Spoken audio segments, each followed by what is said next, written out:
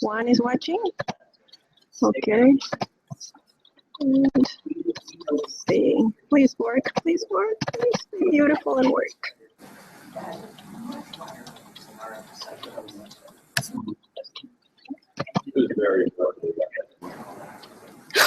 Yeah, we're live. It's working? Yeah. All right. You want to see? All right. Yeah, yeah. Okay. Can we test it? I just want to make sure that. Yeah.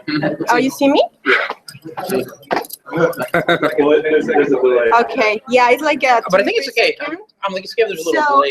As long as it's smooth. Let me just. You know, I am tired of looking at myself. All right.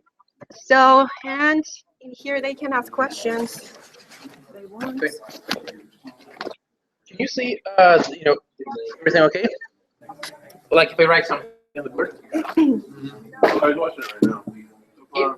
So, well, it's lagging behind a bit, but and you'll be able to watch it tonight after when you get home. You can watch it. Okay, so what do we do? What do we do? Does it look okay? I can't read hello. Just we can't read what's on the board. I can't read hello. No? It's like barely. Do you have a dark? Oh, you know, turn it on. It's because it's red. You can do it on HD. But it's HD at some point. It's because like the glare and the color red. Oh, I see. I wonder if we should just point it to the slides. Should we do that or? Turn off like the front light. Huh? Or if you like the lights right here, if you can turn off like half the light. Okay, how about the sound? Hello, hello, hello. Okay, let me turn volume all the way up. Yeah. How is the sound? Okay, how about the sound? Hello, hello, hello. Okay, I think the sound is fine. Volume all the way up. Okay, I've been doing this for days, guys. How is the sound? I've had that. Okay, how about the sound? Oh, and we can edit it. I think the sound is fine. The quality looks pretty good. Yeah, it goes up to 720. Oh, no, that's good. A little lag is okay as long as they get into everything smooth. Don't worry, yeah. Oh, and we have a good connection. And we're like, when it's there? Mm-hmm.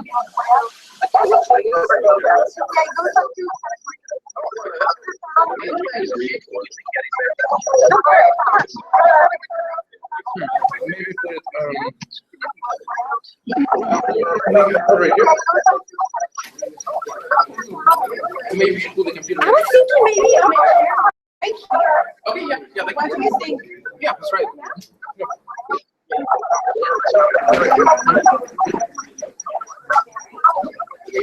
Yeah. Let's see. How's it?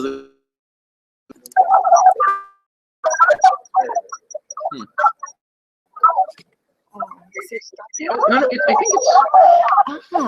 Is it? I think it's Higher up? maybe. Huh. Oh my gosh.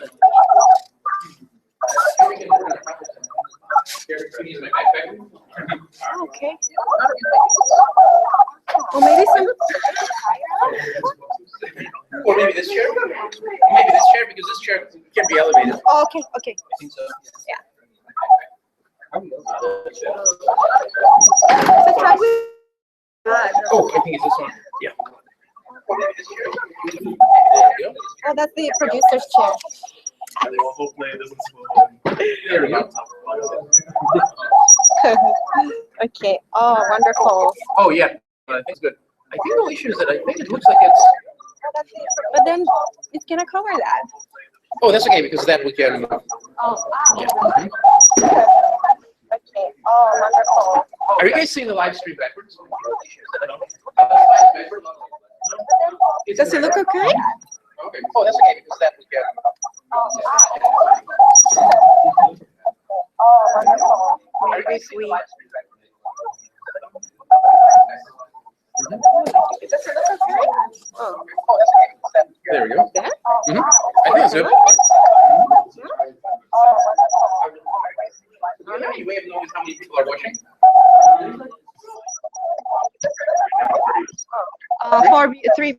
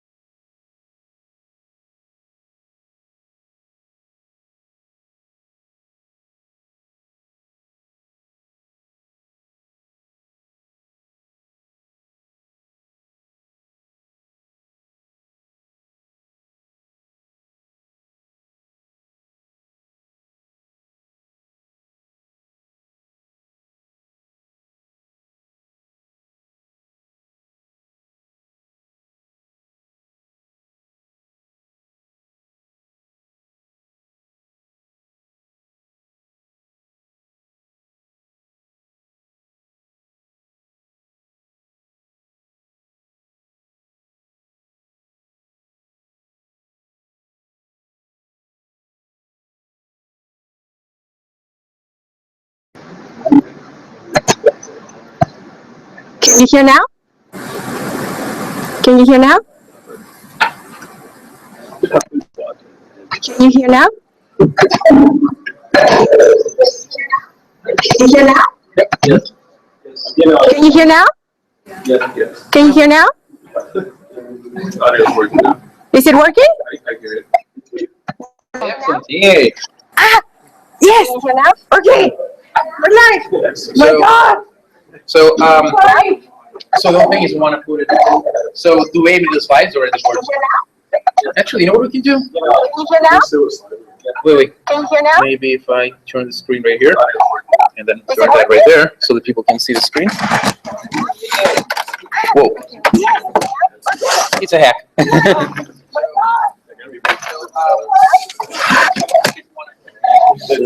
Screen with screen? Mhm. It's a hack.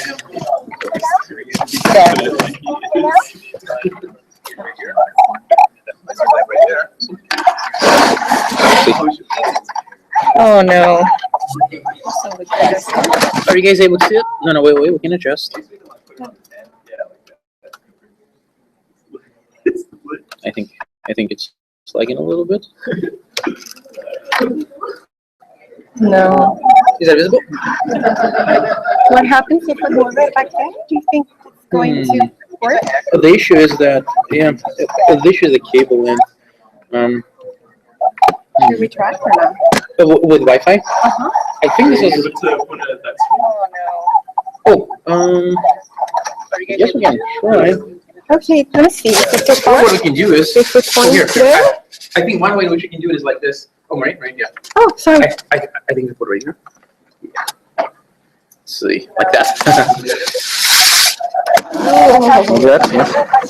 How does that look? Oh, there you go. That looks nice. Can everybody see that? Oh. It's flipped? Oh, you mean you can read backwards? No. Oh, I see. Should we try the Wi-Fi? Okay, sure, yeah. Yeah. That's good? Oh, some people are seeing backwards though. Oh wait, no. Maybe I'm sorry. Okay, on there on your screen it looks backwards. Oh, I see. Oh, on yours. Oh. Oh, okay. All right, then we're good to go? I think so, yep. Alrighty, yay. And I think live stream doesn't matter, right? I think live stream doesn't matter, right? Yeah. Oh, I see. Yeah, because. You like it back, anything, guys? For those who are watching live stream. Okay. Oh, I see. For those of you guys who have the live stream open, can you see? Can you see the screen? Good. All right. Yay.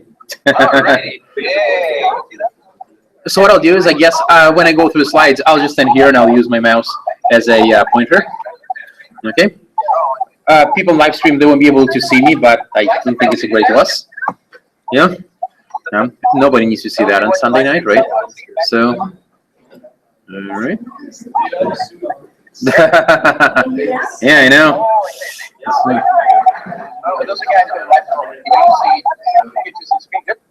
All right. Hey. So what I'll do is, I guess, when I go through the slides, I'll just stand here. Oh, I hear them in my head all the time. Yeah. Okay. Oh, can we adjust something, Maria? Adjust something. Can we turn the volume down on this? So, yeah. Oh, actually, here. Here. That's okay. Yeah, I got it. Yeah, I got it. Yeah, I know. No, that's okay. No, I'll do it.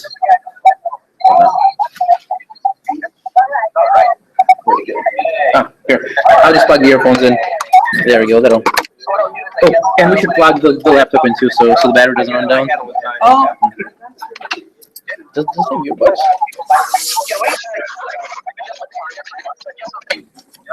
Where are where's the earbuds? Yeah. There we go.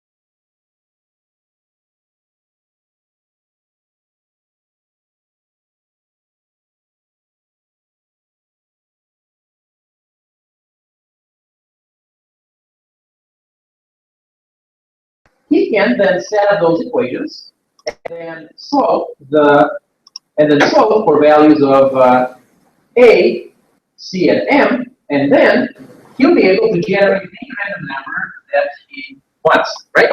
Does that make sense? Yeah, so, Do we have some? what? I didn't need to restart. I just adjusted the. Oh, okay. Can they hear us now? Yeah, I hear you. Oh, great, yeah. All right. Our talented team has saved the day again. Right? So, can we hear everything? Okay. Yep. And I'll just grab the green while Marie's finishing up there. Okay, and then set those equations. Oh, I hear myself. And then solve for values of A, What did I do? and then you'll be able to generate any kind of number that he wants, right? Does that make sense? Sorry.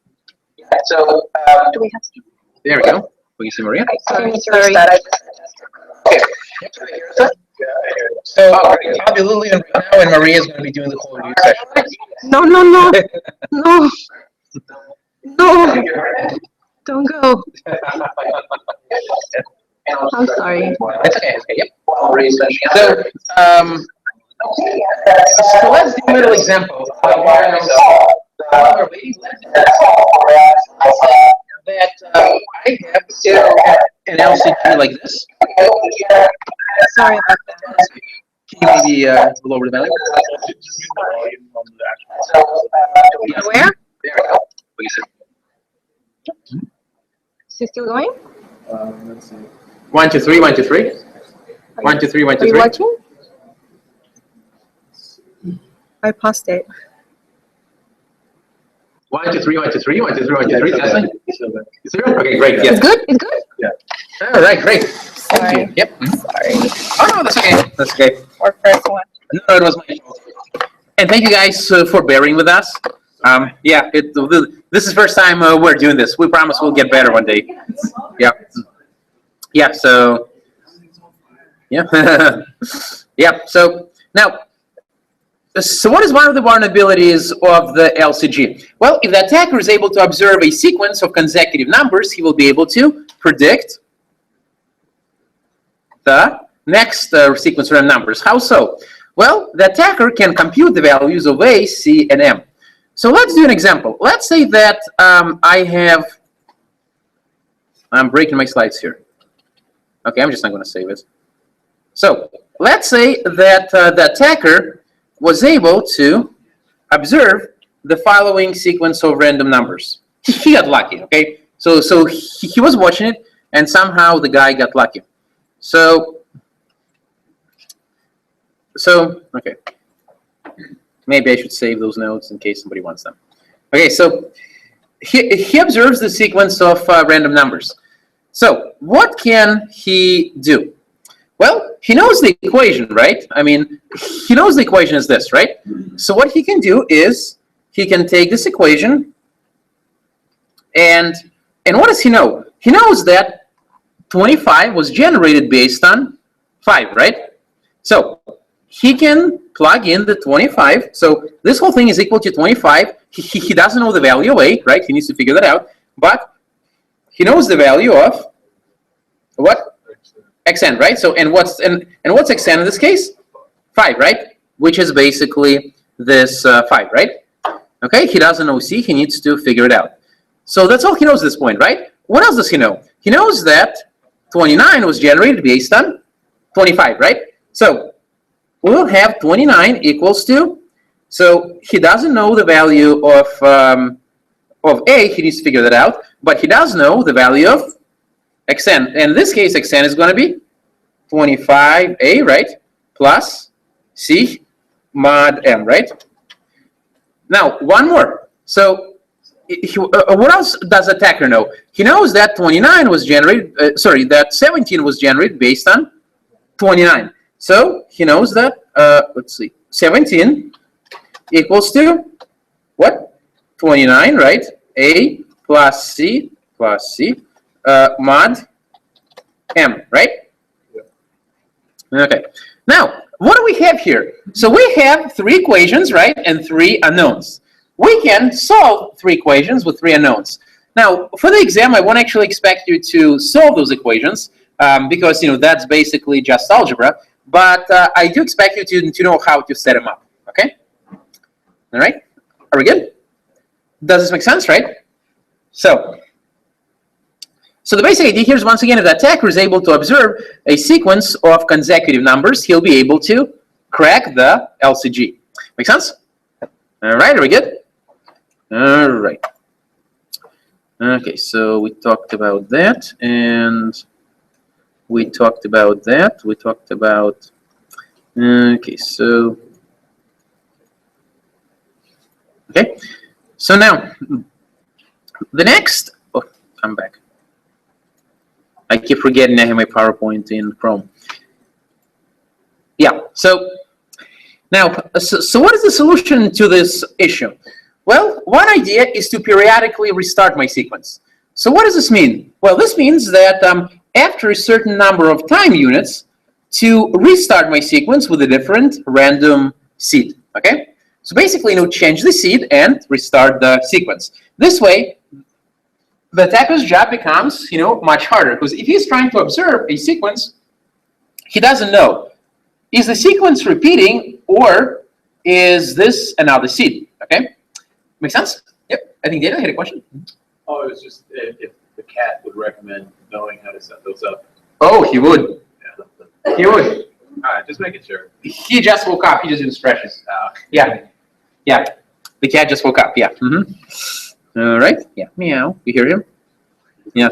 So it's like, oh, he's talking again. No. He says he's getting some milk. He'll be back. Yeah. All right. So. All right. Does that make sense, right? Okay.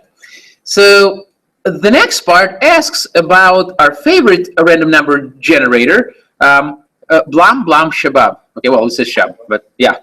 Blam Blam Shab, or Shub. Shub, I think Shub, yeah. Blam Blam Shub. Okay? So, now, we learned about the Blam Blam Shub, and Blam Blam Shub says that, so let's take a look at it. So Blam Blam Shub generates a sequence of random bits. Okay, so it's a pretty strong random number generator. It's also very easy to understand. But the problem with it is that it's kind of slow. All right. So how does Blam Blam Shub actually work? Well, the central idea is that it works like this. You would choose two large prime numbers, such as P and Q, and both numbers. Such that both numbers have a remainder of 3 when divided by 4. Okay? So when I divide those numbers by 4, I should get a remainder of 3. Oh no, I gotta do my own division, right? Well, remember, you'll be able to use Python, right? Right? Unless you guys don't want to. Okay? Yeah. I think one thing we learned in this class is that Python can be very helpful, right? Yeah, it can be very helpful. So we pick two numbers, P and Q, not to be mixed up with P and Q used in RSA, so such that they have a remainder of 3 when divided by 4. We then choose a random number, S, such that S is relatively prime to N equals P times Q. Now, after doing RSA, I think, we are pretty used to the idea of relatively prime numbers, right? But just to repeat that, what's a relatively prime number? So I have two numbers. How do I know if they're relatively prime? This means that their greatest common divisor is 1, right? 1.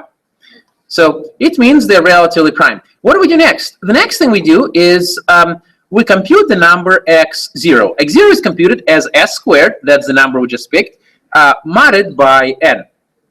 Then we have this loop. The loop goes from 1 to infinity. So basically, we can generate as many random bits as we want using this function. So we take our original xi, which original is going to be x0, and we square it, and we mod it by n. Okay, that gives us our random number. But we don't want the random number xi, we want a random bit. So to get a random bit, we take our xi and we mod it by 2, which will always give us either 0 or 1, right? Depending on what our xi is. All right, so that's basically the idea. Now, on the review sheet, there is a question somewhere. There it is. It says, considers numbers P and Q uses parameters. Are these parameters valid? explain. Okay, so we have 127, and I hope the live streamers can see the review sheet, okay? Okay, so we get numbers P and Q, okay? We get numbers P and Q. So now, are those parameters valid? So what are the rules? Those numbers have to have a remainder of what? 3 when divided by 4, right? So let's test them. So we do 127 mod 3, right? Mod 4, excuse me, mod 4 equals 3, right? Let's test that. Oh, and how do we do that? Well, that's where Python comes in. Okay? I hope the live streamers can see it because that's really small. Let me try to make it bigger. Actually, I think people in the room have trouble seeing that. Yeah, let's see how big I can make this font. I made it to, what? Excuse me? Oh, okay. Well, complain all you want as long as you do what I ask you, right? So, right? So, I hope this is a bit better. So, let's test those. So, I do 127, and I mod it by 4. Do I get a 3? Yeah, so, yep, okay. And then I do 631, modded by 4. Does that equal to 3? So I do 631 modded by 4, and let's what again, and I get a 3, right? So both of those parameters work, right? So now, and let's just do an example. So then I need to pick a third number such that, well, the first thing you do is need to multiply P and Q, right? I need to compute n. So n equals, thank you for not capitalizing, equals 127 times 631, and that'll give us, it'll give us the Python, 127 times 631, and we get that, right? So this is our n. Okay. And I hope you guys don't mind me doing this on the screen, because I know you usually see me writing on the board, but unfortunately our technology is not advanced enough yet to do the board and the screen at the same time. So just for the benefit of live streamers, we love you guys too, all right? So this is our n, right? Now, we need to pick another number. We need to pick a number, s, that is relatively prime to n. So can anybody think of such a number? Okay, so somebody said 3. Let's try 3, okay? 3. Yeah, there we go. Yeah. Or try. Okay? So let's test it. Let's try an s equals of 3. Now, so is the GCD of 3 and 80,137, is that equal to 1? Yeah, right? So, yep. So this means 3 is valid, right? So 3 is a valid value of s. Now, I begin by computing x0, yep, by taking s, squaring it, and modding it by n, yep. The fastest way to compute a GCD, the way I did it, I just wrote a loop in Python, which goes from 1 to the maximum number, and it prints out all the GCDs. So basically, I just did something like this. Oh, actually, there is a faster way. So if one of the numbers is prime, so 3 is prime, right? If one of your numbers is prime, and the other number is not a multiple of the prime, then you know they're relatively prime, right? So 3 is a prime number, right? So is 80,137 divisible by 3? It's not, right? And I can easily verify that by using Python. I mean, I can just do this. I can do 8037 mod 8137. 801.137, yeah. Yep. So it gives us a remainder of 1. So this means that that number is not evenly divisible by 3. Does it make sense?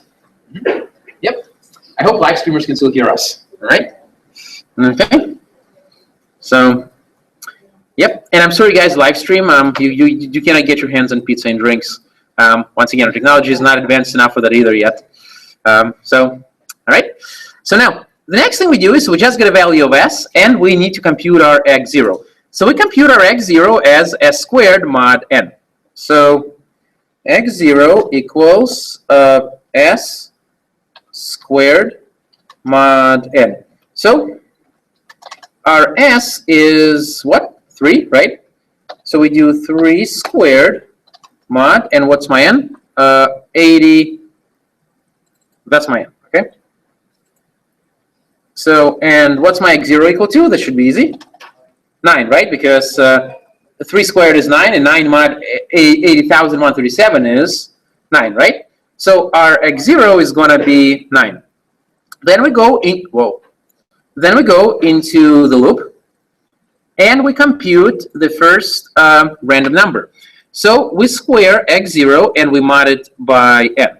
So, okay. So we compute x0 squared, which would be 9 squared, modded by 801.37, right? And what do we get? 81, right? That should be easy. We get 81. Now, and then what we do is we take our xi and we mod it by 2. So, and what do we get? 81 mod 2 equals 1, right? It equals to 1. So our first random bit is going to be 1, right? So this is our first random bit. Yep. I'm sorry? The equation, will you give it in the exam? I think the equation is pretty easy to remember. So yeah. Yeah. Yeah. It's good to know. Yeah. Also, we should know the rules for BBS. Okay. Let's do one more. Let's get the next bit.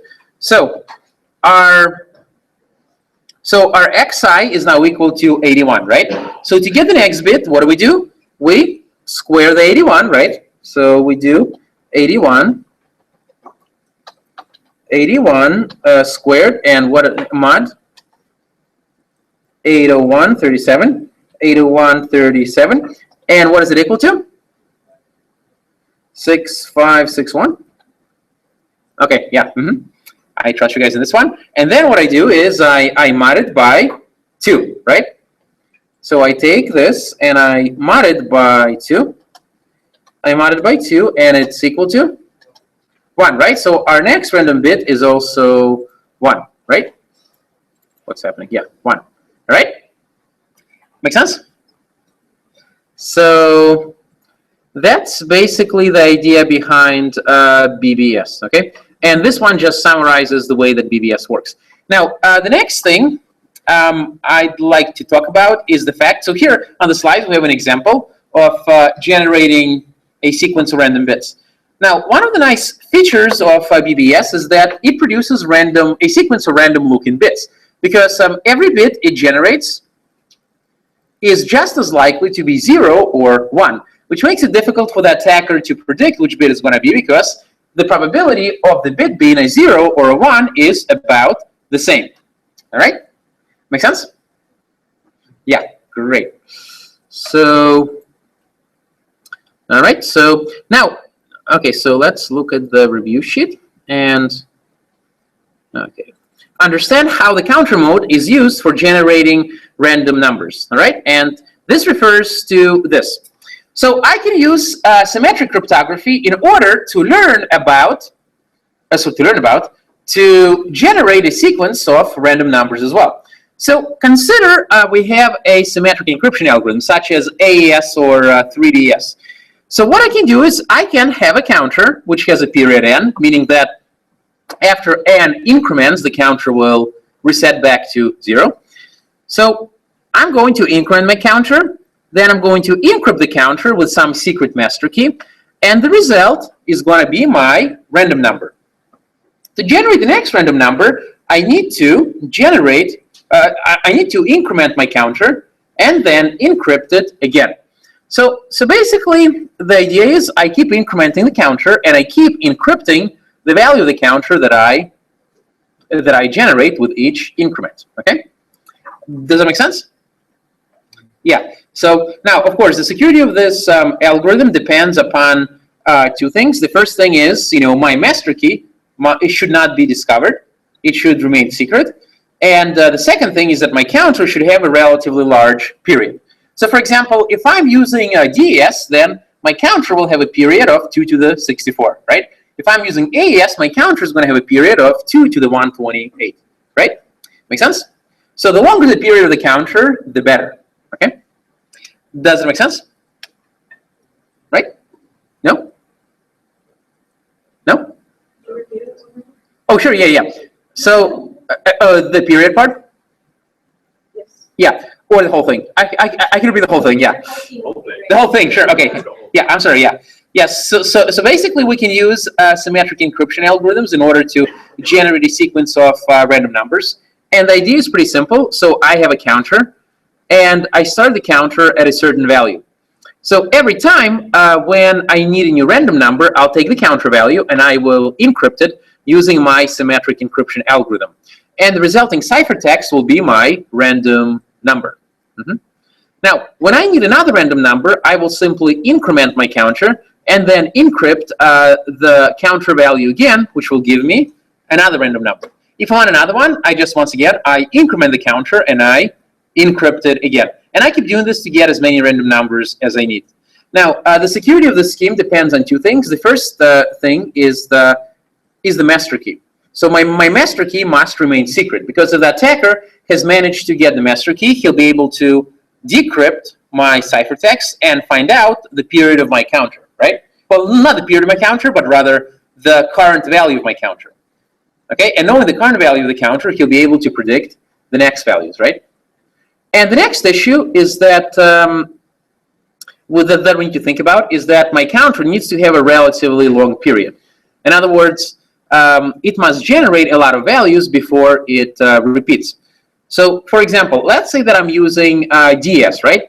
In DES, blocks are 64 bits, right? Which means that I can generate, my counter can take any value from 0 to 2 to the 64 minus 1, right? So, if I'm using AES, the blocks are 128 bits, right? So, my maximum counter value is 2 to the 128 minus 1, right? Make sense? So, this means that my counter can take on 2 to the 128 different values, right? So, the longer my counter period is, the better.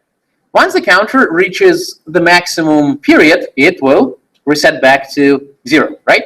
So, my counter in, say, AES, it'll go from 0 to 2 to the 128 minus 1, and then reset back to 0. Is that better? Yeah. Since we'd be using the same master key for doing this, when it resets back, will it then generate the same cipher? That's right, yeah. And that's why it's very important to have a counter with a very long period. Yeah. So this way, the attacker will be forced to keep track of a lot of values, which makes his life more difficult. That's right, yeah. So by the time I start generating new random numbers, by the time I start generating the same random numbers, because my counter has reset back, maybe that's the time to choose a different key. Yep, makes sense. Okay, is that better? No? No? No? Yeah. Yeah. Okay, just making sure. Yeah. If you guys don't understand, please let me know. I'll be happy to repeat. Because if one person doesn't understand, chances are there is more than one. You know the cockroach theory, right? If there is one, there is two. If there are two, there are thousands. Yeah. Confusion spreads like cockroaches. Yep. Yep. If we're using DES, with the counter, how do we make a counter that has a different period? Or is it always, if we use DES, the counter is always 64? It's always 2 to the 64. Yeah, we don't have another choice because in DES, it encrypts in blocks of 64 bits, which means my counter is basically my plaintext, right, in this case. So my counter, aka my plaintext, can take any value from 0 to 2 to the 64 minus 1. So yeah, so I cannot control the period of the counter. That's really at the mercy of the encryption algorithm. Yeah. So maybe we should use AES if we want a longer period. Makes sense, right? All right. So, okay, so that's that. And the next thing is we want to understand the NC917 PRNG and its advantages and disadvantages. You don't have to remember the actual structure. So, for example, I'm not going to ask you a question like, okay, draw the schematic for NCX97 PRNG. I'm not going to ask you a question like that. The kid agrees. Okay, good. He's back. He has finished his stretches. Okay, so now he's not going to shut up. Okay, so all right. So this is probably one of the strongest pseudorandom number generators out there. So how exactly does it work? Well, it's based on triple DS, and recall that triple DS uses the EDE sequence, right? So I encrypt using one key, then I decrypt using another key, and then I encrypt again using the first key. Remember the EDE sequence, right? So how does this work? Well, it takes the following input parameters. The first input parameter that it takes is the current date and time. The date and time at which I'm generating the random number. The second input which it takes is the seed value. Okay? And what it's going to do is the following. So it takes my time, my current date and time, and it takes my value, okay, my seed value. It'll then encrypt my date and time using keys K1 and K2 and triple DS. So it basically encrypts the date and time using triple DS. Then the result of that will be XORed with my seed value. And then the result of that is going to be encrypted again using triple DS. And that'll give me my random number. Right? Now, how do I get the next random number? Well, to get the next random number, I need to figure out the seed for the next stage. And the seed for the next stage is computed as the current random number, okay, XORed with encrypted date and time used to generate the previous random number. The result of that is encrypted again using EDE, and it gives us the seed value for the next stage. So, does it make sense? And it's used in many popular applications such as financial security and the pretty good privacy, or PGP. Okay? Make sense? Now, what is the upside of this? Well, the upside of this is that it's very difficult to crack. Because in order to crack this algorithm, the attacker must compromise an overwhelming amount of information. Specifically, he needs to compromise both keys, he needs to compromise a seed value, and he needs to compromise the date and time. That's a lot of information he needs to compromise. So this generator is very, very strong. Yeah, but what's the bottom side? The downside. The bottom side. The downside here is that it's really slow, right? Yep. The date and time, are those separate things or they're into one? They're one thing. So like, for example, if I'm using Unix, you can get something called a time epoch. And time epoch is basically just one number, which contains both date and time. Right? We're good? Yeah, so basically that's a single thing. All right, we're good? All right, so, and that basically completes our thing on random numbers. Now, one thing I do want to talk about is just a little bit, okay, is the true random number generators. What are the true random number generators? Well, they're different from pseudo-random number generators, right? Pseudo-random number generators, do they actually generate random numbers? No, right, they just generate random looking numbers, right? But technically, they're not random, right? In fact, I can repeat any sequence of a pseudo-random number generator, provided I have the right parameters, right? What about true random number generators? True random number generators, or TRNGs, TRNGs, but yeah, they are, how do they generate random numbers? They get it from some non-deterministic source in nature, right? So for example, radiation counters, radio noise, the loss of sound in our live stream, right? Thermal noise in diodes, leaky capacitors, kids' whims, mercury discharge tubes, right? Right? The blabbering cat in my head, right? Okay, make sense? Yeah, so what are you saying? He says he likes it. Huh, interesting. What could he mean? Okay. Now, but so what is the nice thing about the true random number generators? They're truly random, right? Like there is no formula out there to generate that sequence, right? So I mean, it's not like the weather patterns have been generated using, some hidden random number generator here, there. So there's no fear that attacker will compromise, some parameters that will allow him to generate that random sequence of numbers. But now, what are the downsides of true random number generators? Well, they're more difficult to implement because oftentimes they require extra hardware, right? Because, I mean, I'm sure that, most of you don't have a radiation counter on your laptops or phones, right? Maria Curie tried that. I don't think it worked well. It kind of killed her. So in fact, the house where she lived and worked, a lot of the furniture and everything else that they used is still kept in a containment unit because it's still radioactive. Yeah, and it's going to be radioactive for quite a while. So, yeah. Mm-hmm. Radioactive. You know that song? Yeah. Yep. Mm-hmm. Yeah, this is it. The apocalypse, right? So, yeah, in Ukraine, people get kind of sensitive if you sing that song. Yeah. So, if they only knew about it, right? So, what is the other issue with true random number generators?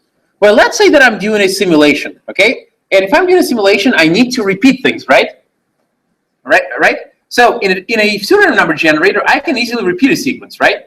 But in a pseudo random number generator, I can easily repeat a sequence of numbers. But can I do that in a true random number generator? No, right? I mean, I cannot, order weather. I cannot, if weather is my true random number generation source, then I cannot easily, repeat the same pattern of weather, right? Okay?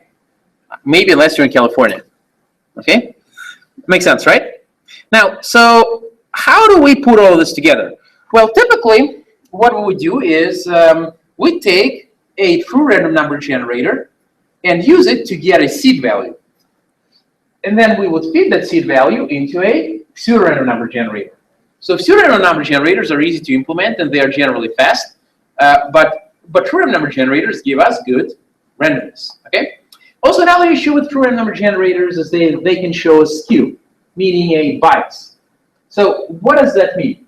Well, let's say that I'm using weather. Okay. Yeah, weather is a random phenomenon, but it has a certain tendency, right? Like, for example, weather doesn't change, unpredictably, right? Weather follows a certain pattern, right? It's true that the pattern is random, but it has a certain tendency, right? Like, for example, if it's sunny 1 hour, chances are, at least in California, it's not going to snow the next hour, right? Right? Makes sense, right? So, in true random number generators, their random phenomenon shows a certain tendency to be to exhibit a certain pattern. So somebody who knows we're using a true random number generator, he can try to, to guess what the next pattern is going to be, and hence try to estimate a random number based on that. Okay, make sense? Or another example could be, let's say that I use temperature, today's temperature as a random number. Now, so if today was 80 degrees, now tomorrow is not going to be 20 degrees Fahrenheit, right? The attacker can, estimate that, right? Sure, he may not be able to predict the temperature exactly tomorrow, but he will be able to get some idea at least, right? I mean, is there a greater probability of tomorrow being 20 degrees or there being 81 degrees? 81, right? So natural phenomena, they tend to exhibit that kind of a skew, okay? Sort of a pattern, right? Here we go. Okay. All right. So the next thing on the review sheet is the stream ciphers. Stream ciphers. Yeah. You yell so loud that nobody can make out what's being said. Yeah. So what are the advantages of stream ciphers over block ciphers? Okay. So first of all, what exactly is a stream cipher? So stream ciphers make use of random number generators. And how exactly does that work? Well, the idea is pretty straightforward. I have a pseudorandom number generator. The pseudorandom number generator is given a key. Okay, and based on that key, the pseudorandom number generator generates a random number. Now, I will then take my plain text bit by bit or byte by byte, and I would XOR my plain text bit or byte with my randomly generated byte or bit. Okay, and that becomes my ciphertext. My receiver is then going to receive the ciphertext byte. And the receiver is going to have a random number generator that is synchronized with the sender's random number generator. So this means that both the sender and the receiver will be generating the same sequence of random numbers. All right? So what's going to happen? Well, when my receiver gets a encrypted byte, he will decrypt it by XORing it with his random number, and he'll get back a plain text byte. Right? Make sense? So, what makes stream ciphers different from block ciphers? Well, block ciphers encrypt multiple elements at the same time, whereas stream ciphers encrypt the plain text how many bytes at a time? Well, typically 1 byte at a time, or it could even be 1 bit at a time. Okay? Depends what sort of stream cipher you're talking about. Now, a quick show on why stream ciphers work. So let's say that I have a stream cipher. So I generate a random number, K1, okay, small k, but thank you, word, for playing. All right, so I generate a random number, K1. And I would like to encrypt a plain text byte, M1, for example, right? So what do? I XOR it to M1, right? Now, and then I send this to my receiver.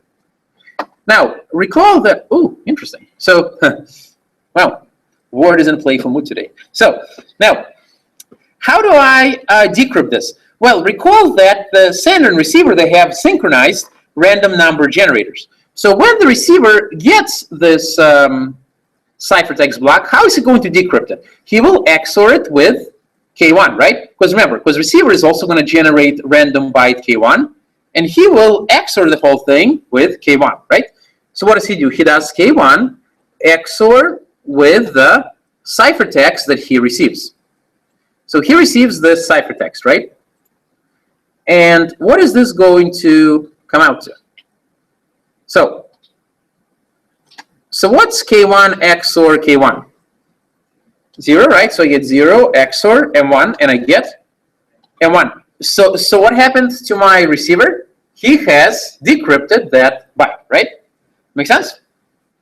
So what is the advantage of stream ciphers compared to block ciphers? Well, they're faster, right? They're typically faster. And can you use your critical thinking? Yeah, I know, I'm sorry. Can you use your critical thinking in order to figure out another advantage of stream ciphers? In stream ciphers, we don't have to do something which we often have to do in block ciphers. Can you think of what it is? Padding. Padding, right? Wow, I'm impressed. Padding, right? You don't have to pad it, right? Pad it, not pad it. It's not like block ciphers. Block ciphers have personality issues, and you have to, oh, it's okay, there, right? I mean, like pad it, right? Makes sense, right? Because why? In block ciphers, what problem can arise? The last block may not be complete, right? So like if I'm encrypting using DES, the last block is not guaranteed to be 64 bits in size, right? Because what if my file is not a multiple of 64 bits, right? Make sense? But in stream ciphers, we don't have to pad, right? Because why? It's only 1 byte, right? Right? Make sense? All right, we're good? Okay. Yep, one done. So what is the relation between the key and the generator? Yeah, so the question was, what is the relationship between the key and the generator? Basically, the key is used to start the generator. So the key could be, for example, the initial seed value into the random number generator. Yeah, key is just an abstract term used.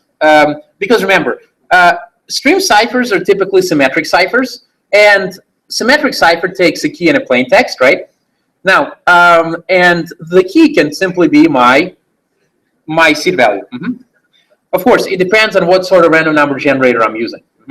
So like if I'm using, for example, LCG, then my key value will consist of the seed, right, of M, A, and C.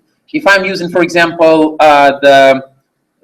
this guy, X917, then my key would probably consist of 2 DS keys, and yeah, the date and time and all that.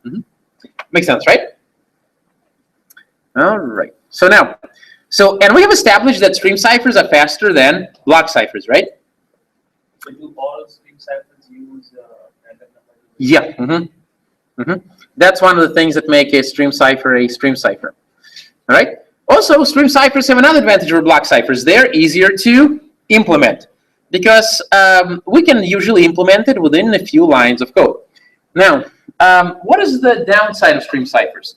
They tend to be typically less secure than block ciphers. Okay?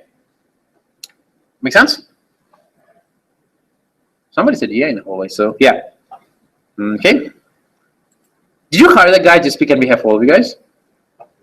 Okay, good. Yeah. I like random people. Okay? So, that just sounded weird. Okay. Now, so let's talk about RC4. So RC4 algorithm, and it looks like, it's not going to last much longer because of the famous bar mitzvah attack. Yeah, basically, it's becoming crackable. So it's an example of a stream cipher. So it used to be used in WEP. Well, actually, it's still used in WEP, but hopefully people are no longer using WEP. If you are, you should go home and change it like right now. Okay, so it also is supported in the SSL and TLS. This is the protocol that is used in HTTPS and many other protocols. So there are two parts of the RC4 algorithm. There is the key scheduling algorithm, and then there is the pseudo-random number generating algorithm. Now, what are you saying? He's speaking again. So he says that, he thinks that if this question is on the exam, then I should provide the pseudocode. That's what he says. Okay, fine. I can't disagree with him. Because if I disagree, then he starts blowing things up, okay? So if I ask you a question about RC4 on the exam, then I'll give you the pseudocode. Unless you guys don't want me to. Huh? Okay, yeah, just making sure. I don't want to force anybody into something they don't want to do, right? So, I don't know, maybe you may cry that, it wasn't challenging enough, so, yeah, So, okay.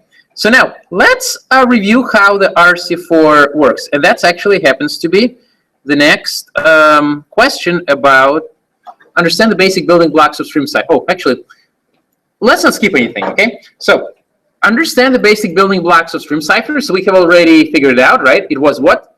Basically, the two synchronous random number generators, right? And they encrypt one bit or byte at a time, right? If you want to put it more abstractly, you can say one element at a time, which could be either, bit or byte, okay? Example, what is the difference between a stream cipher or one-time pad? Oh yeah, the one-time pad. What is one-time pad? And what is the difference between stream cipher and one-time pad? So, anyone remember one-time pad? Basically, the way that one-time pad works is like this. It's basically same thing as the stream cipher. The only difference is that it uses a truly random number generator. It uses a real random number generator. Because what is the limitation of the pseudo-random number generator? It'll repeat eventually, right? And it basically generates a predictable sequence of numbers, right? I mean, sure, the sequence can be long, it can be difficult to predict, but it's not impossible to predict, right? Whereas in the one-time pad, we use a truly random number generator, meaning that each number we generate is actually really random. Like, there could be literally guys sitting there and picking numbers, right? Okay? Or maybe you have a highly trained parrot who can, who can, utter, random numbers. All right? Make sense? Have you guys heard of number stations? yeah, so basically what number stations are, they are stations that broadcast on short waves. Here, I can do a little demo. Oh, come on. MeTube. Okay, yeah, all right. So, number stations are, they're stations that broadcast numbers on short waves. Have you ever heard of numbers known as UV? Yes, this is doctors. Well, more educated. Here, let's see. Number station recording. There we go. So usually it begins with a creepy tone.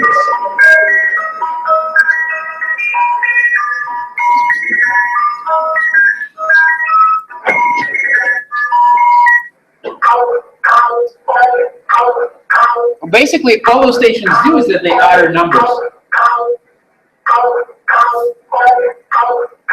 Yeah, it's probably another language. They have other ones too.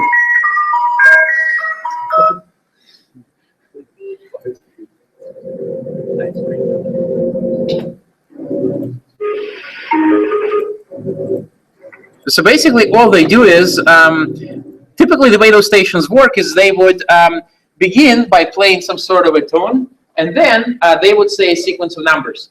Now, nobody really knows what they are, but some people think that they're actually one-time pads, random numbers, used by governments to broadcast to their spies in the field. So, yeah, and so presumably the tune is basically to clue in the spy that is listening that they're about to say random numbers, and and then they would utter the random numbers.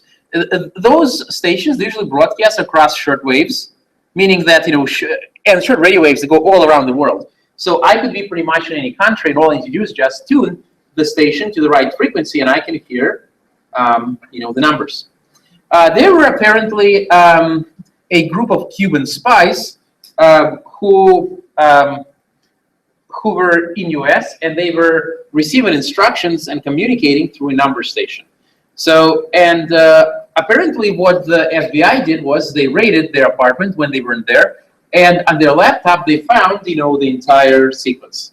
But they pretended like they haven't been there. So they were able to decrypt all of their number station communications.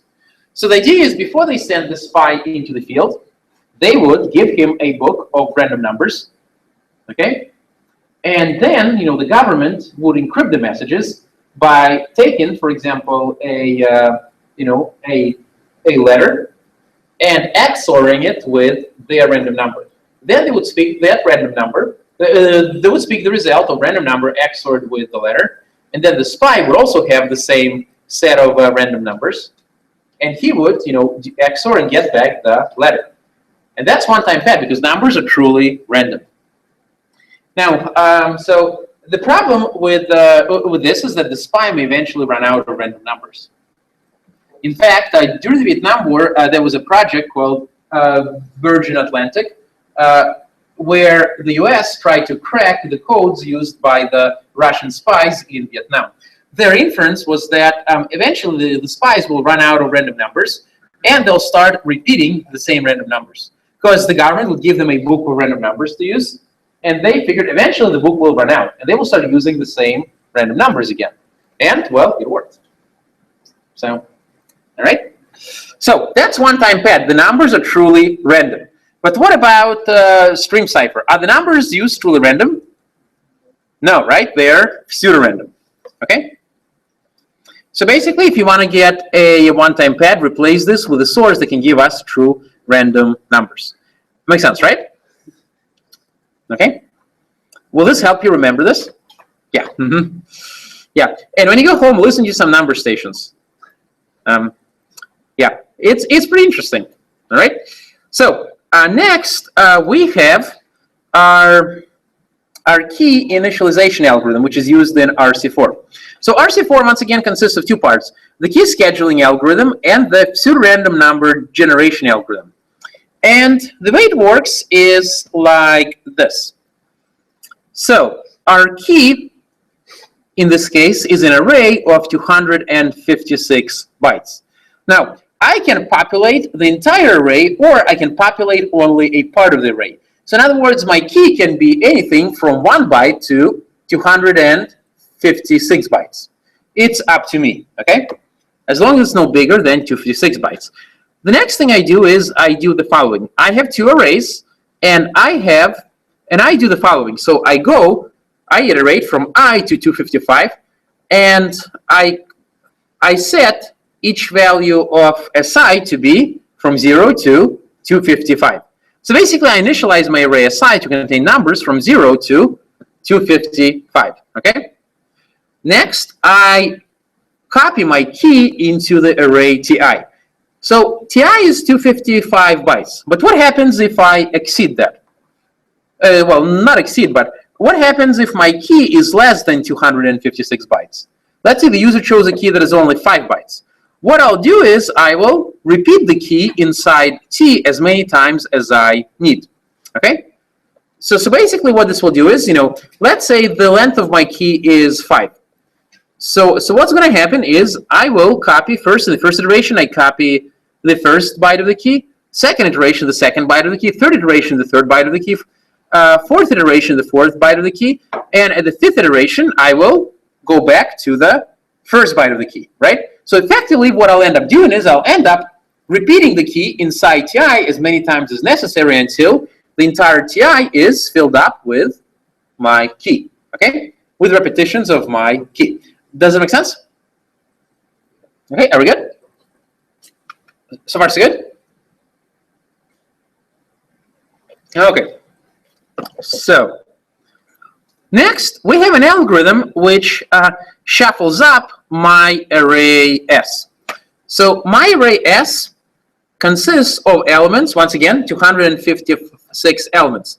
And the way I shuffle up S is as follows. Now recall, right here, we basically set the value of S to contain values from 0 to 255, right? And what we're doing over here is we're shuffling up Si. We're shuffling those values, okay? And the way we shuffle those values is based on the value of the T array, which, remember, contains the repetition of my key. So, and the way I shuffle it up is I go from 0 to 255, and I use S and T to compute the value J. And the way I do that is J plus Si plus Ti mod 256. Make sense? And that gives me the value of J. And then I shuffle up my S by swapping the value of Si and Sj. So basically, this produces an initial shuffling of my array S. Okay? And finally, I'm ready to encrypt.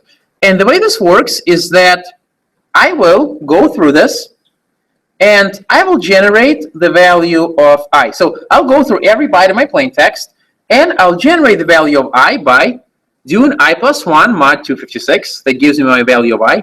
And I generate my value of J based on S. So I do J plus Si mod 256. And that gives me my value of J. Now, then I shuffle up S again by swapping the two values. And finally, I compute the value T by adding Si and Sj and modding it by 256. So this gives me my T. T is an index in my S. So, and what I do is I take my plaintext byte M and I XOR it with ST. All right? Does it make sense? So basically, I don't expect you to remember the entire code, but if I put down the code on the exam, you should be able to trace it. Okay? And it should be pretty easy to do because all you got to do is just follow the I's, right? Okay? Does it make sense? All right. So now how to analyze, be able to answer questions. Okay, we did that. So here's an example question. Explain the initialization stage of RC4. So, and I would give you the code, and you would explain how this code works, right? So how does it work again? Well, you have a value j, right? And then you go from I to 255, and you do what? You produce an index j based on si and ti, and then you swap I with j. And if you want, you can also use a little example to illustrate this point. Okay? Does it make sense? All right. Are we good? All right. So we'll talk about that. All right. So, okay. So, understand one-time pad. Oh yes, understand the one-time pad. We already talked about this. Is it computationally or is it unconditionally secure? Unconditionally, right? Because meaning no matter how much time and resources you have, you cannot break it, right? Because why is that? Well, because there is no statistical relationship between plain text and ciphertext, right? Unlike with all the other algorithms we learned, they are computationally secure, which means that yeah, if you have infinite amount of time and resources, you can break it, right?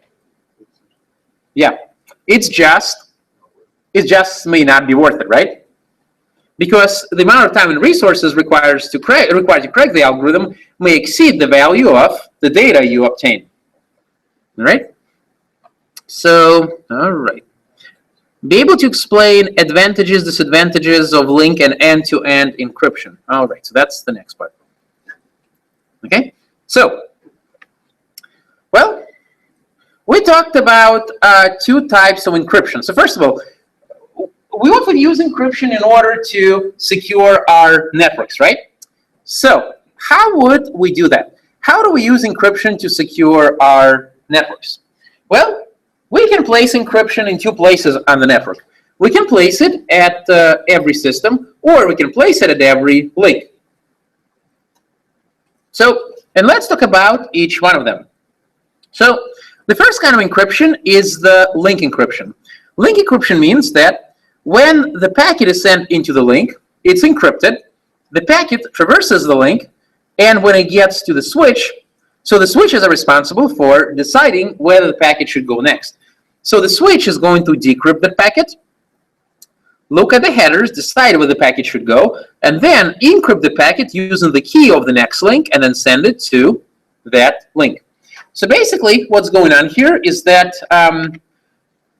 each link, so there is a key associated with each link, right? Each link has a different symmetric key.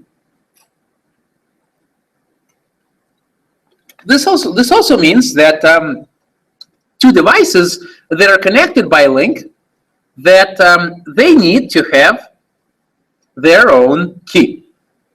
Okay, so those two switches must share a key. This system and that switch must share a key, and this switch and that switch must share a key. Okay, makes sense, right? Because we're using symmetric encryption. And in order for symmetric encryption to work, what must happen? Both sides need to have the same key, right? Make sense? So now, what is the downside of link encryption? Was it? Yeah. So when the packet enters the switch, the packet must be decrypted, right? The packets must be decrypted using the key of this link, and then re-encrypted using the key of the output link, which means that the packet is available in plain text inside the switch's memory, right? So what happens when the attacker compromises the switch? He'll be able to read all of the packets, right? Does it make sense? Yep. Can you repeat that again? Yeah. Yeah. So what happens is when the switch receives a packet, right, he's going to decrypt that packet using the key associated with the link. He will then look at the headers, and then he will decide to which link the packet should go. Now, let's say the switch determines the packet should go out in this link. This means that the switch has to re-encrypt the packet with a key associated with this particular link, right? because each link has a separate key associated with it. Makes sense, right? Now, but what happens is when the packet arrives at a switch, it's decrypted and then re-encrypted with a key of another link. But there is a time that the packet lingers in switch's memory in plain text.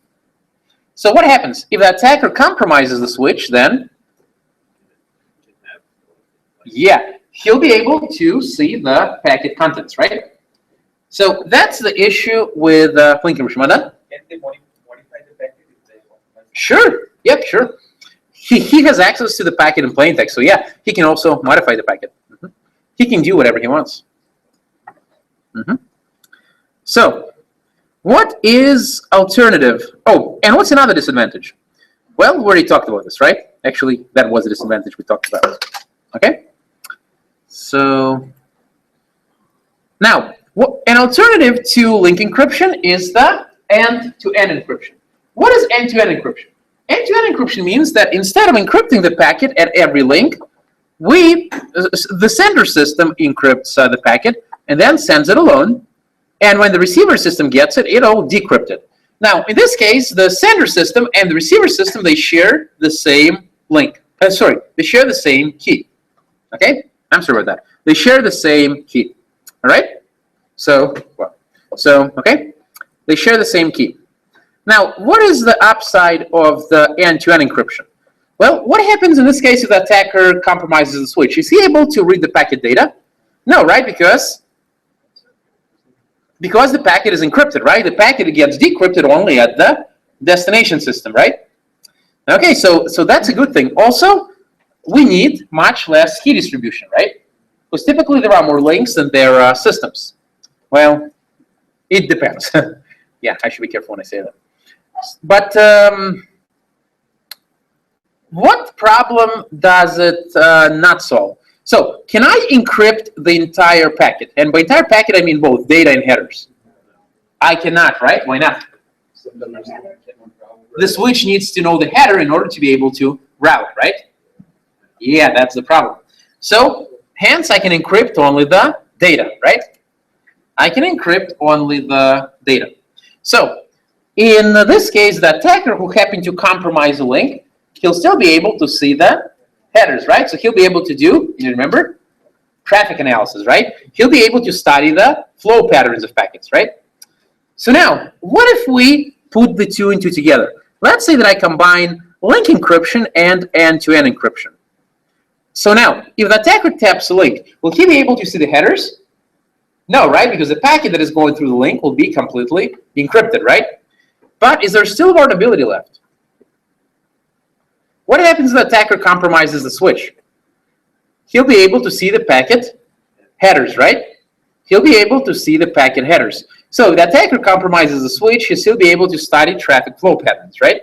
So how do we plug up that hole? How do we plug up that hole? Using what? Traffic padding, right? Using traffic padding.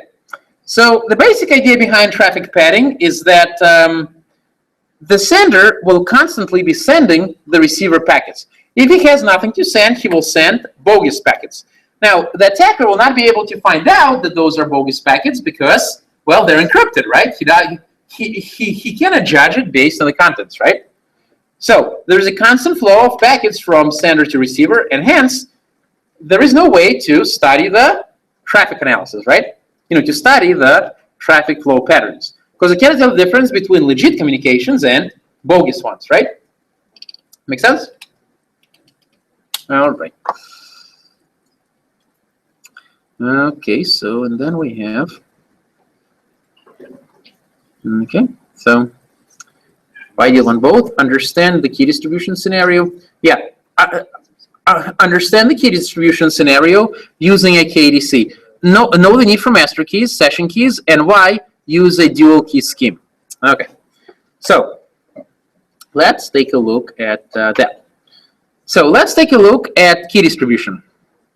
So one of the big problems in symmetric encryption is that somehow we need to securely get a key from Well, to everybody, right? To everybody who wants to communicate. If you and I, if we want to communicate, both of us need the same key, right? Now, in order for this to happen, the key needs to be securely distributed to both of us, right? Because if the key distribution process is compromised, then, well, the entire symmetric encryption scheme is pretty much compromised, right? There is no way out of it. So what do we do? Well, so we need some sort of a key distribution scheme.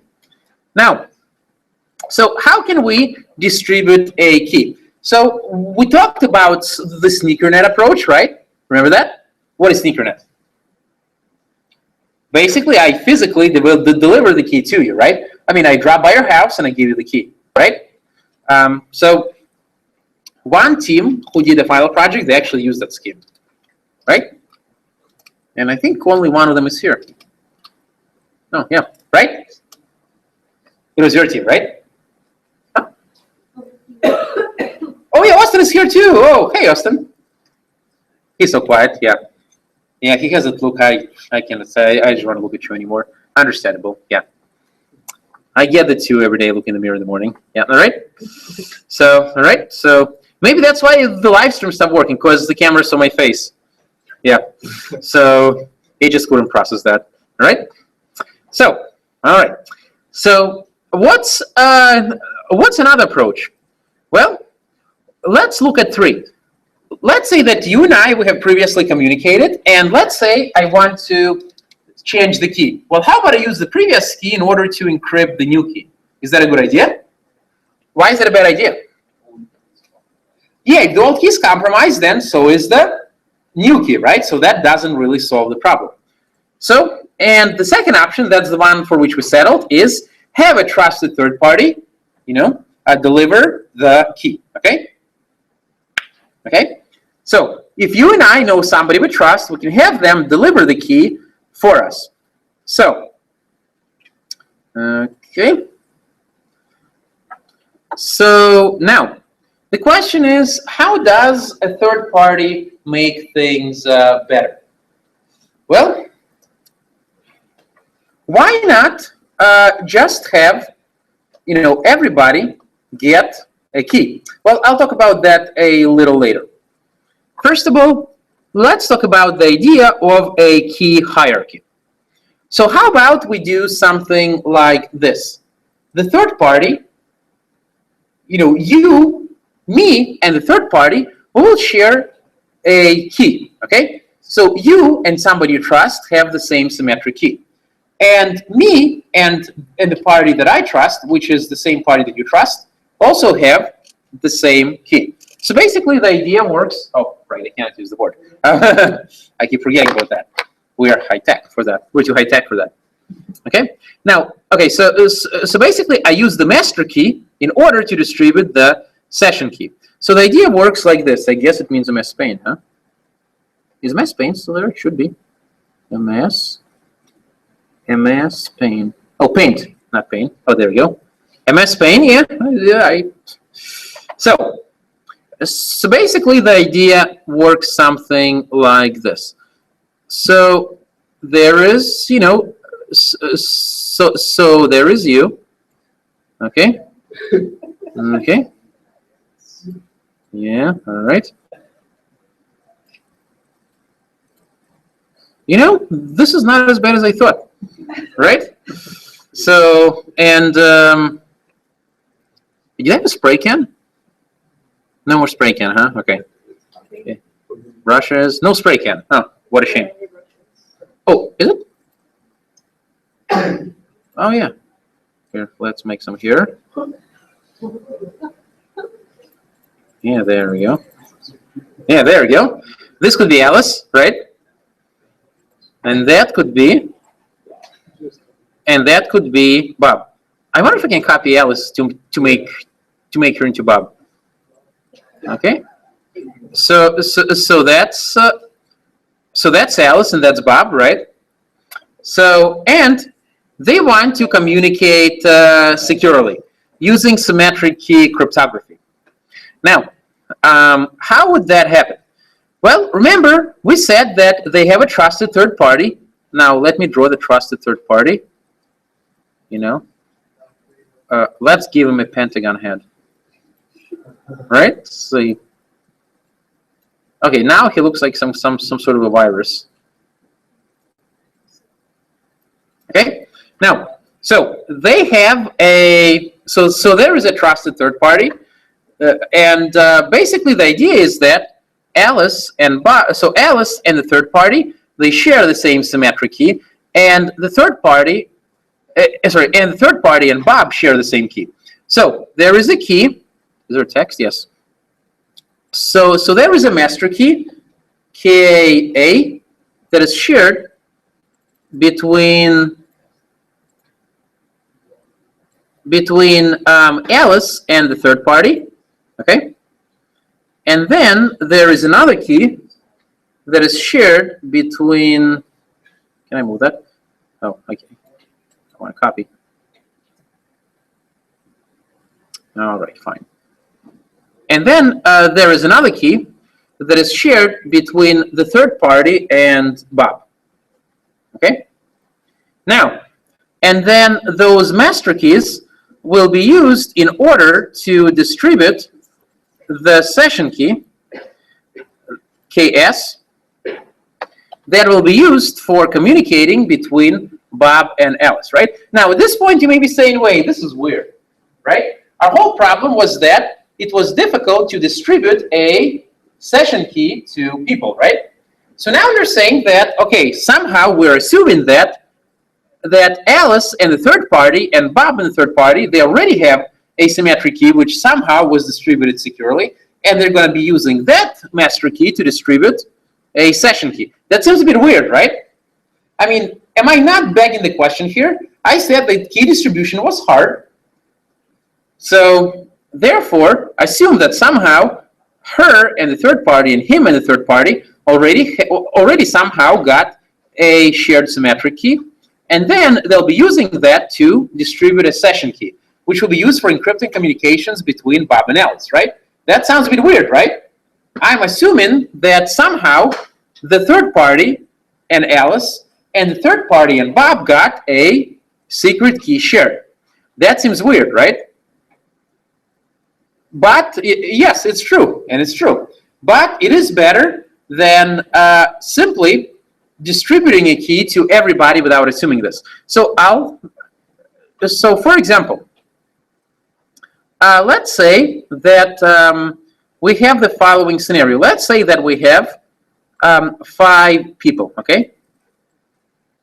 1, 2, 3, 4, 5. I got 5 people, right? Now, how many keys do those people have to share if each person wants to communicate with each other person? Actually, I just want to brush. Maybe like that, yeah. Well, this guy needs to share a key with that guy, right? Right? Yeah. And then this guy needs to share a key with that guy. This guy needs to share a key with that guy. And this guy needs to share a key with this guy, right? And what about this guy? Well, he needs to share a key with this guy, right? He needs to share a key with that guy, and he needs to share a key with that guy, right? What about this guy? Needs to share a key with him, right? And him, and also this guy needs to share a key with him, right? So how many keys do we need? Many. Well, so how many? Anybody remember the formula for this? So the first guy, so here we need one, so 1, 2, 3, 4, right? The first guy, so that's 4, right? And how many keys do we have right here? 1, 2, 3. That's 3, right? 1, 2, 3, right? And then here we have 1, 2. And here we have 1, right? And what do we get? What does this sum up to? 10, right? We have 10 keys. N times n minus 1 divided by 2, right? The sum of the row, right? So basically, it's n times n minus 1 divided by 2, okay? This is how many keys we will need. Now, and we need to figure out a way to distribute all of those keys securely, right? Now, what about this case? Well, somehow the keys were already distributed between Alice and the third party and Bob and the third party. And now they will be using using those keys to securely distribute the session key, right? Now, what if we extend this case to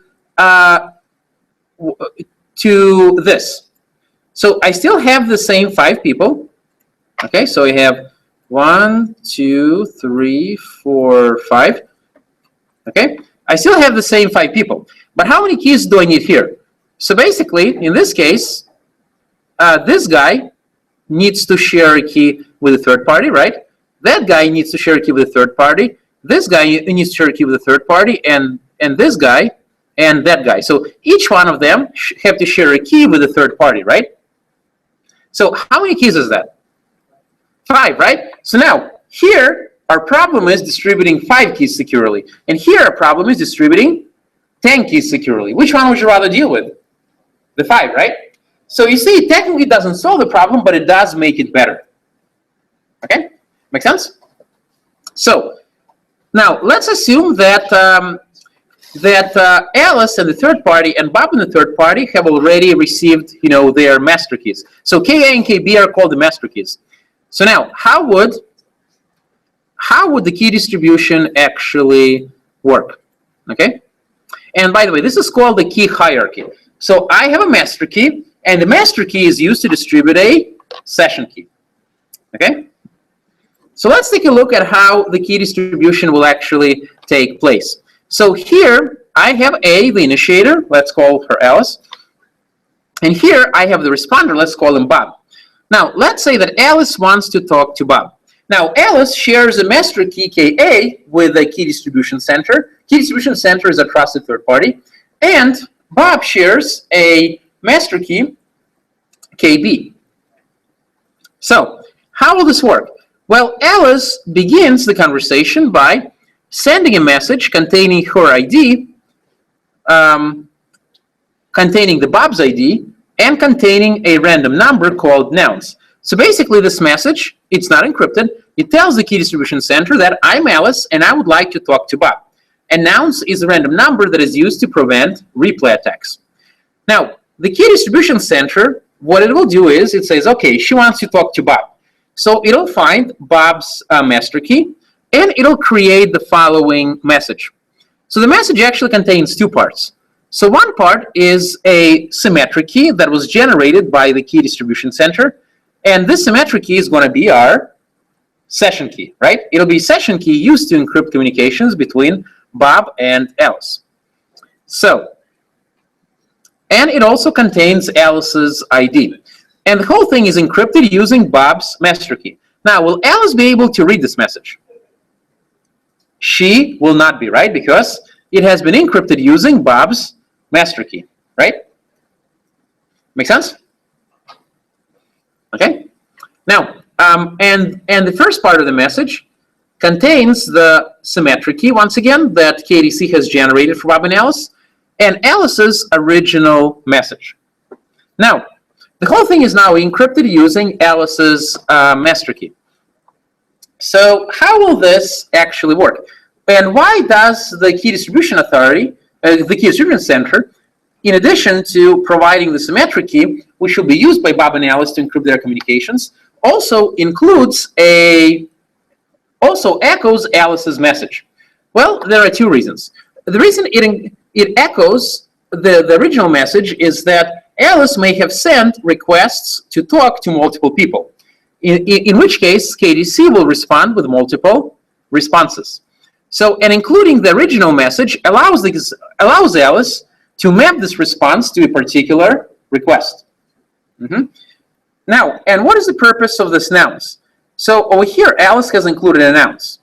And why does Alice expect this nouns to be the same in the reply from KDC? To prevent replay attacks, right? Because what can happen? Let's say that an attacker at some past point in time has captured a copy of this message. Let's say that he has managed to somehow figure out the symmetric key KS that is stored in that message. Well, in that case, when Alice sends a request, the attacker can replay the old message where the key was compromised. Okay, thus he can dupe Bob and Alice to use an old compromised session key. All right. Now the next thing that happens is Alice takes the second part of the message, which she cannot read, and she forwards it to Bob. Now when Bob gets the message, he decrypts it, and what does he do? He sees two things. He sees Alice's ID. He says, okay, Alice wants to talk to me, and here is the symmetric key that she wants to use in order to encrypt our communications. Now, at this point, both Bob and Alice have the same symmetric key. So in theory, they could start communicating if they wanted to. But there are two extra steps added in order to ensure that this message is not a replay. So what happens is Bob will try to authenticate Alice. He'll try to authenticate Alice by using a challenge-response approach. What does this mean?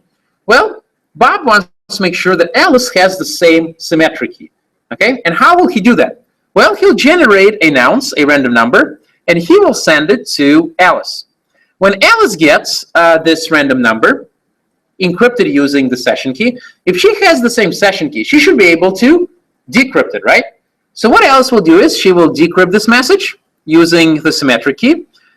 She will then transform this random number. The transformation used really depends. It doesn't have to be anything complicated. It could simply be random number plus 1. Okay? And then Alice will encrypt the transform number with a symmetric key, and she will send it to Bob. Bob is going to decrypt this message using his symmetric key and check the two nonces. He'll make sure that the nonce he gets is the same as the nonce that he sent. Because if nonces are the same, then what does this mean? Alice has the same symmetric key. Because what could have happened? Well, let's say the attacker wants to dupe Bob into using an old symmetric key. Let's say that at some point the attacker has compromised this message. So basically means that he has a copy of this message, and he also knows the symmetric key inside. So what he can do is he can replay this message to Bob, and Bob will say, okay, I guess Alice wants to use this symmetric key. Okay? And if he starts encrypting messages using the symmetric key, then the attacker will be able to read him, right? Because the attacker has compromised the session key. But doing this prevents that. Let's say that Alice now is using a different symmetric key, and the attacker has fooled Bob into using an old compromised symmetric key. Well, when Bob sends this, right, Alice does not have the same symmetric key. So will she be able to decrypt this number correctly? No, right? So she'll decrypt it incorrectly, which means that her transformation is going to be incorrect, and on top of that, she will encrypt it using the wrong key. And when Bob gets it and he decrypts it, he's not getting that number back, right? Make sense, right? Okay, are we good? All right, so basically, that's the key distribution scheme. And I added some information here for your information. Yeah, that was redundant. Yeah. Okay, the key hierarchy we talked about, right? So the idea of the key hierarchy is that we use master keys to distribute session keys, right? And how does this make the problem better? The key distribution problem becomes smaller, right? Now, we only need to worry about securely distributing master keys, right? And not have to worry about distributing session keys. And the reason the problem gets better is because there are much less master keys than there are session keys, right? Does that make sense? Yep. Oh, yep. Oh, okay. Thinking is good. All right, so, and basically that's the idea. And just for completeness, let me mention this slide. So what happens if we have a lot of users? Well, KDC can become overloaded. So what people typically do is there would be one KDC for one domain of users and another KDC for another domain of users. So if one user wants to talk to another user in the same domain, then the local KDC for that domain will handle the key distribution. Same thing in this domain. If one user in this domain wants to talk to another user within the same domain, then his local KDC will handle the distribution of keys. But what if one user in one domain wants to talk to a user in another domain? That's where the global KDC will come in, and the global KDC will handle the key distribution. Okay? Are we good? All right. Is live stream still alive? Okay. Our live stream master is checking now. It's good? Wow. Have you guys in the live stream, if you can hear me, have you been getting everything that I was saying? Were you able to hear me okay? I guess you can text to our, to whoever's seeing all the text. Yep. Yep. Okay. So, all right, and that finishes the first 2 units. So, would you guys like to take a break? Yeah? What was that? Oh, great, yeah. Great. Huh? Sure, why not? Yeah. All right. All right, guys, we're taking a break. We'll keep the live stream going because we're afraid to do anything to it. Yeah. Yep. Can I show you my notes real quick? Oh, sure. Yes. Just to make sure it's right. Did you draw the picture? Trusted third party. Your authentication is now. We should post that.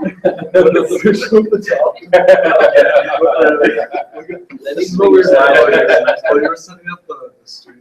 Oh. Wait, I wait. should read that. What is it? And now his what has ended. What is it? End. Oh.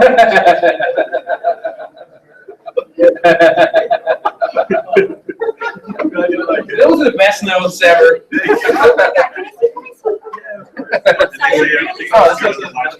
What's that? He said everything's. That's great. Wow. There you go. Wow. We finally got it. Yay. So we have And thanks, for the for KDC that he did earlier. He did. There it is. We're doing that as a group. Yeah, so I'm Yeah. sending. That's so sweet. So I will. Send it to my. What's your email address? It's, I can enter. yeah, G-A-N-Y. There, I am. Yeah, Oh, no, but don't use that one because I never go in there. Okay. Use it, yeah, that, but then just, Oh, I emailed that. there you go. Yeah, 5 to 7 at Gmail. So what do I do? You should go there, you can just click on it and say like. Yeah, and then you have an Can email I now. do it? I just- Yeah. I'm not just gonna- I'm building. That's the first one. And get it Yeah. done. I love that, that is so cute. Hopefully it's accurate, but. Right, yeah. I know, I saw that, I read it, I was like, what is that saying? Beyblade. It's like, Yeah. you slip your top, but you say. Yeah. So you like. So X, That's so cute. X0 is used to generate. You're very talented. Thank you. All of us are working Should on be a cartoonist. it. Professional. Yeah. So X0 is used as input right here, right? So that'll be the first. So it'll be X0. So we don't actually do it for X0. Bit one? I'm sorry. We don't generate bit one for exit. Right. Yeah. So X0 is our initial number, right? So. Yeah. So this is our this is our initial number, and then it gets squared right here and modded by n. Okay. Yep. And when we're generating the first bit, right? Yeah. We don't do it for 9. We That's just right. do it for 81. That's right. Yeah. Yeah. We let's see. Let me bring up my notes. I don't think I erased anything. Yeah. In this case, we do it for 9. So our s was 3, right?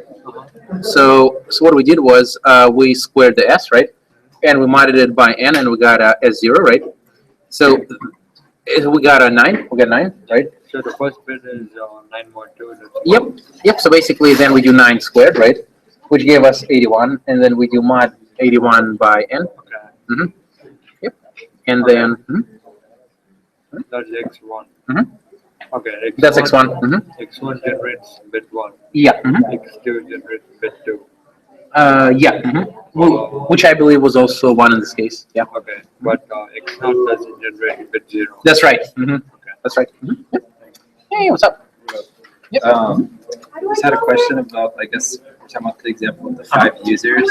They want to communicate with each other with a symmetric key using a key distribution center. So there'd be 5 keys, right? Right, because each one would share a master key. Yeah. With the key distribution center. Yeah. And then the, Sorry, I always forget what was over the. I'm sorry. Oh, okay. Yep. 1 second. I guess not.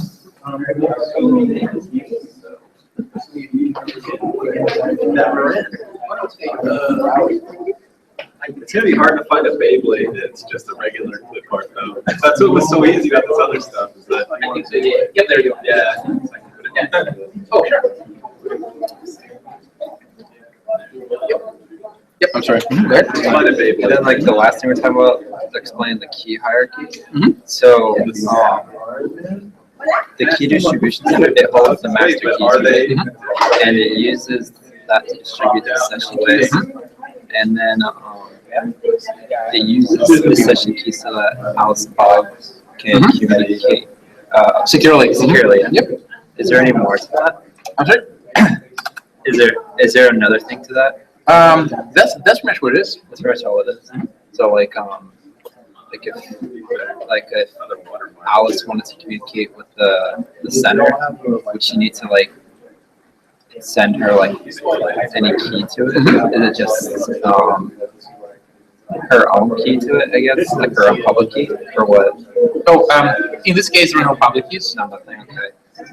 This is purely asymmetric. So she just uses her symmetric key to request from the center. Okay. So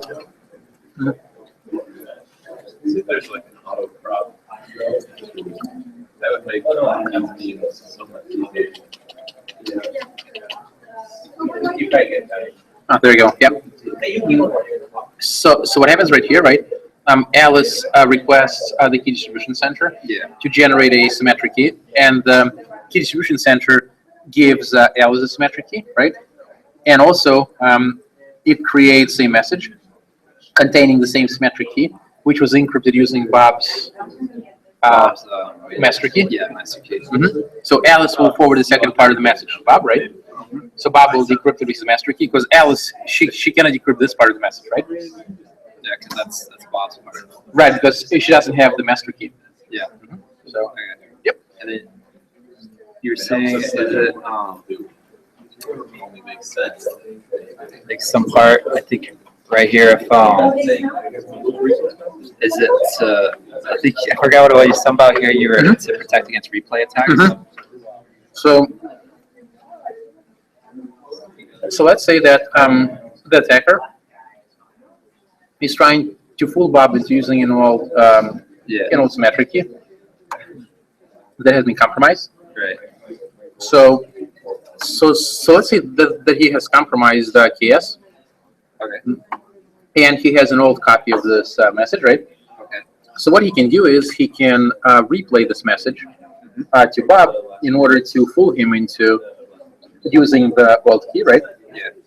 So now, and what Bob can do is, in order to thwart that, he can say, okay, Alice, if this is indeed you, you should have the same symmetric key as me. Yeah. Okay. So he encrypts a random number using the key, sends it to Alice. Yeah.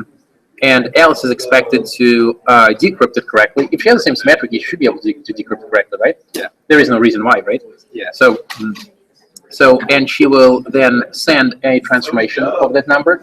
Transformation can be something as simple as +1. Okay. Because otherwise, if you don't do transformation, then both messages would be the same. Yeah. Okay. Right.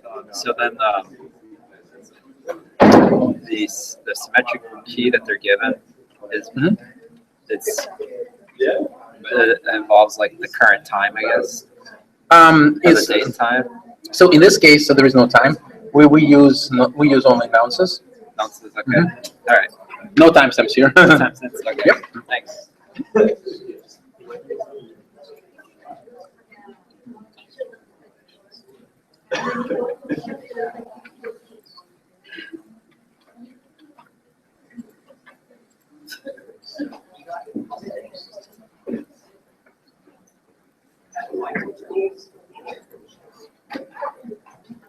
Go ahead. Yep. What's up? This is just like a quick skim. Sure. From what I've been what our group's been working on the project so far for practical skills. I just wanted to get, I guess, just your quick thoughts on Sure. what I have so far. Sure. So right now, working on the passwordless SSH server. For most of the stuff, I just kind of because I'm doing it on a Windows machine. Just for a quick a quick overview. I talked about using PuTTY.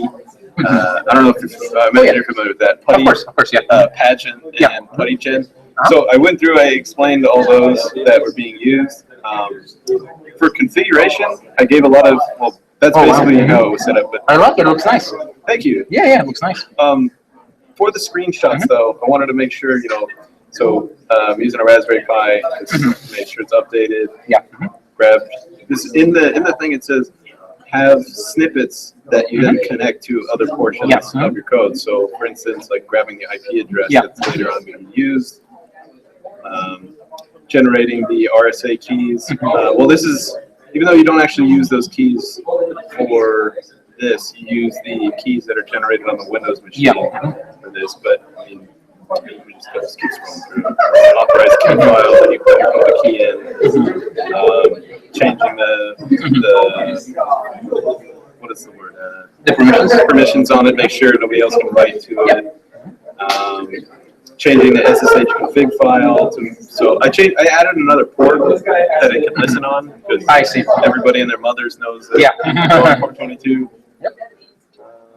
And then just this is all that's running the PuTTyGen. Selecting private keys for Pageant. Oh, yeah, so it's setting up different things. Yep, that's good. No, that's good. Okay, and now in these sections, I was curious what need to be written in. So for security protocols, I imagine probably want to talk about SSH in there. Would I want to talk about just TCP? You can just talk about the flow of control in SSH. Okay. Like basically, draw a little protocol chart. That's one idea. Okay. And for test cases, field evaluation. Let's see.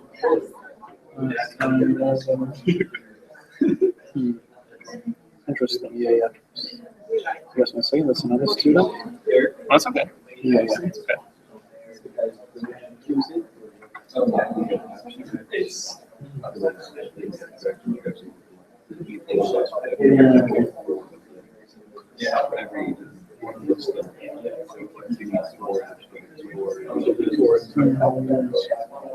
Yep, go ahead.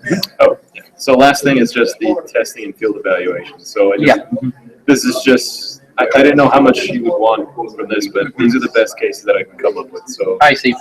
Running PuTTY using different settings. So no, that's good. That's good. Okay. That's good. Could there be anything more than that? No, that's good. That's good. Okay. That's pretty good. Yeah. All right, great. Thank you. Yep. Absolutely.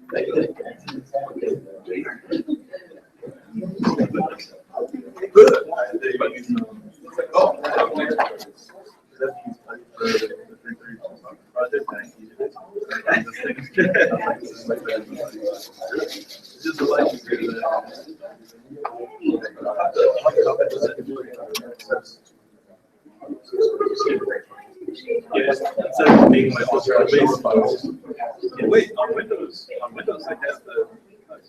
It's not. Is that what you're saying? It's all command line. Try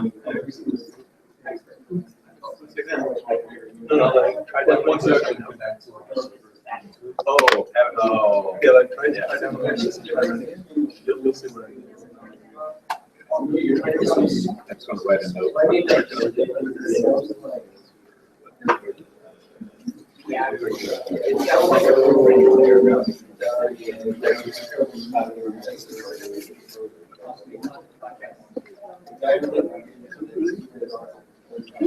Is it?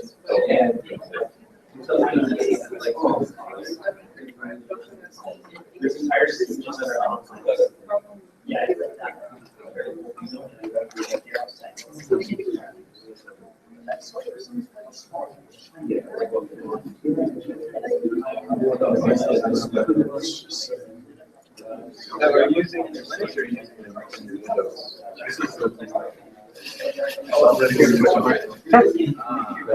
I'm using this. Is that this or is that more than this? Or neither is it?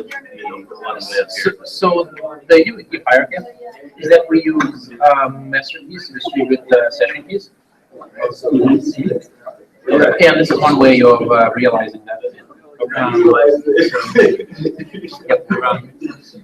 Basically, I use master keys to improve the session keys. And the session keys yeah. Basically, the idea is we have a lot of data, right? Then the data gets encrypted using a lesser amount of session keys. And then the session keys get encrypted by even lesser amount of, Okay. The master keys are protected by Chuck Norris.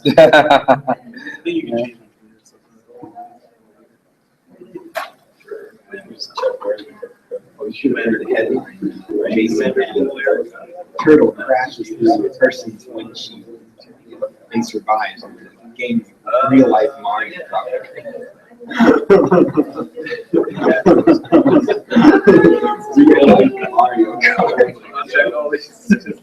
What's that for?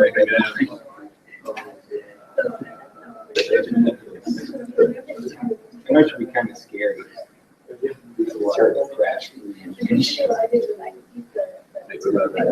Well, I've survived though. It's whatever that SSH and all that. It's just use all the settings you're using. Well, actually, I don't have my Raspberry Pi is on right now, so I can't handle it. Try this out. I'll have to try this out. Because I mean, like I'm okay with Buddy, but yeah, there is some weird nuances to it. You notice, like if you try to figure out the label in your head, you can cut it off and it doesn't have to like so it's weird, yeah. Like this, like right, like this is literally the text editor. Someone should write a unit shell. U shell? Blue shell. Oh, why blue shell? Yeah, because I know with Buddy you have to use their. It's going to happen. The blue shells are the most destructive. Oh, yeah. Yeah, that blue shell. We just call it bomb or something. Cuba shell. Boomba shell. Peach shell. Cuba shell. There you go. Yeah, there we go. Cuba shell had some crazy thousands of For the. I did that for the SSH. Somebody says that they're getting weird thing I'm not sure.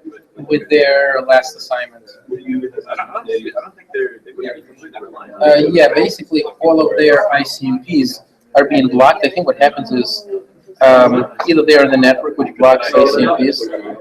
Yeah, like the guy gets he gets this kind of message.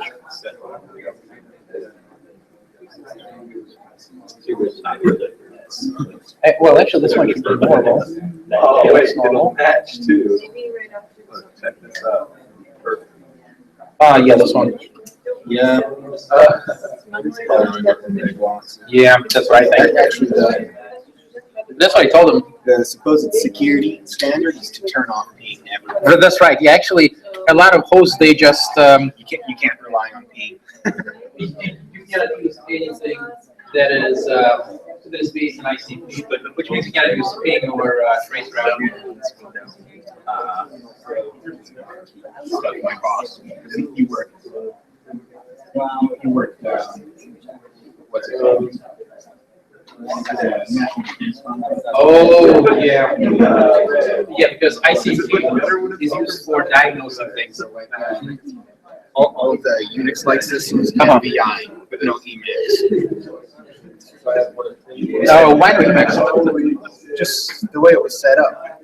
I mean, I know a lot of guys would come out of college knowing Emacs. Mhm. No, they only had VI and Vim. Well, I mean, VI is actually it was the editor for Unix at one point. Like, I mean, any Unix system, it had to have VI. Emacs, no guarantees, but VI, yeah.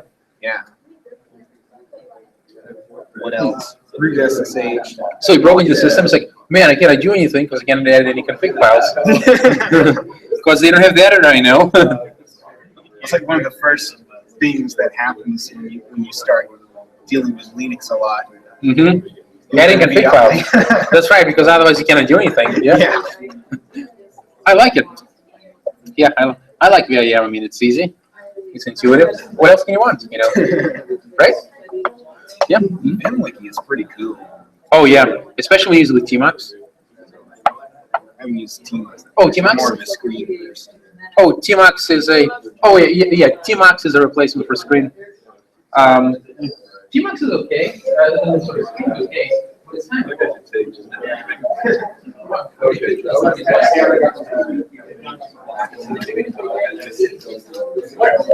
easier, yeah.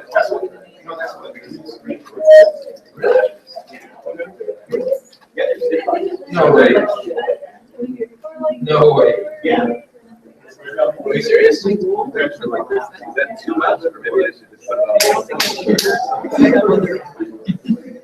Yeah, I would.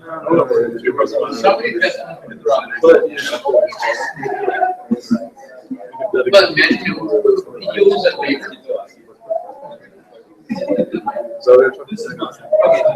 I just placed this one. It's the one that has the color. Yeah, this is mine. Okay, yeah.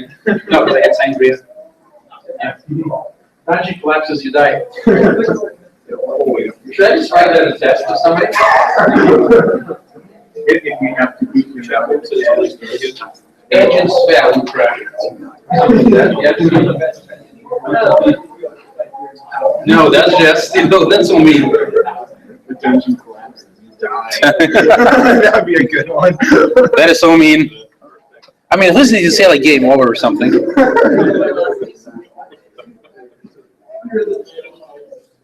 So where's Maria? There's Maria.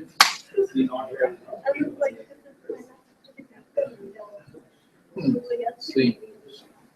Where'd she go? Just like the browser.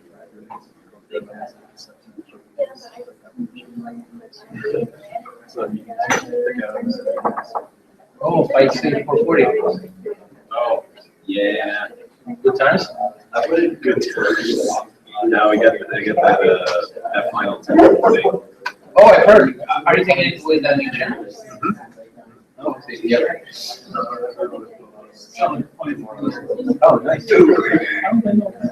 Why not? Why not? Come on. I'm doing very well.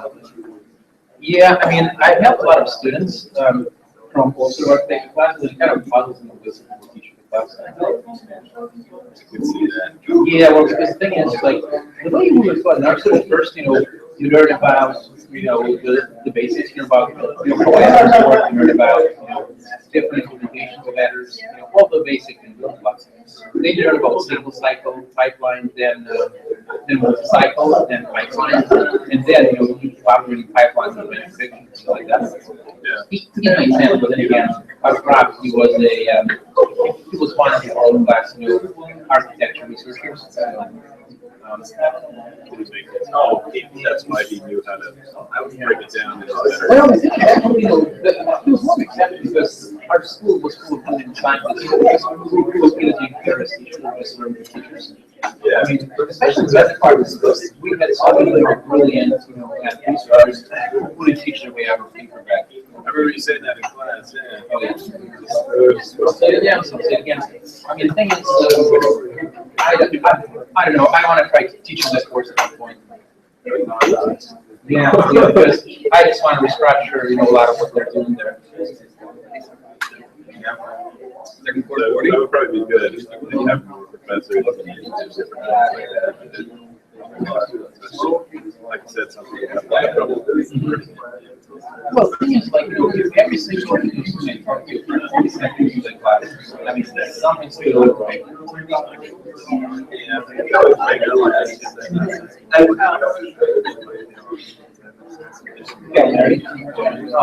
I can see it. You got Daniel with you. You got Daniel with you. No, I'm in a different class. Still though, you got Daniel. Does it work that way? How do you know? Have you tried? You sound that strep magic. The strep magic. Yeah. Deal. Yeah. Want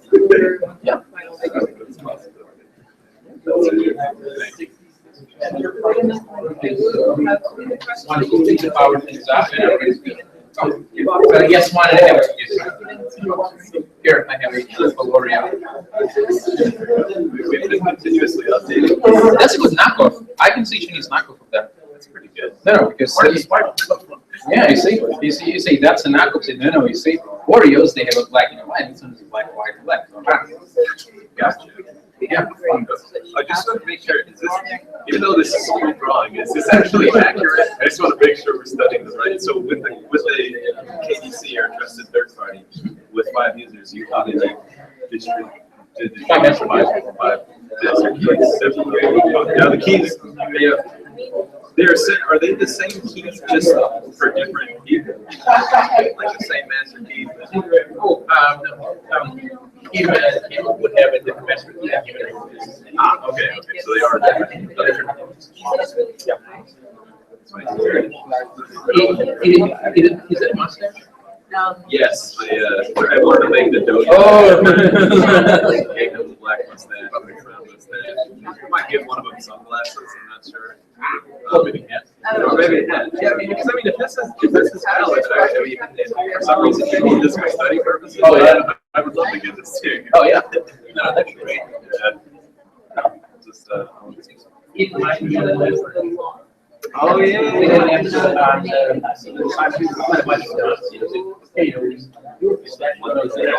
pistachios.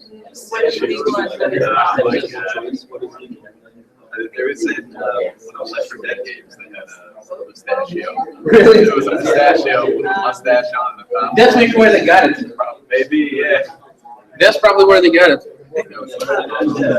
Hey, Apple. Hey, Apple. Hey, hey. Hey, Apple. Remember?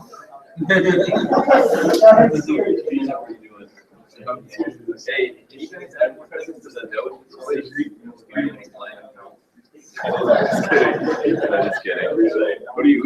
What is that? All right, guys. Are we ready? All right. Are we ready to continue our adventure?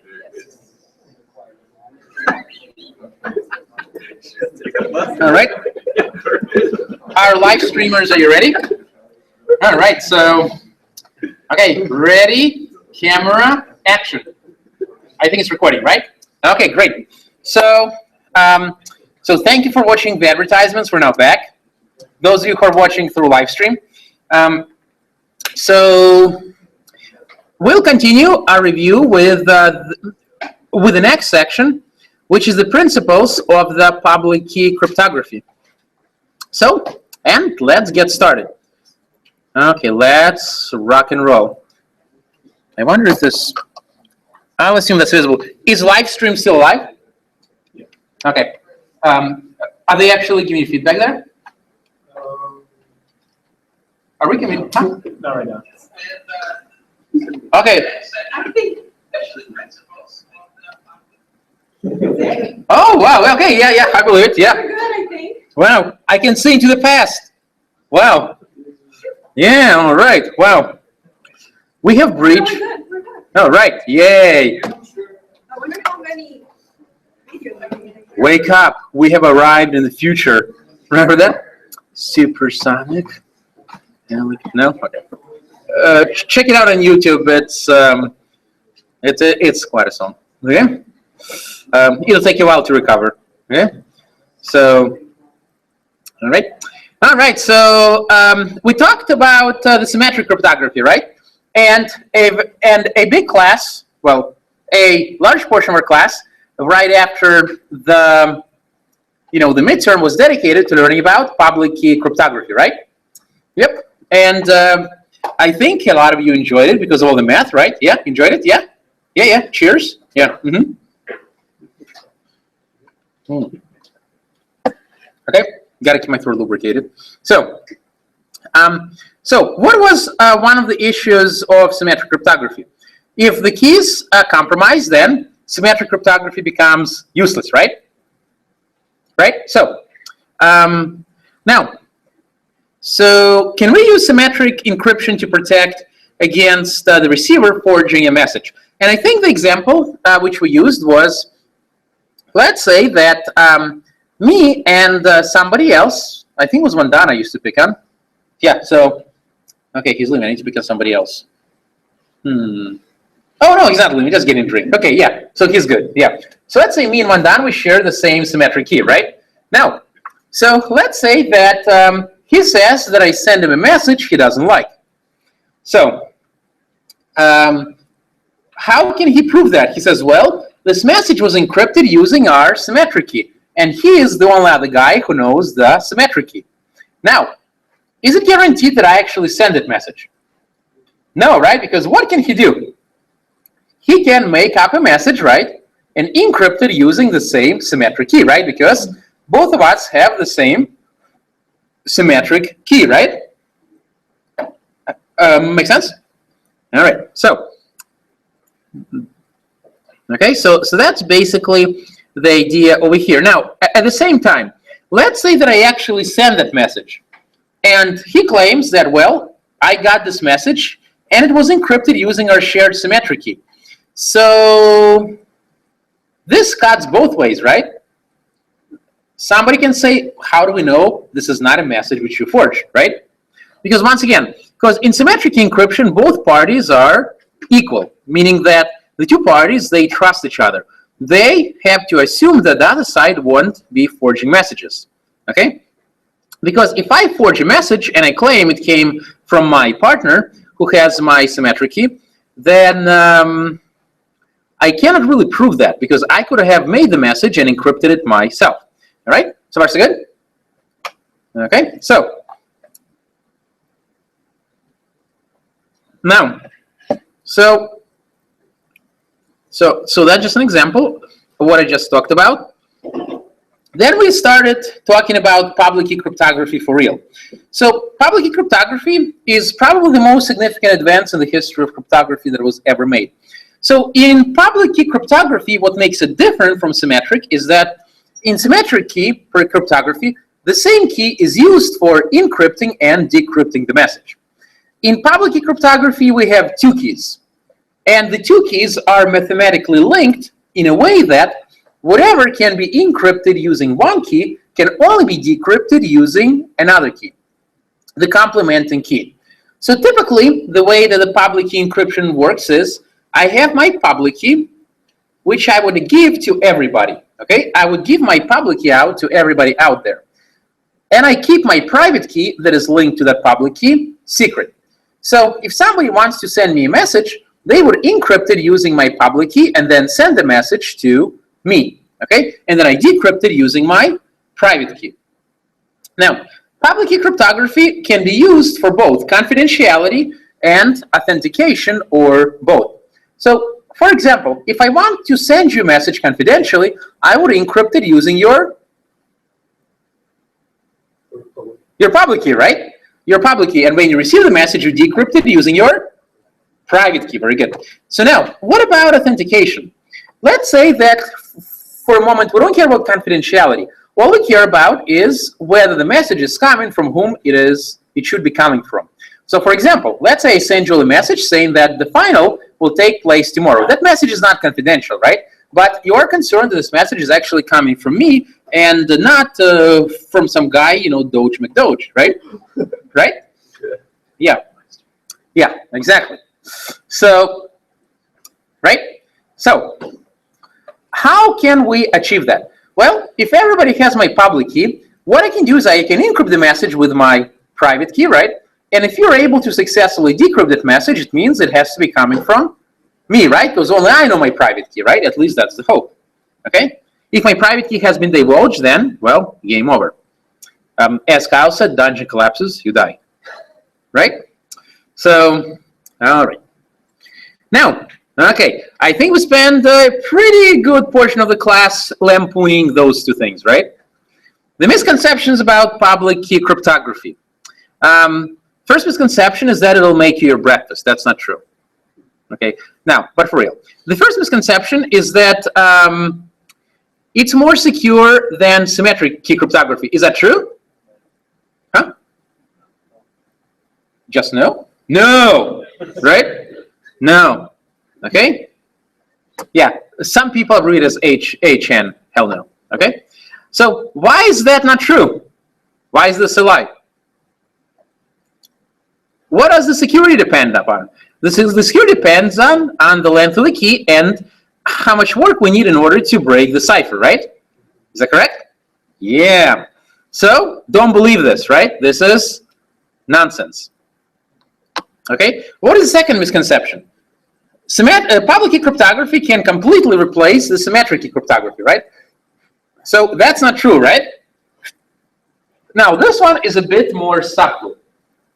Because you say, hey, with public key cryptography, I can achieve both confidentiality and authentication, right? Whereas with symmetric key, I can pretty much only do confidentiality, right?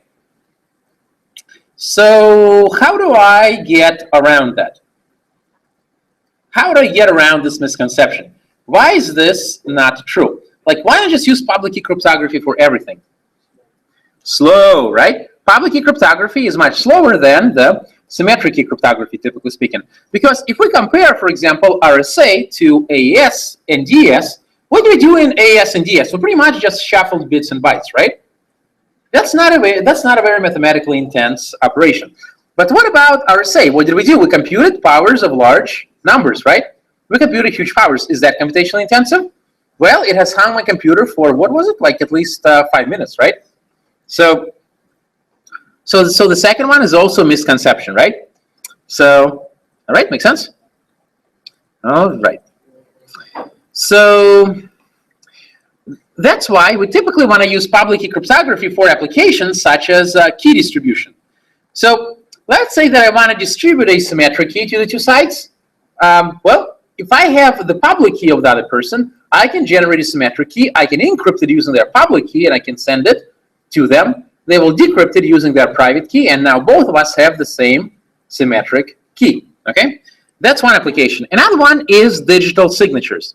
So the way that digital signatures work is I would typically the way digital signatures work is I would take my message and I would compute a digest of that message. A digest of the message is basically just a number that is generated based on the contents of the message. Okay, so digest or hash function sometimes it's referred to. It will take a message and it'll spit out a huge number, for example 512 bits, that represents the digest of that message.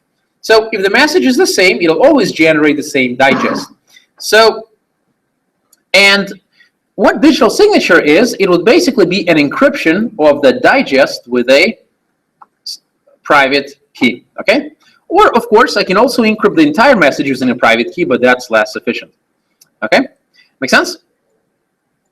All right, are we good? Yeah, okay, good. All right, so, okay, so what does the review sheet say? So we talked about this. So is public key cryptography inherently more secure than symmetric? No, right? Because why? The security depends on the length of the key and the amount of work necessary to break the cipher, right? Not on whether it's public or symmetric, right? Does the invention of public key cryptography render symmetric key cryptography obsolete? No, right? Because why? Yeah. It's slow, right? What is public key cryptography good for? Key distribution? Yeah, right, digital signatures. Yeah, right? So, what are the requirements for a secure public key cryptography algorithm? So let's, wait a minute. Yeah, let's talk about that. So, the public key has to be known by everybody, and the private key must be kept secret, right? Now, and the reason the public key cryptography is referred to as asymmetric is because why? The same person who can encrypt the message cannot decrypt that message, right? If I encrypt the message using my public key, the other person who knows my public key, will they be able to decrypt that message? No, right? The message can be decrypted using only my private key, right? All right, so now let's look at the security requirements. So the first requirement is that it should be computationally infeasible to find the decryption key if you know the algorithm and the encryption key. So if somebody, for example, knows that I'm using RSA and they have my public key, they won't be able to figure out my private key. Also, in addition to that, it should be computationally easy to encrypt and decrypt messages if somebody knows the right key. So for example, if I have the private key and there is a message that has been encrypted using my public key, then it should be, for me, computationally easy to decrypt that message. Okay? All right, so, okay, so we looked at that, we looked at that, we looked at that. Oh, yeah. So we also compared the public key cryptography to symmetric key cryptography. So where do they stand in comparison? So in conventional encryption, symmetric encryption sometimes is referred to as the conventional encryption. And the way that this works is that the same algorithm with the same key is used for encryption and decryption. That makes sense, right? In symmetric encryption, we use the same key for encrypting and decrypting. The second one is that the sender and the receiver must share the same algorithm and the key. Okay? In order for the security to be maintained, the symmetric key must be protected. So the only people who know the symmetric key are the ones who communicate with each other. It also must be impossible, or at least impractical, to decrypt the message if the key is kept secret. So if somebody gets their hands on your encrypted message, it should be impossible for them to decrypt it if they don't know the right key. Okay? And if they know the algorithm and they have samples of the ciphertext, it should be impossible for the person to find the key. Okay? So, in public key encryption, things are a bit different. So, there is one algorithm that is used for encryption and another algorithm is used for decryption. Whereas in symmetric cryptography, very often the same algorithm is used for encryption and decryption. Although not always, right? We saw that in AES that was not the case, right? The algorithms were similar, right? Encryption and decryption were similar, but not identical, right? In DES, on the other hand, it was, right? Because DES was based on a Fistel cipher, and one of the nice features of the Fistel cipher was that encryption and decryption used the same algorithm, right? So, and the second one is that the sender and receiver must each have one of the pairs of keys. So, if somebody wants to be sending messages to me, they have to have the public key, for example, and I would have to have the corresponding private key, okay? And for security, one of the keys must be kept secret, typically the private key.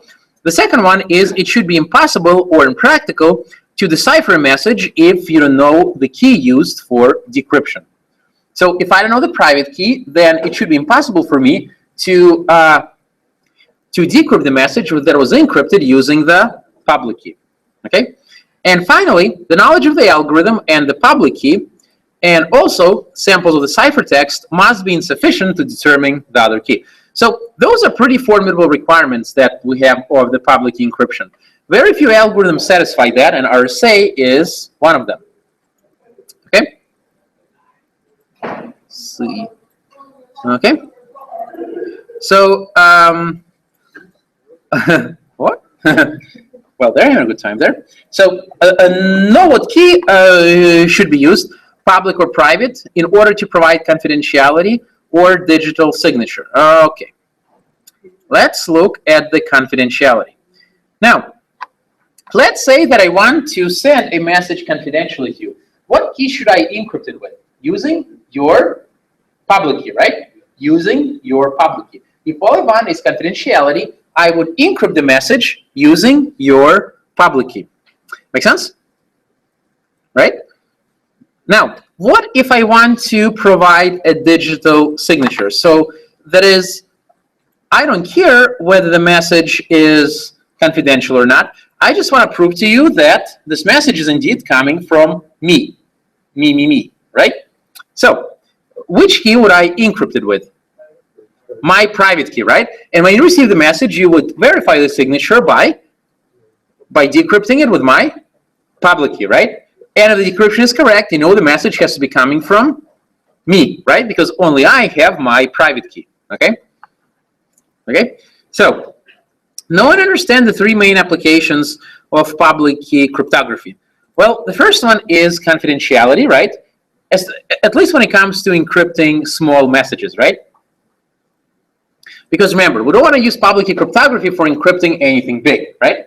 On your assignment too, it probably took your RSA much longer to encrypt a file than it did for your DES, right? If you tested it on big enough files, okay? So it can be used for digital signatures. We just talked about that, right? I encrypt the message with my private key, and you verify the signature with my public key. And the key exchange. So how does a key exchange work? Well, the idea is pretty simple. What I would do is I would generate a symmetric key. So what do you think? Doodle time? Yeah? Can I make a new one? Do I want to save this? Nah, I don't want to save this. Yeah, yeah. So I cannot compete with Daniel. Yeah, yeah. I think that Daniel will share his notes after this, right? His notes are quite attractive. It's them. It's not just me. Oh, okay. Well, it's group effort. Yeah, group effort. Oh, I see. That's why you're writing different mustaches for each one of them. Each one represents a different person. Hmm. Yeah. Yeah. Oh. So you guys carry the mustache power for your team, huh? Yeah. So let's do a bit of doodles, okay? So now let's say that we have one person right here. That does not look like a person, all right? Let's say that we have one person right here, and we have another person right there. Okay. Now let's say that this guy generates a public key, so PUA, because I guess that's Alice. Okay, so, and this is Bob. So Bob generates public key PUB. Now, and along with that key, he also has PRB, right? PRB. And Alice also has her private key PRA. Okay, so now let's say that Alice wants to send a public key, wants to send a symmetric key to Bob, because that symmetric key is going to be used for the actual communication between the two parties, right? So what Alice can do is she can generate a symmetric key, KS, and she can encrypt it using Bob's public key, right? She can encrypt it using Bob's public key and then send it to Bob, right? So the message goes like this. Ooh, oh, the animations here don't work, do they? Come on. No? How sad. Okay, well, that's okay. So this message will go to Bob, and what will Bob do? He will decrypt it using his private key, extract the symmetric key, right? And now both Bob and Alice have the same symmetric key, and they can communicate quickly using the symmetric key cryptography, right? That's the very basic idea. We will review the more detailed schemes, okay? Make sense? Make sense? Make sense? Yeah. Okay. All right. Everybody's favorite. Be able to solve Euler-Toshin problems similar to those covered in class. Yay! Yay? Yeah, right? All right. Oh, come on, guys. Like I said, I had much more enthusiastic response from people in the morgue. And not those who work there. Yeah, all right? Yeah. So they were so happy, they were screaming and banging on the covers of their fridges. Yeah. So, yeah, I guess you can call them fridges, right? Yeah, yeah. So, well, shall we review that? Yes, right? I think the answer is yes, right? Okay, good. So now, let's review the notion of Euler-Totion. Oh, wow, that rhymes too. I'm a poet, I guess. Didn't know. All right. So now, before we started learning about Euler-Totions, we have learned about the prime numbers, right? So, what's a prime number? It's a number that is divisible only by 1 in itself, right? 1 in itself. Okay, so we talked about that. We also talked about the notion of the greatest common divisor, right? What is the greatest common divisor of two numbers? That wasn't so hard, right? It's the biggest number that evenly divides two numbers, right? Right? Agreed? Okay. So the way we specify greatest common divisor is as GCD.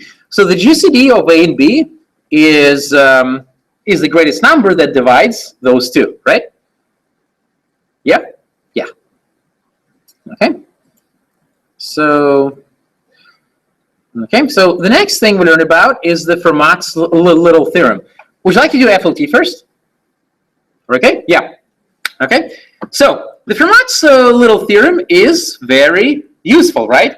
The theorem may be little, but it's a big deal. Okay? Especially in our class.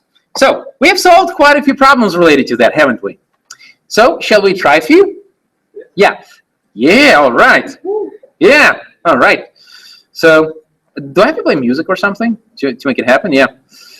So, all right. So Fermat's little theorem states that if P is a prime number and we have another number A that is less than P and A is a positive integer not divisible by P, then we have this relationship. A to the P minus 1 mod P equals 1, right? So let's see how this can help us. So we looked at an example. So we had, let's say that we have the following problem. 2 to the power of 121 mod 7. Is 7 a prime number? Yeah, right, because it's divisible only by itself and 1. Is 7 greater than 2? Yeah, right, so can we apply FLT? Yeah, right, so FLT says that this is my A and this is my P. And by virtue of FLT, we know that, what do we know? That A to the power of 7 minus 1, which is 6, mod 7 is equal to 1, right? So, now, okay, you may say, but what good is that for? 2 to the 6 mod 7 equals 1. We don't want 2 to the 6, we want 2 to the 121. But remember, we have something called the law of mods, right? The law of mods is very helpful. So, word time. Okay? All right. So, now, what does the law of mods say? Let's say that I have A to the power of B. Let's say that I have A to the power of PQ. How about that? Mod, I need some mod, mod D. No, D is not good because that's the end of mod. Mod Q. There we go. Perfect. Let's see if I can make this. Really? No, I want to make it. I forgot the shortcut key. Good?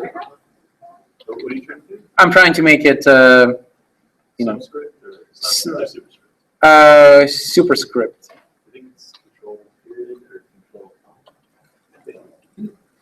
Control period. Nope, and control comma. Control shift plus. Control shift. Yeah. Oh, that shrinks it. Huh. No, I mean, I know how to do it if I do the right click. Let's see. So if I go to Format, Review. There it is. It's under the font size. You can Oh, this one? just- Oh, no, it's not. The equation, and then it'll just, if you do That's true. for power, then it'll go. I guess I can just use this. I guess I'll just use the caret, right? You guys okay with carets? Yeah, okay, yeah. No, I mean, what I do on my computer is I modify the panel. I do customize. And then I just find it right here. I think it was in Format. Yeah, and then I just drag them there, and everything becomes nice and easy. All right, let's do this. So, custom ribbon, popular commands, macros, file, custom. Let's see. Thing is, I don't remember what it was. Clipboard, I think it was font. Yeah, I think it was in font. Subscript, superscript. You see it? Oh, there we go. Yeah, yeah. So, why can I not drag it? Okay. Well, you get the idea. Yes, carets it is, right? Yeah. Like I said, our technology is not sophisticated enough for that yet. Okay? All right, are we good? So now, and what is this equal to? According to the law of mods, this is equal to what? So let me change it to this. It should be this actually. A to the power of p plus q is equal to what? A to the power of p, right? Mod q, right? Mod q times what? A to the power of q mod q, right? And you know what? I don't want to use q here anymore because I used q right there. Let's use g. So all letters are different this way because I don't want to create confusion. Okay? Does it make sense? Right? Now, what am I forgetting here? The whole thing needs to be, it needs to be what? It needs to be modded by, it needs to be modded by G. Okay? Make sense? So now, what do I have here? I have 2 to the power of 121. So I get 2 to the power of 121. Ooh, I know what I'm going to do now. Yeah, I got 2 to the power of 121. Watch this. Wait. I'm going to do this, then use property brush. And voila! Yay! Look at that. Beautiful, right? So, 2 to the power of 121. Now, so we've established that 7 is greater than 2, right? And 7 is prime, right? So FLT applies. So by virtue of FLT, we know that 2 to the power of 6 mod 7 is equal to 1, right? Equal to 1. Makes sense, right? So now, but we don't want 2 to the 6 mod 7, right? What do we want? We want 2 to the power of 121. Can the laws of mods help here? Yeah, right? Can we rewrite 2 to the power of 121 in terms of 2 to the 6 mod 7? Well, to what power do I need to take 2 to the 6 mod 7 to get it as close as possible to 121?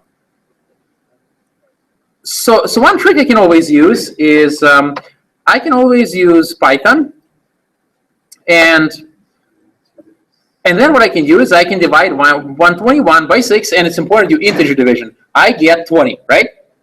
So I would do, so if I have 2 to the 6 mod 7 taken to the power of what? Of what? Of 20, right? Of 20. Now, what is, so what is 2 to the 6 mod 7 taken to the power of 20? That's equal to what? 2 to the power of 120 mod 7. But the one 2 to the 120? No, right? I mean 2 to the power of 121. So I need one more thing, right?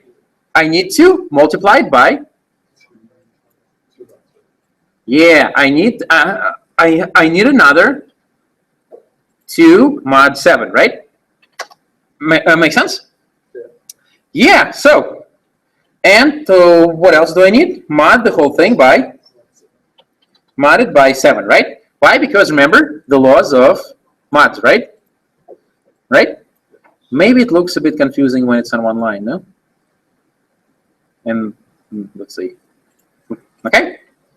So now, what do I know about this whole thing? Let's try to simplify it.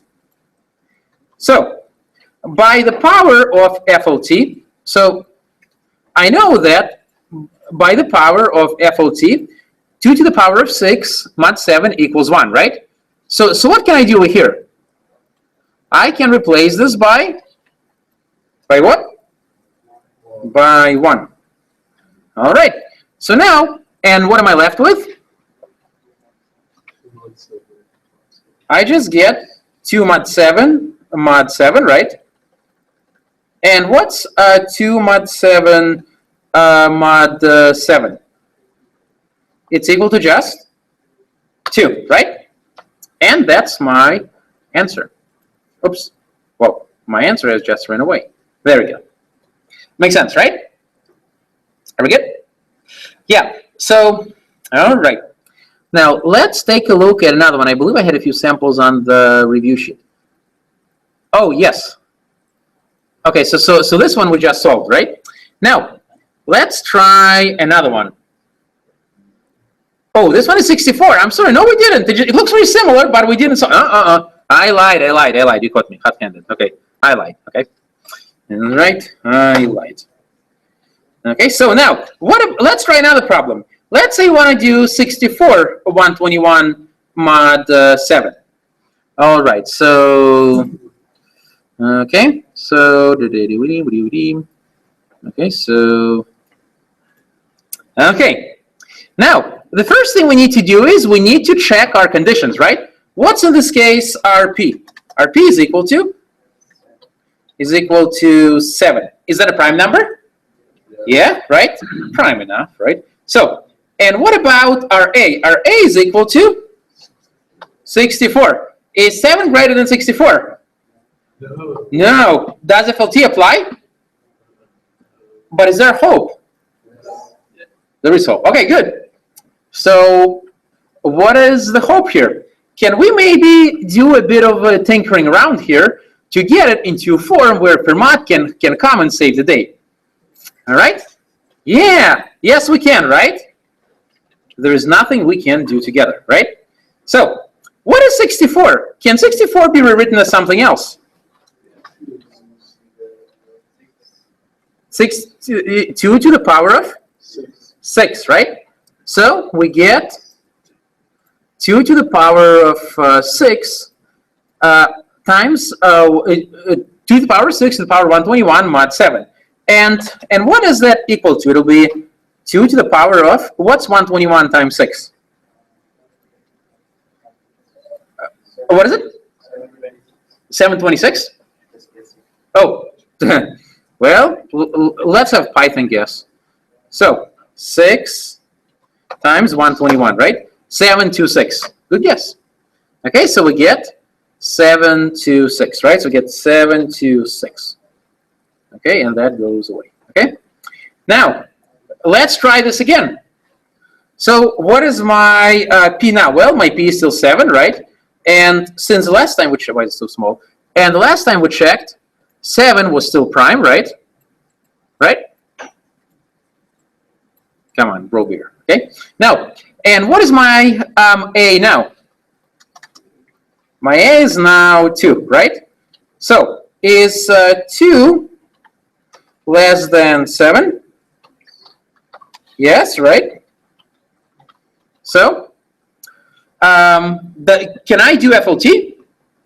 Yeah, right? So, by the power of FOT, I proclaim that Oh, wow. By the power of FLT, I proclaim. It never gets old. 2 to the 6. Oh boy, this looks familiar. 2 to the 6 mod 7 is equal to? It should be 1, right? Yeah. Look, those are legit superscripts. It's equal to 1, right? All right, so now all I need to do is apply the law of mods, right? So, to what power do I have to take 2 to the 6 to get it as close as possible to get it as close as possible to 7 to 6? Well, remember, I can always do this. 7 to 6, right? Divided by 6, and I get 121, right? So, if I take this to the power of 121, I would get, what I get? This is equal to, oh wow, okay. This is backfiring. It's equal to 736, right? 7, it'll be 2 to the power of 726? Yeah, 726, right? Oh, this is looking very familiar. Mod 7, right? So, 726. Mod 7, right? And now, but do I want 7 to the power of 726? Do I?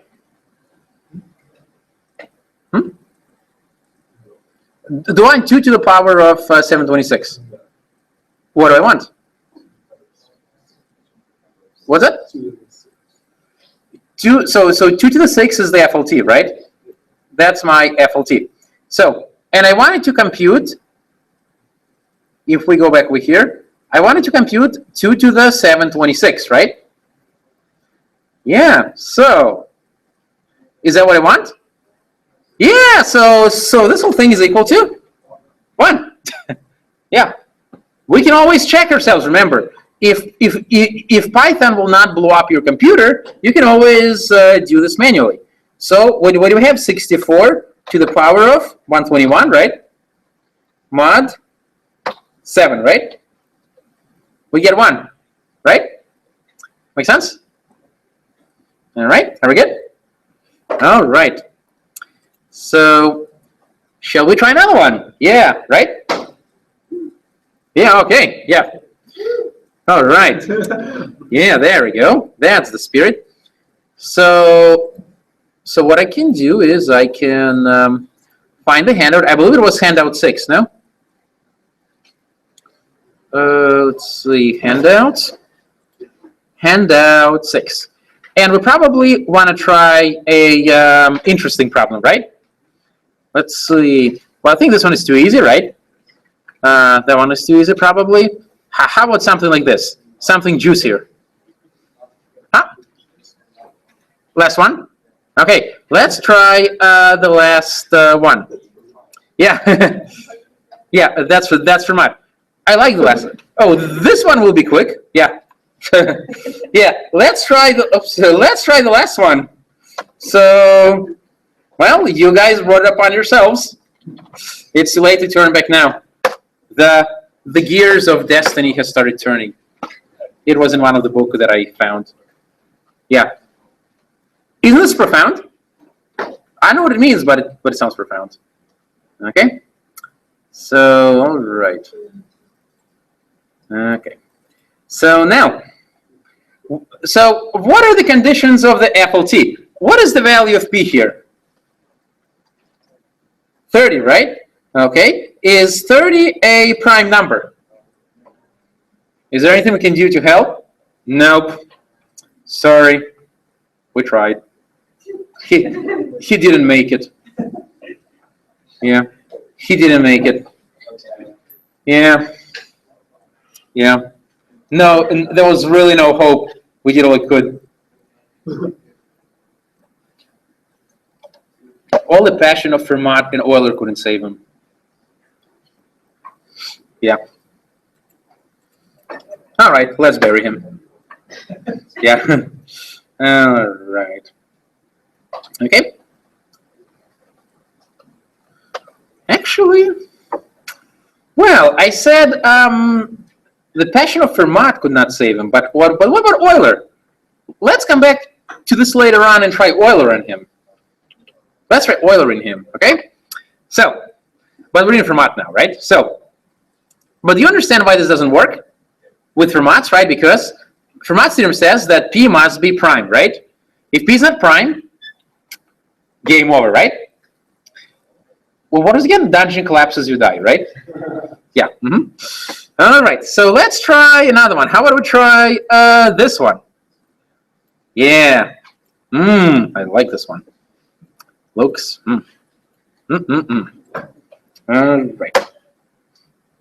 Okay, let me line him up here. Okay. Okay, so may Fermat be with you on this one. All right. So, well, what is my P here? 31. Come on, 31. And what's my A here? 40. Oh. Is 31 greater than 40?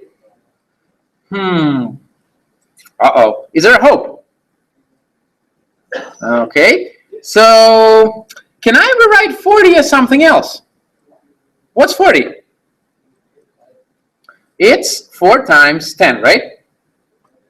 Yeah, or can I rewrite it as, can I rewrite 40 as 4 to the power of, this? Actually, sorry, 2 to the power of 2, right? Actually, to the power of 3 times 5, right? Can I do it? Yeah, right? Because why not?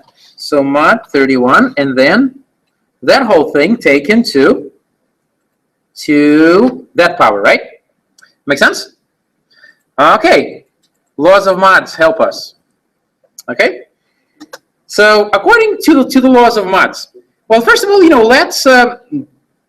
let's distribute the 7711579 into this whole thing. So what is 3 times that? So first of all, just to make it easier, before we even do that, let's rewrite it. Let's use the laws of mods to rewrite this. So does this not equal to? Actually, let me do this. Does this not equal to? Professor, Yep. can we just leave that as 8 since it's less than 30? We could, but that's no fun. Yeah, right. Times what? 5. Times 5 to the power of that, right? And then mod the whole thing again, right? Modded by 31. Right? Make sense? Yeah. All right. Now, so shall we? So let's distribute this one. So what is it gonna be now? It's actually not so bad in the Word. I can copy and paste. So what is 3 times that monstrosity? Okay, Python. Yes, I think. Let's. Okay, by the power of Python. All right. Okay, wait. I forgot the incantation for that. Okay, so times 3, right? And I get that. So, and what do I get? Actually, let me copy and paste that. And what do I get? So,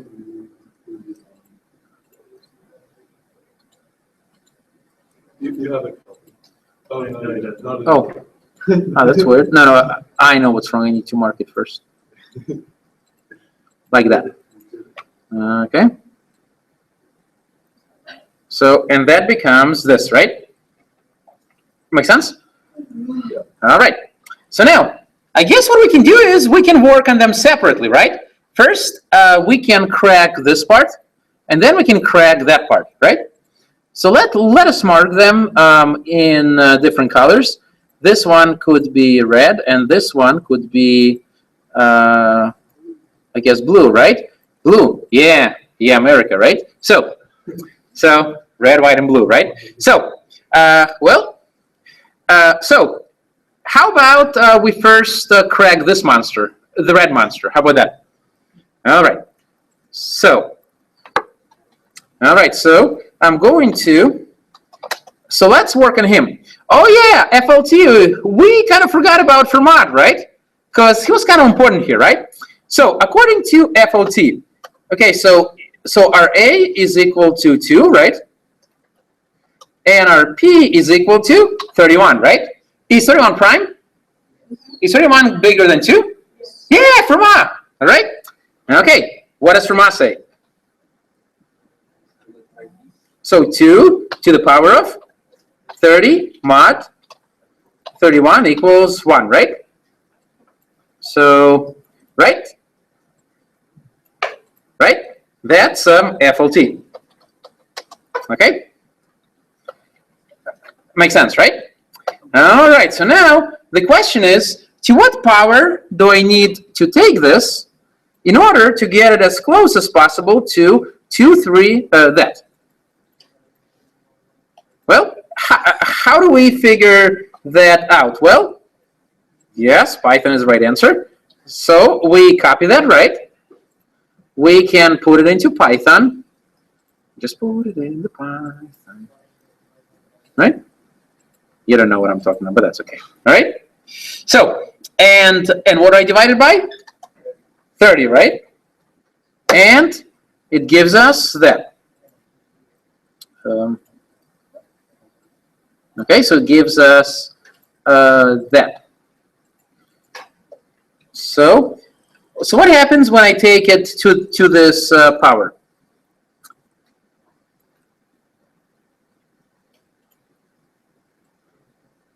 So what will this give me? So what happens when I do this? So 30 times that, right? What do I get? So when I multiply them together and I times it by 30, right? So, oh, are you telling me it's divisible evenly? I don't think so. No, it's not divisible evenly, right?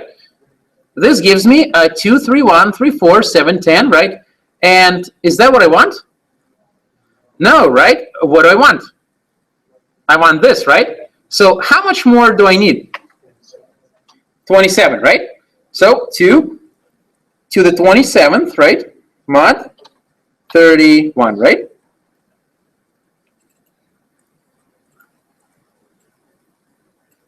Mod, then the whole thing modded by 31, right? All right. So what's happening right here? What is it going to be? 1. By power of FLT, it'll be 1, right? All right. So this will become 1. You are the one. All right. So that becomes 1, right? Now, and this becomes 4, right? And we need to use Python for this one, right? Because I can no longer apply FLT right here. So this will become 4, right? Okay. And finally, what do we do? So 4 mod 31 is equal to 4, right? Does it make sense? Yeah. All right. Are we done? Oh, we have the blue one, right? We almost forgot the blue one. Oh, there he is. Well, all right. Now let's do the blue. So, okay. So what's going on with the blue one right here? So what is my A here? A is equal to 5, right? And what's my P? 31, right? Is 31 still prime since last time? Yeah, right. It hasn't become not prime since then. That's good. And what is my A? A is 5. Is 31 greater than A? This means FLT applies, right? So what does from us say here? 5 to the power of 30 mod 31 equals 1, right? Right? Right?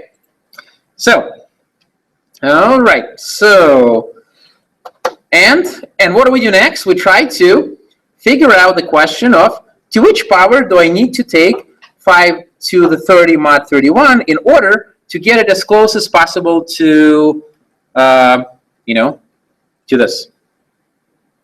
Well, Python, right? We can use Python, and in Python, we can do that.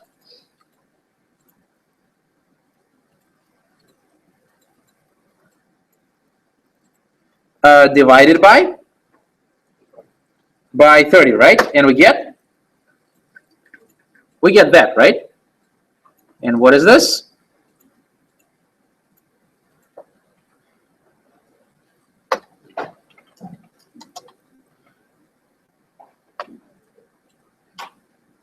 Okay, so, and what do we get? Now, when I multiply that by 30, am I going to get to 7711579? No, right? I need more, right? So what more do I need? I need 5 to the power of 19, right? So times 5 to the power of 19 mod 31, right? And then the whole thing should be again modded by, it should be modded by 31, right? All right. So, okay. Now, so this becomes by FLT. This becomes 1, right?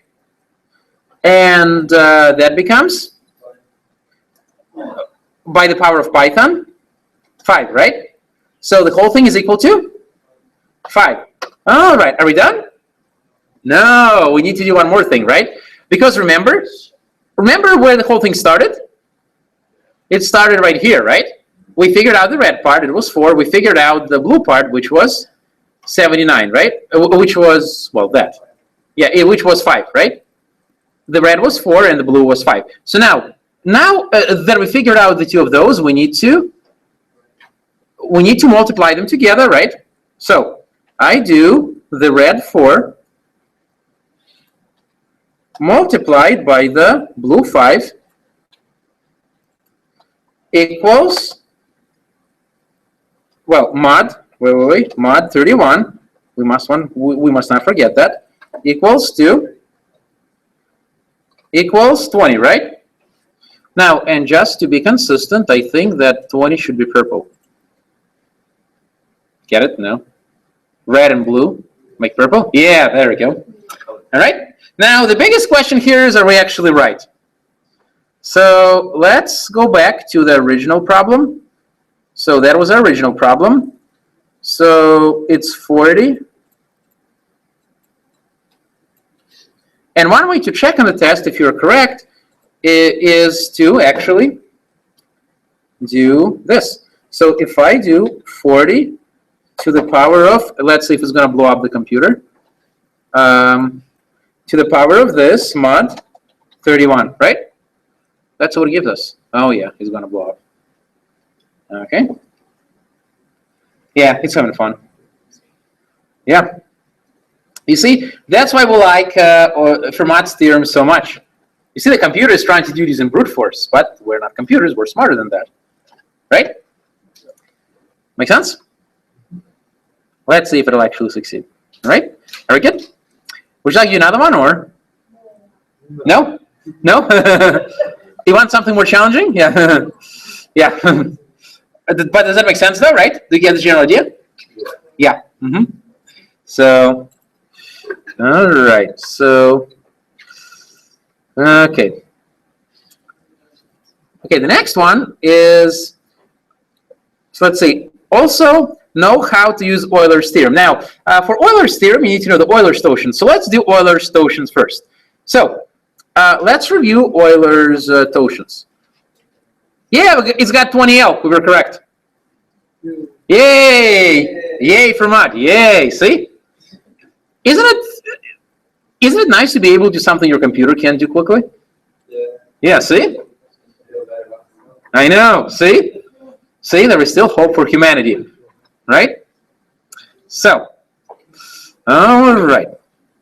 Now, let's talk about the Euler's totals. Now, what exactly is Euler's totient? So, Euler's totient of a number n is equal to the number of positive integers that are less than n and that are relatively prime to n. So, basically, once again, I want all the integers that are less than n, but that are also relatively prime to n. Okay? Make sense? So, how would that actually work? Well, what if I want to know the Euler totient of number 37? 37 is a prime number, right? This means that all numbers are relatively prime to 37, right? Except numbers that are multiples of 37, right? So now, but all numbers that are less than 37, they have to be relatively prime to 37, right? So, how many positive integers are there that are less than 37? 36, right? So, the Euler totient of a prime number is always the prime number minus 1, right? Yeah. Okay? Now, what if I have a number that is a composite number, but it can be expressed as a product of two prime numbers? How can I compute the Euler totient of that? Anybody remember? It's basically equal to the product of the Euler totient of the prime factors, right? Yeah. So now, one other thing which we'd like to know is how do we prove this relationship? So once again, if I want to compute an Euler totient of a number that can be expressed as a product of two primes, how can I show formally that the Euler totient of PQ, where PQ are prime factors, is equal to the product of the Euler totient of P, which is a prime number, and the Euler totient of Q? Well, the idea should be pretty simple. So first of all, we need to know that how many positive integers are there that are less than PQ? Well, everything from 1 to PQ minus 1, right? Those are all the positive integers that are less than PQ, Okay, now, how many integers that are less than PQ are not relatively prime to number P? Well, it's the integer 2P, right? And all the integers up to Q minus 1 times P, right? Right? Why are they not relatively prime to P? Because they're multiples of P, right? Make sense? Yeah. And what about all integers that are... And what about all the integers that are not relatively prime to Q? Well, that's all the integers that are less than PQ that are multiples of Q, right? Make sense? So now, well, how many integers are there that are less than P and are not relatively prime to P? Well, that's P minus 1. What about Q? Well, that's Q minus 1, right? There are Q minus 1 such integers. Now, what is the total number of integers that are less than PQ? Well, it's PQ minus 1, right? So from PQ minus 1, which is the total number of integers that are less than PQ, and from that, if we subtract the total number of integers that are that are not relatively prime to Q, plus the number of integers that are not relatively prime to P minus 1, we get this, right? Then we simplify it, and it becomes P minus 1 times Q minus 1, which is equal to what? The Euler totient of a prime number, right? Make sense? So that'd be good if you know that, okay? Meow. Right? Makes sense, right? Yeah. So now, what happens if I have the following scenario? Let's say that I ask you to compute an Euler quotient of 64. And remember, so can 64 be expressed as a product of primes?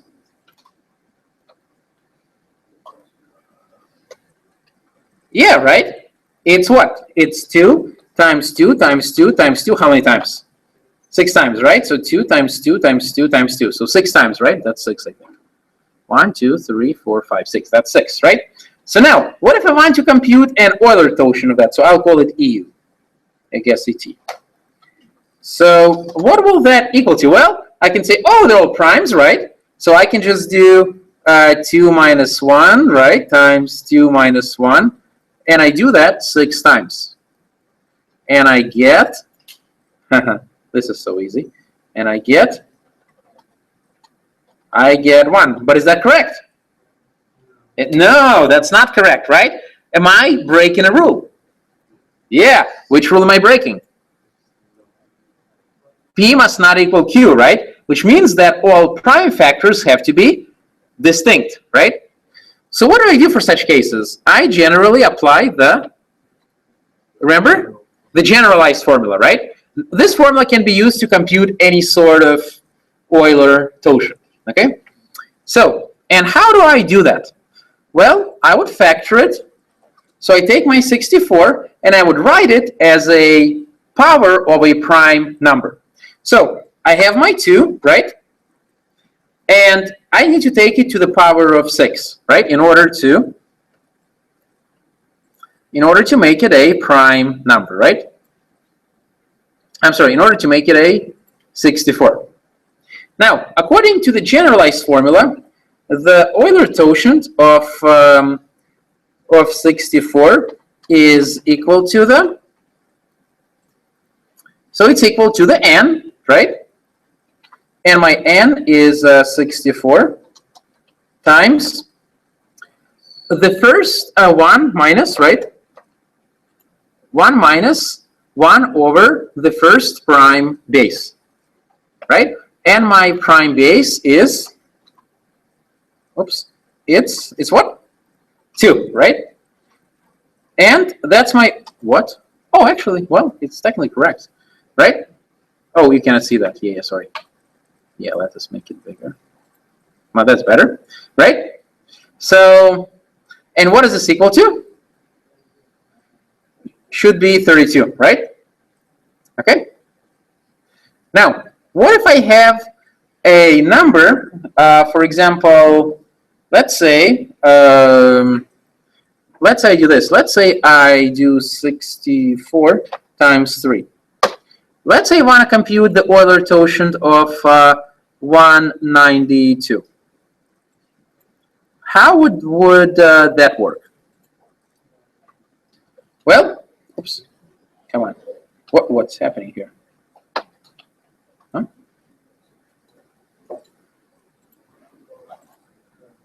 It'd be 192. There we go. So now, how can I write this as a product of powers of primes? Well, it's basically what? It's 2 to the 6, right, times 3, right? So 2 to the 6 times 3 to the power of 1, right? So 2 to the 6 times 3 to the power of 1. Now, how would this work then? So the Euler quotient of 192 is going to be equal to what? 64, right? Times 1 minus 1 over 2, right? And times, it should be 192, excuse me. Yeah, I'm still thinking of that. Thank you. Yeah, 192, right? Times 1 over 2 times 1 over 3, right? It doesn't make it 1/3. And what is it equal to? 54? 64. Okay, and we'll cross the caution this one. Okay? All right? Did you do it in Python or? No, manually? Okay, yeah. Okay, well, we'll trust them. All right? Makes sense, right? Okay, we're good? All right. So let's see. So let's just do another one, another Euler torsion problem, just to really get this down. And let's try an Euler torsion of, let's see. You want to try 247? All right, let's try 247. So the Euler torsion of 247. Is 247 a prime number? What do you think?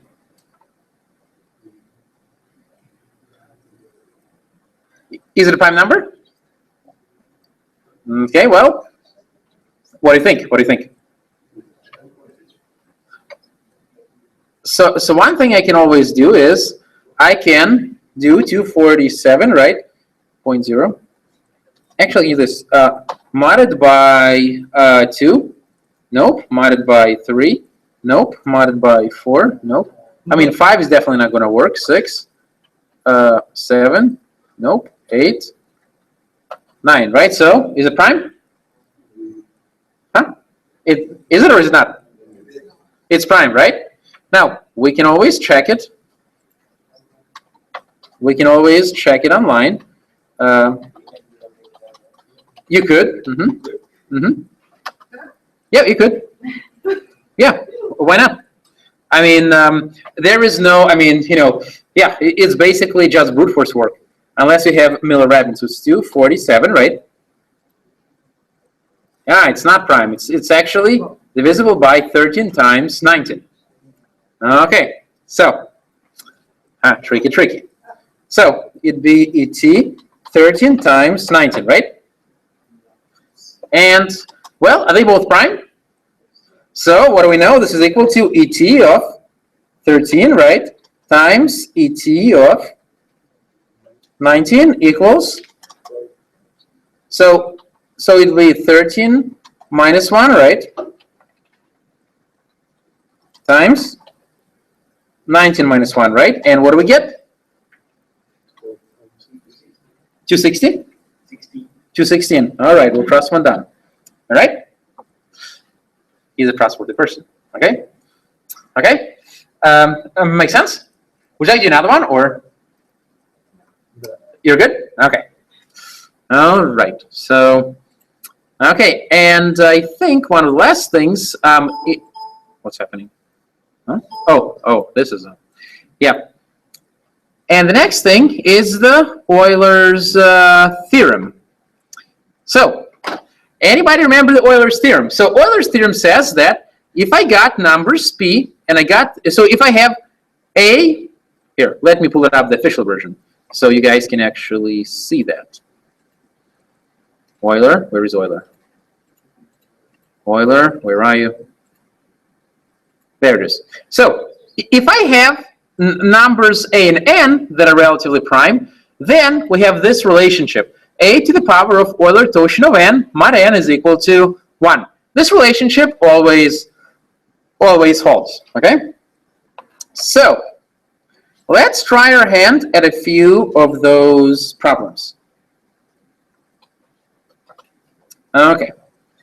So, there is a problem on the review sheet which says that 7 to the power of 128 mod 5. So we have 7 to the power of 128 mod 5.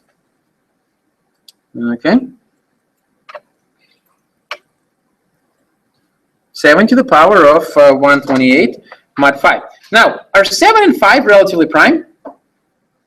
Yeah, right? Their GCD is 1, right? And what does this mean? That we have 7 to the power of ET of 5 mod 5 equals to 1, right? So now, what is... Now, what is the Euler torsion of 5? 4, right? So we get 7 to the power of 4 mod 5. 7 to the power of 4 mod 5 equals 1. And after this, what kicks in? The laws of mods, right? So Euler's theorem. All right. Laws of mods help us. So we don't want 7 to the 4, right? We want 7 to 128, right? Now, to what power do I need to take this to get as close as possible to 128? 32? Oh, 22. Okay, well, I'll trust you guys. Now, and this will give us 7 to the power of 88, right? Oh, you think it's 32? Okay, let's try 32. I trust you guys. Yeah. So it's so what happens when I take this to the power of 32? What am I going to get? 128, and that's an even, right? Yeah, we're lucky here. And we get, so, and now we also need to mod the whole thing by 5, right? So now, by the power of the of ET, right? What do we get? We get 1, right? So we get 1 right here. And as a result, the whole thing ends up equaling to 1, right? Make sense? Right? Let's do another one. So how about we try, let's see, what looks very Eulerable? You want to do the last one? Okay, let's do the last one. Okay, this one's going to be fun too. Okay? Yeah, let's do the last one. Okay, so now here we have 9 to the power of 4. I believe that was supposed to be 4. 9 to the power of 4 mod 3. Now, so what's my A? My A is 9, right? And my P is 3. What is the GCD of 9 and 3? Oh, can do, right? Well, maybe we can rewrite it a bit. Let's see if that's going to work. So can I rewrite 9 as 3 to the power of 2? I can, right? So let's see. So we rewrite 9 as 3 to the power of 2, right? 3 to the power of 2. Now, and this comes out to be 3 to the power of 8 mod 3, right? Well, that helps. So now we get 3 to the power of 8. Does this help?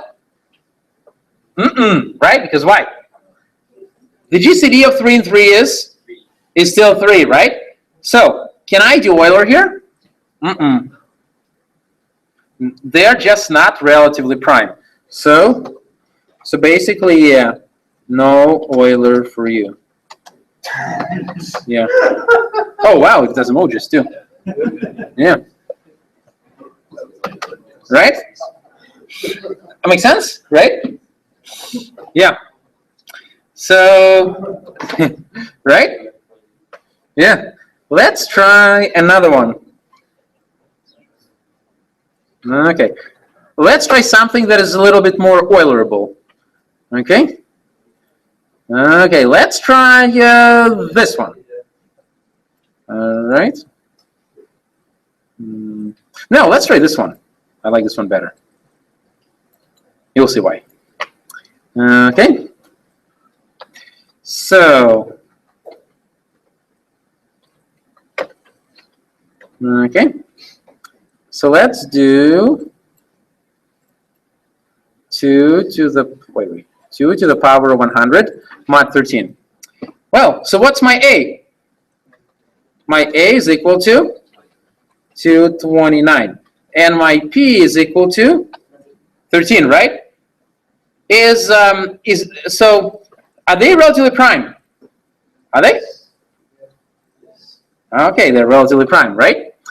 Okay, which means what? By the power of Euler. So Euler says, what does he say? 29 to the power of 12, right? Why 12? Because this is the Euler totient, right? Euler totient of 13, and which is equal to wait, we want to write everything out. It's equal to the 12, right? 12, and then, Daniel? It's equal to 1, right? Look at that. So, ooh. Euler. Wait, why is it frowning? I want a smiling face. Oh, there we go. Yeah, there we go. It's still, I think it's still upset about the previous one. Yeah, I know. So, right? So, well, what do I do next? So, to what power do I need to take this to get it as close as possible to 100? Okay, we will trust them and we'll say 8. So, now, so 8 times 12 is what? 96. But I don't want 96, I want 100, right? So how much more do I need to get it up to 100? I need 4, right? So I'll multiply this by 29 to the power of 4, right? Okay, so, and what will, oh, wait, what am I forgetting? Mod again, right? Mod 13, right? All right, so, and what will this equal to? It'll be Eulered away, right? 1. And this will be Python. Yeah, Pythonize it. Can somebody Pythonize it? Anybody have their Pythonization system running? Huh? 3? Okay. 3, right? So the whole thing comes out to be 3, right? Now let's check to make sure we're right. So once again, I fire up this. And by the way, guys, on the exam, the answer is not the most important part. The most important part is showing the process. Because since you can use Python, yeah, I mean, I believe you can punch those numbers in and get the answer if your computer doesn't blow up. So, yeah, so if I ask you, to use Euler's theorem or Fermat's theorem, please, show your work. Otherwise, it'd be, interesting. Okay, so 29 to the power of 100 mod 13. Let's see if we're right. Yes, and we're right, obviously. Okay? Make sense, right? Yeah, all right. Would you like to do another one? Another Euler? Okay, yeah, so someone's doing another Euler. All right, let's do another Euler. Okay, so which one did we do yet? We didn't do this one yet, right? Yeah, it's good for everybody. It's good for everybody. Come on, guys, just one more Euler before the class is over. Yeah, just one more Euler. There was a song like that. One more Euler. Yeah. Yeah. Like, didn't Britney Spears have a song? Euler Me One More Time or something? Yeah. All right, so let's do an Euler. Hey, I love doing those. I can do those all day and night. I'm sure so can you, right? Okay, so, all right. So, now, what's my A here?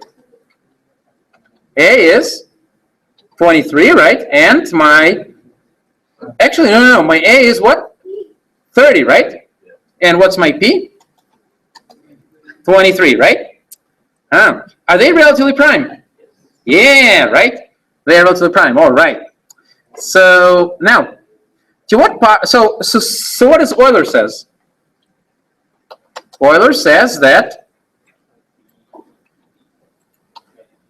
30 to the power of the Euler totient, ET23, right, is going to be equal to, is going to be equal to 30 to the power of 22, right? And we get 1, right? Did I make a mistake? No, I think I'm good, yeah.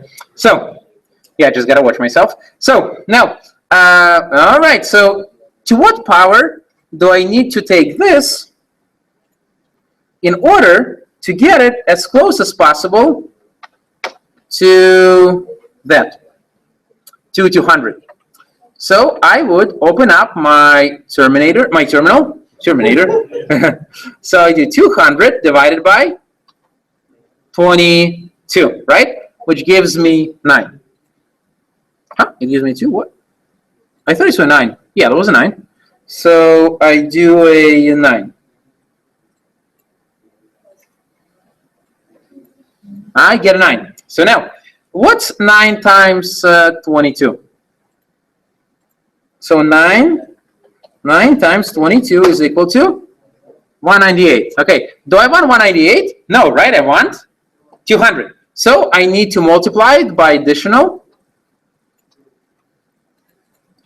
30 to the power of 2, right?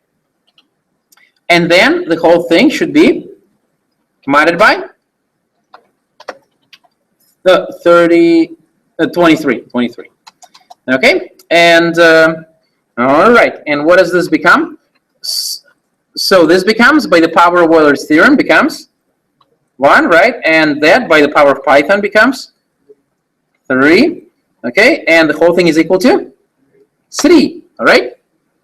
All right, and we can always verify that in Python by taking the original problem and then taking it to the power of 200 and modded by 23. And we get 3. Yay! Yeah. Okay? Make sense? Right? Okay? Would you like another Euler? No? You feel you feel Euler enough? Okay. So, all right. So the next thing this says is know the naive algorithm for primality testing. Now, so if I want to check whether the number is prime, by how many numbers would I have to divide it using the brute force approach? By all numbers that are less than the that are less than or equal to less than the all numbers that are less than the square root of n. Sorry, you got to divide it by all numbers that are less than the square root of a number, right? Right.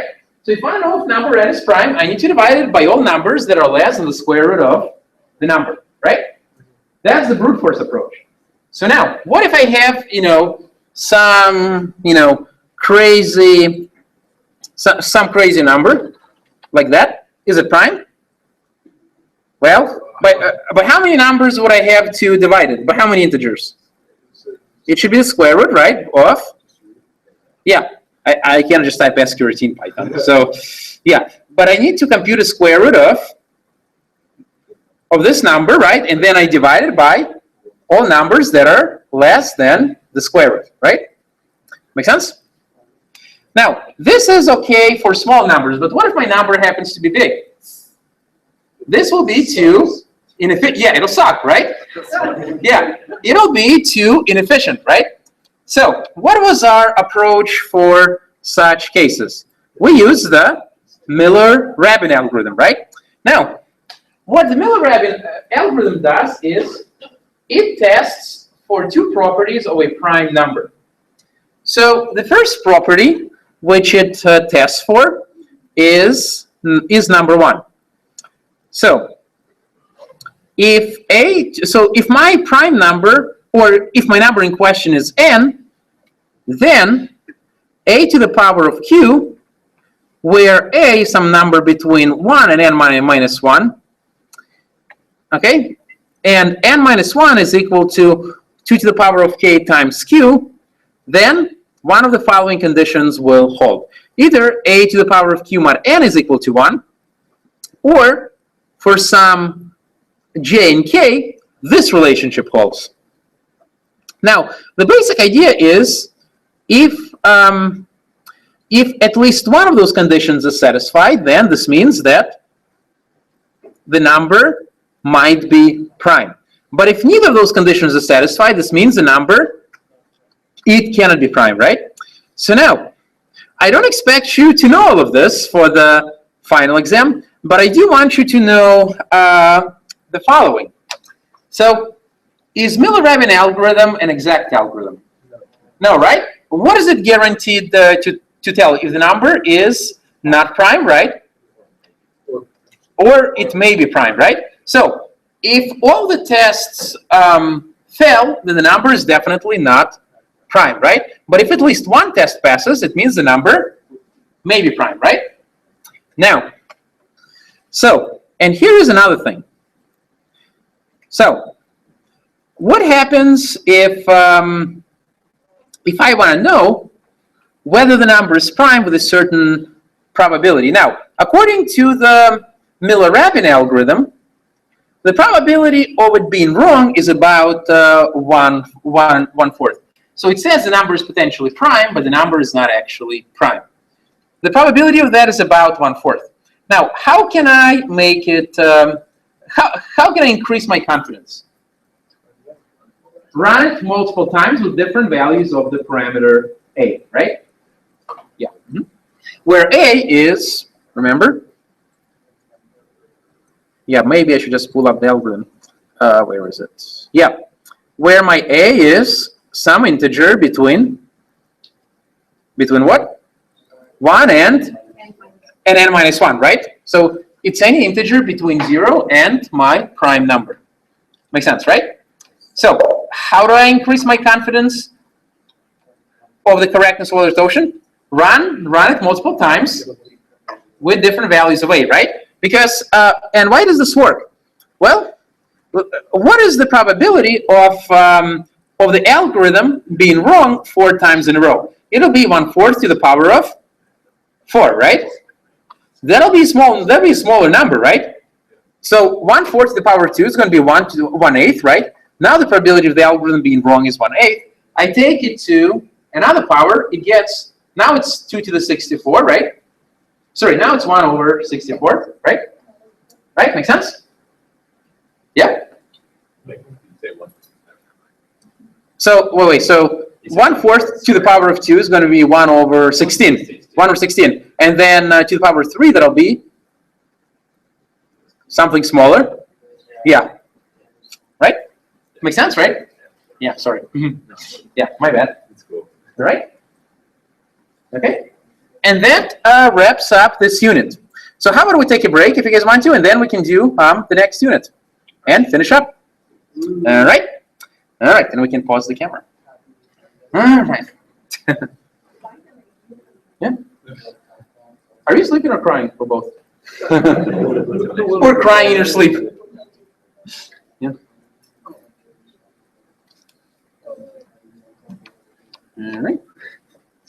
Oh, is anybody still awake? There is coffee. We have coffee. Oh, yeah. Yeah.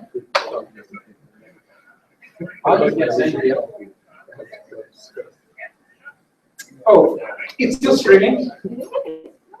But they're just getting what I said about a minute ago. Oh, I see. Are people saying anything? I'm sure. They have the thumbs.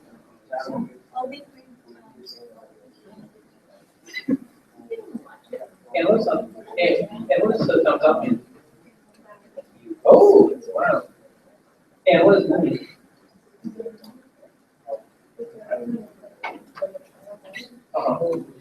I don't like it.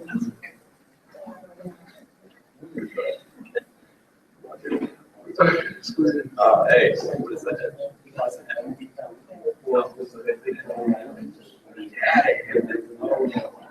Sits back in there.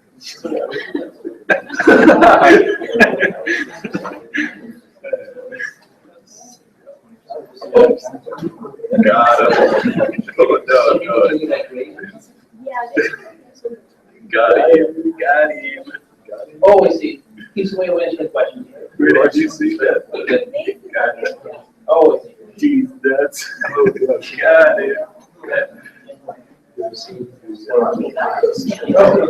I'm watching. It's like I'm a. watching my comments. No, we never remember we had Yeah. and I'm so research. Oh yeah, yeah. Was he's your king guy, right? Yeah, yeah. It's like yeah. So I'm probably walking. Yeah.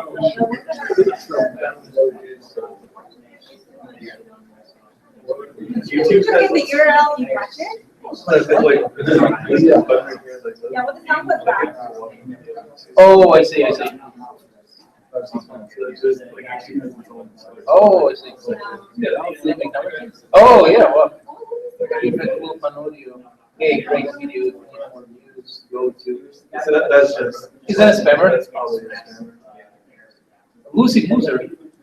Who's Lucy Boozer? Do you have Lucy Boozer? I don't think so. Lucy Boozer. Take her from the channel. Going there and saying. I can't believe, it's I can't believe we got a spammer so fast. We had a spammer 1 day ago, so like they were already there. Wait, they were spamming before we even broadcasted a single thing? Wow, now that's dedication. They liked the stream even before it was aired. Now that's commitment. Yeah. That's one question. We talk about knowing what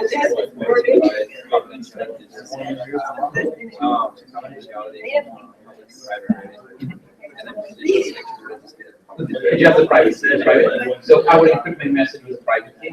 And then the other guy would verify it by decrypting with my public key.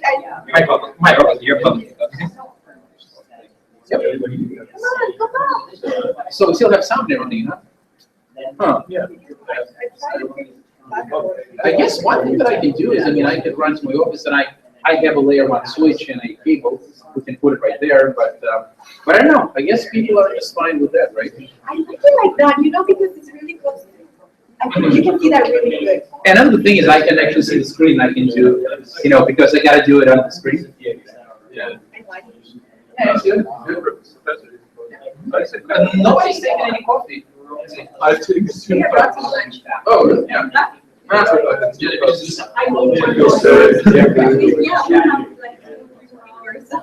We have enough for coffee and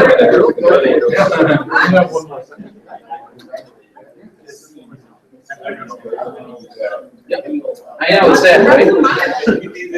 We get to see you tomorrow. That's true. And so important, so you can relive the experience. They can always be there with you. I know. Yeah, well, she's like, hey, hi, wipe your eye. Wait, not your head. I saw that. It's like, so what kind of notes did you take for this section? Oh, okay. Yeah, so we want to get some pictures in there. Just and then Wayland there. We had a couple others, but I didn't have enough time to get them fitted. If you would share those notes, that'd be great. Yeah. Oh, thank you, yeah. Yeah, let's see. It's oh, yeah. We don't want you to read our chat. Oh. We're talking about all different shares. There we go. So we're talking about. Oh, we were doing rhyming words. Oh, I see. Stew, do, brew, sue, and then whoever said a word that wasn't a real word, they lost. What rhymes with orange? What rhymes with orange? Orange? We was like, let's go. Yeah, I couldn't find It was. No, the legal. I would say it's a lot of fun. Or you all classes. No, because then you think about who and utter. If you had spelled it, because that's an you should have spelled it like that. dude. You should spell it like that. Oh, cool. Like, because, when you try to set up a coup. Yeah. You lose. Just kidding. Oh, yeah, sorry. Really tired. Little tired. That's better than what I did in person. Yeah, that's what I guess. No. Nothing to do with it. His eyes are so bad. Take part.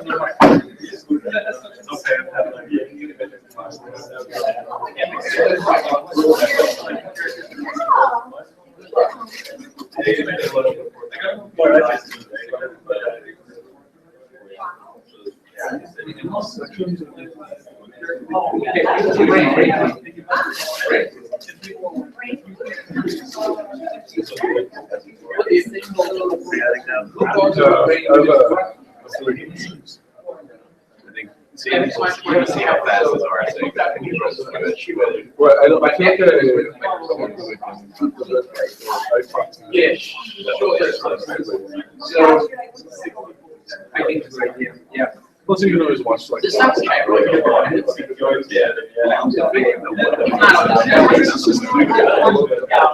That it's right there. Yeah, it's like even hard to tell what it is. What is that? And then they click on it and they're like, oh man, I regret that. Yeah. And then you flash just like that, and like that. I should have wrote them on that, whatever. Yeah, that's cool. And the other guys.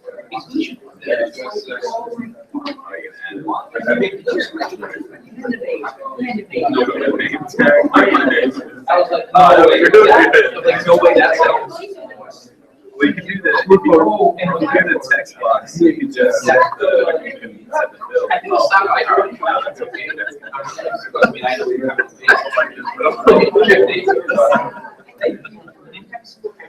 Just so in case they don't know.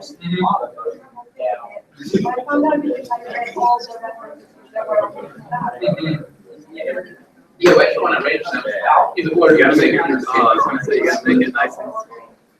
English that you want to hear. You gotta say hello. Yeah, so the first thing that is the paper should be the first. Come on, baby.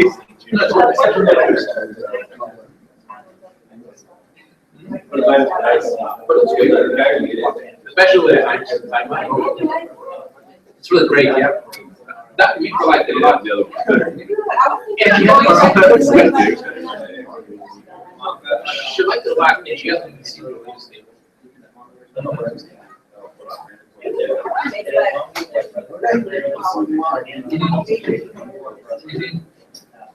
Because it's quite nice and extra.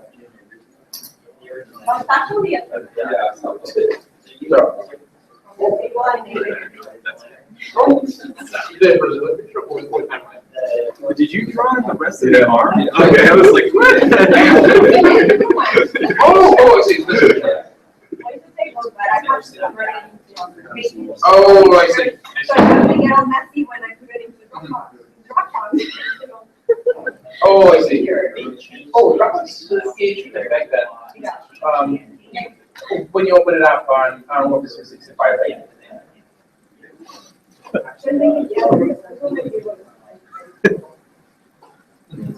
Put it up. Make it all that. Take away all the color and Oh, I see. Because you know Office 365 renders things that. I know what it is. Yeah. so when I make it into a picture. Oh, if Office 365 renders it differently, that's okay. Because when somebody opens the door, it will correct. Yeah, I've had those issues as well. Back when, some pictures, the passports and the person to, scan the documents, they seem to be misarranged. When you open up the system 65. But when you open it up, yeah. Yeah, but like, the real world is fine. The real world is fine. It shows correct. If any of you guys, I'm really sorry if you guys are gonna print this out too, because I realized like those have a shit ton of colors. They're gonna be up to date. Oh, wait, that's okay. If someone really wants to do that, they can. I was gonna say like copy that. it, delete it all. That picture, And not just that picture alone is gonna eat up so much of your color. Okay. Makes it more interesting, yeah. Yeah, I renamed They're not gonna always do it. I like this chapter better than the whole chapter. This is a very Yeah, exotic this whole color chapter, too. it's a Look at purple, I can't tell what you use around. Yeah, here, yeah. It's purple? Okay, it looks blue. That's- Want to read it? I find it. Well, Yeah, it's really yeah. that's purple from here. Nice. I can tell that's It's a good writer. Honestly, I didn't expect it to be that good. But oh yeah. She's actually just at Syria. So yeah.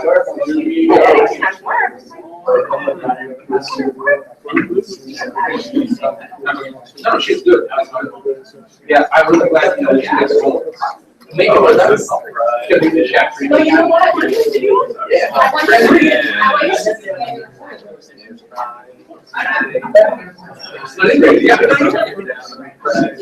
This thing you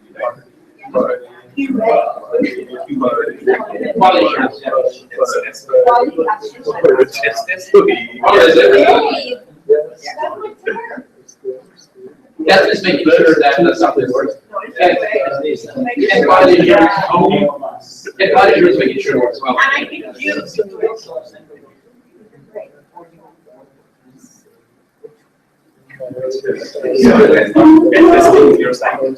Oh. Well, we should do it.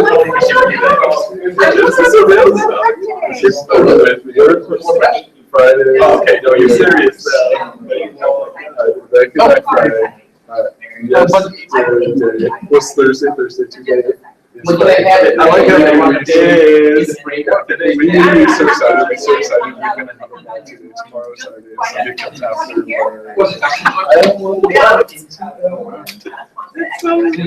It's poetic. Oh, it's angry. It's almost Indian. It's really shitty, like blank HTML page. And this is easy. I almost Okay, There we go, yeah. Don't let them break it. well, no, they're giving her, they're We're giving her coming in the New York, exact. so how could it be that? It has to be, right? Quality over quality, is how everything works. You bring it, Brandy. I love reading lyrics like that, where they put The neck is. long grunting sound. Oh, I think it was specific, right? Yeah, remember, we're saving the environment here.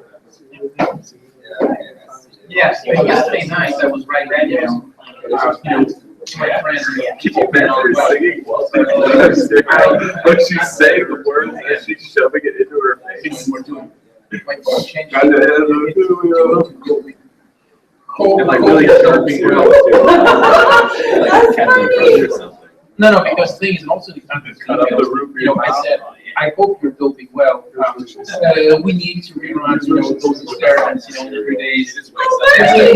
Ready to go. Oh, yeah. She's wasting so much time. She's fucking standing there. Something you type a lot of, you know, Her house, dude. doping, yeah, I don't get those stuff.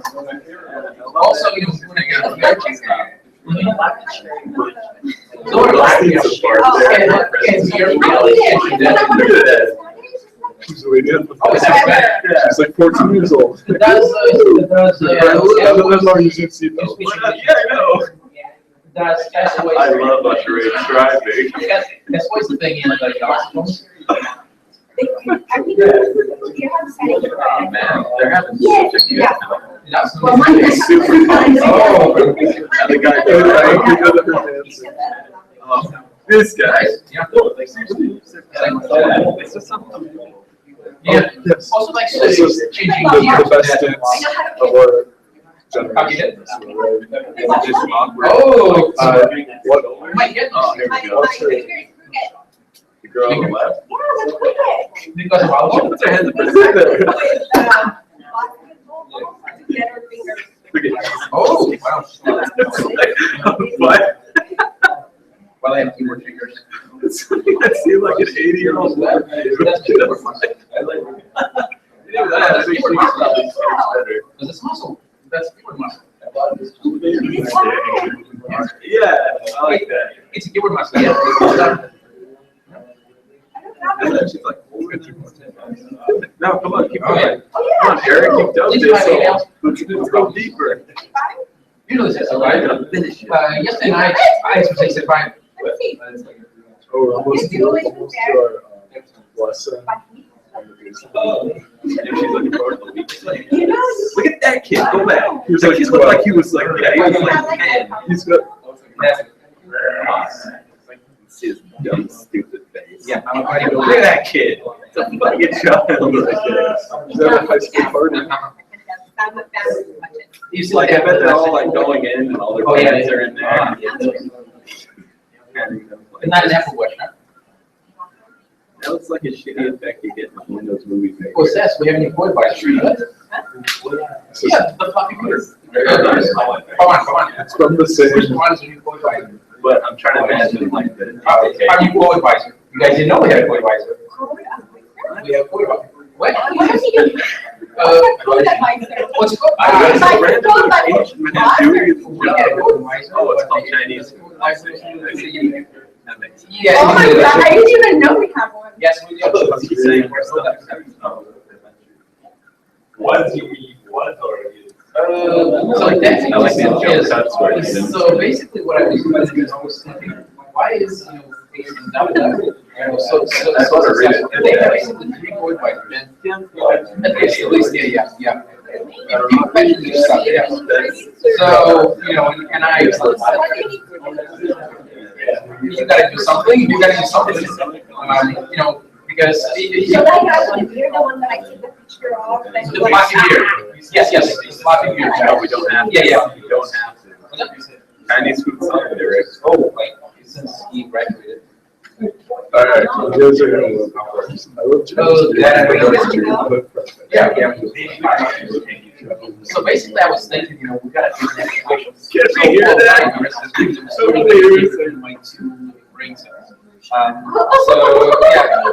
I think that's all I have left at this point. So, and then finally, I said, wait a minute. Chris, one, is This is a real song. That's so all public station. he's teaching for examination. It's like a studio. That was the whole thing that company. So I said, they well, take, so like, basically, yes, they were awesome. they make images for like rich people. Well, you know, we're better than a lot of clubs. Yeah. We know we're better than a lot of clubs, but we're gonna take our awesome to the next level. And I said that, Why do you just know? look at it. Because Just a minute, why do you know all these, why do you like your lyrics? So I said, you take our thing to the next level. So I said, no, What is it all about? you approach, Chris Kwan, like flowers, candy, It was making me It was ironic, it was ironic, Yeah, but they yes. didn't like it, but they're like, no, I just ironically like it. And they The actually same love day, it. the same day. It was like a thing with Taylor Swift. It's like talking about in fact, they were talking I still about like blue check the Sorry, hijack it's everything. Oh my god. She's Yeah, a so literal genius. Yeah. Showed The pros that she uses are just incredible. Yeah, so I mean, and I think,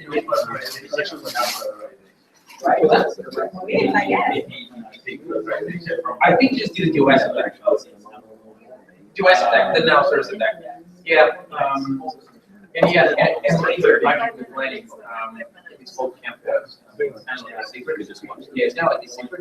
Well, it's like steps and secrets, but it's sort of like, so like the CSU. You might As not available. It's like, so you're sacrificing sleep. Yeah, so kind of what I'm saying. You have 5 And I can talk to like, yeah. They actually are looking for, so we're gonna. Wait, you're allowed to, you're not doing this already. Like, do like a security. Yeah. So you're not gonna do it at all? If you have 3 final seats in your position. I have 4 tomorrow. I did not know this. I don't know. I know that. Tell me this earlier. I don't know the logistics. No, it doesn't matter. It just has something to do with university. How much they can allow you to. Damn it. Why are you using this? Oh, yeah, You know all these beautiful songs, you can't count one day. I'm gonna join you, dude. I'm gonna take a long ass time. You're super awesome. But why are you not super awesome?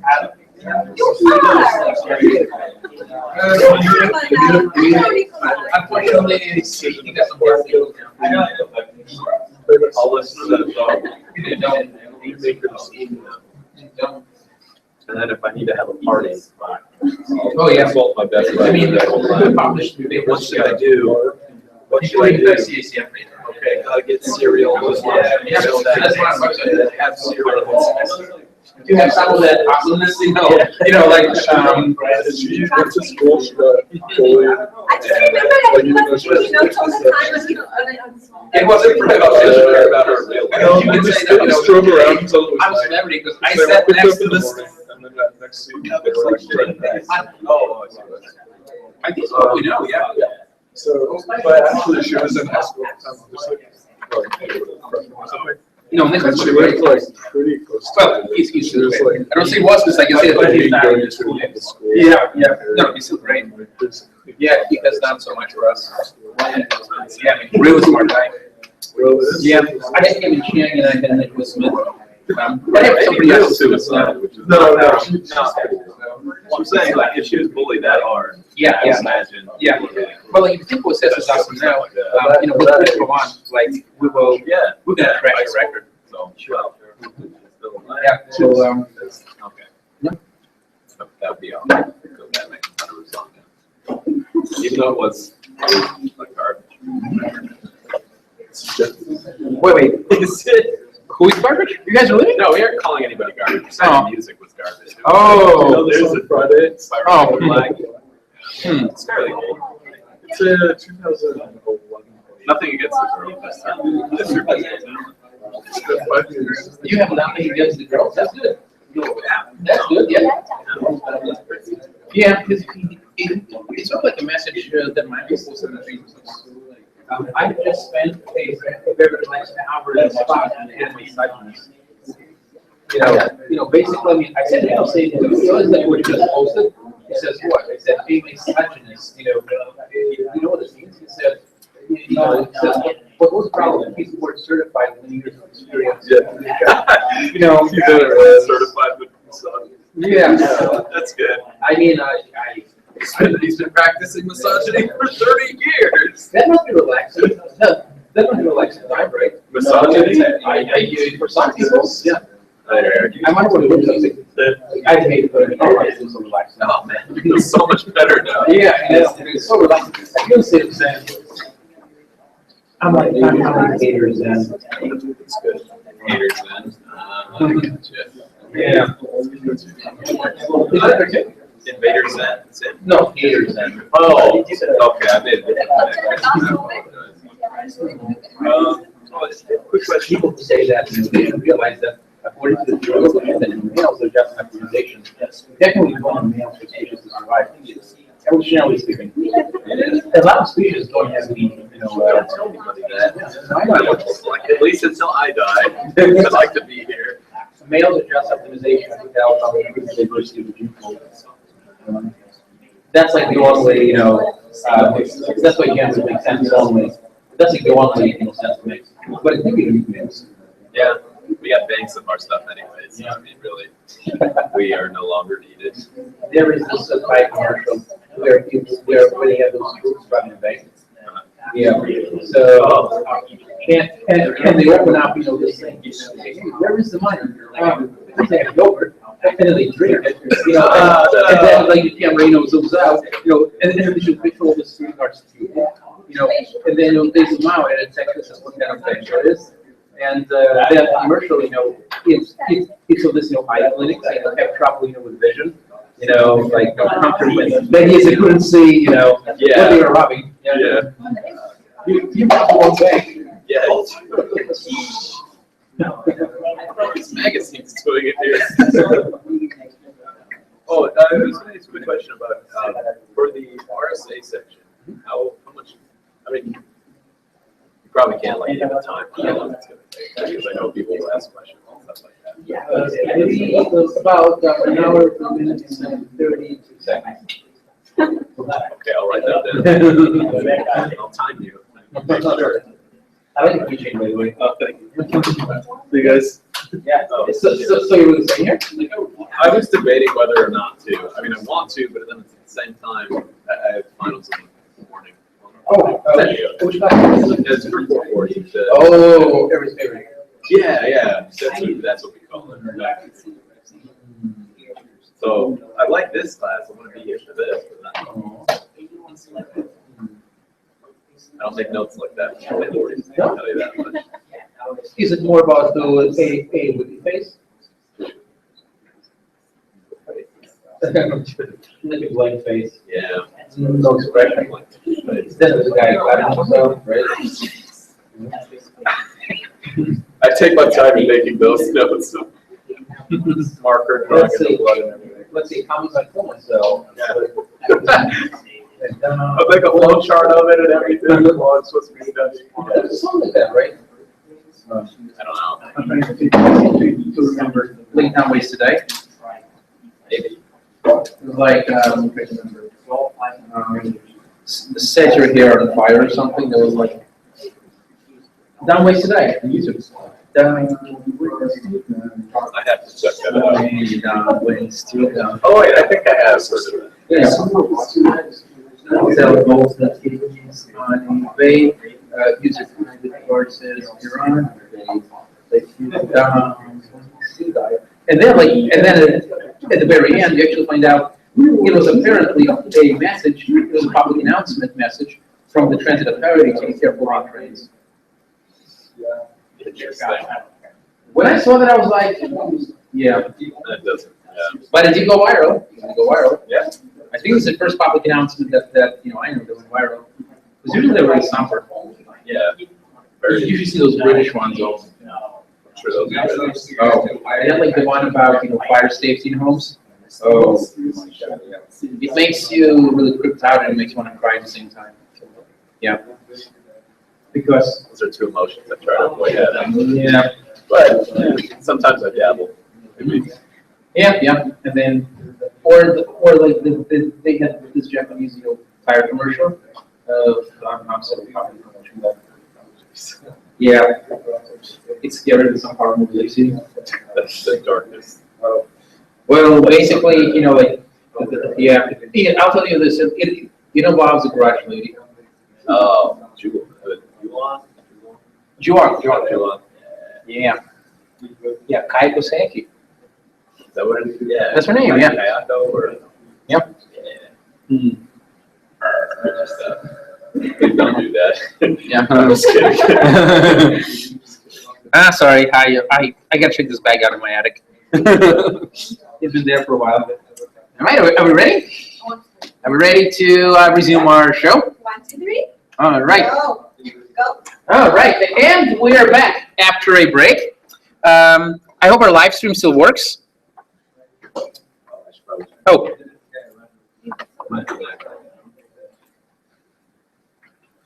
RSA. So, and our next topic is going to be RSA and Diffie-Hellman.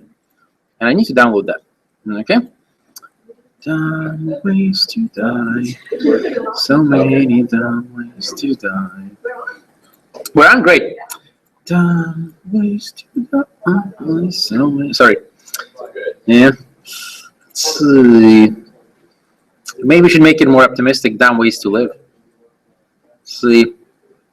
Dumb ways. It's like study for the exam the night before. Okay. Eat pizza some more. Wow, was that audible? Oh, awesome. I don't know. Oh. Oh my God. We'll cut it out post. Don't worry about it. All right, are we ready? Are we ready? So we got the slides up, and next thing is RSA and the Diffie-Hellman. Okay, everybody's favorite. And let's see. So the first thing that our review sheet says, what does the review sheet say? Way to go. Oh, I'm sorry. I'm just navigating here. Where is my review sheet? No, that's the final project. Final exam. Review sheet. There we go. Nothing can stop us. Nothing.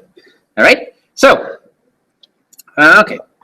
So, definitely understand and be able to apply the algorithm in slides 5 through 6. I mean, it actually says definitely. So, yeah. So, if it says definitely, that may mean something. Who knows? So RSA was invented by 3 guys, Rivas, Shamir, and Edelman. Yep. Or as in class, sometimes we call it the RSA. RSA. And nobody calls it that, except me. But that qualifies as some people, right? I am some person. So, right? And a typical size in RSA is 1024 bits, although lately we've been switching more and more to 2048 bits. So, now, the basic idea of RSA is that we have a plain text, which is M, and we take it to the power of a public key exponent, and we mod it by N. We'll go over what all those things are. And we get back our ciphertext. Now, to decrypt the ciphertext, we take our ciphertext and we take it to the power of a private key, we mod it by N, and we get back our plain text. Okay? Now, what happens next? So, we need to pick the values of N, E, and D such that M to the power of ED is equal to M.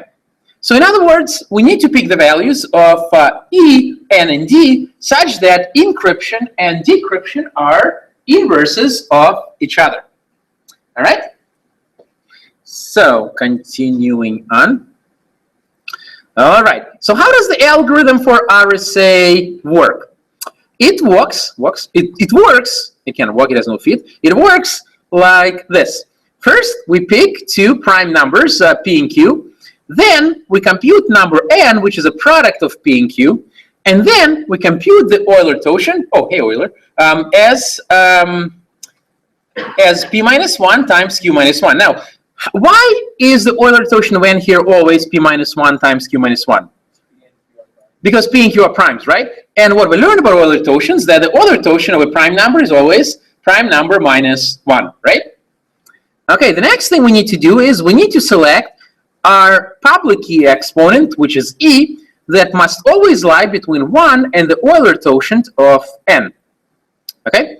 We also need to make sure that the value of E that we choose is relatively prime to the Euler-Tauschen of N. Or, in other words, the greatest common divisor of E and the Euler-Tauschen of N is 1. Okay? 1. Uno, right? See? Our review session is now multilingual. See? Один. Okay, that's in Russian. Один. Один. Один.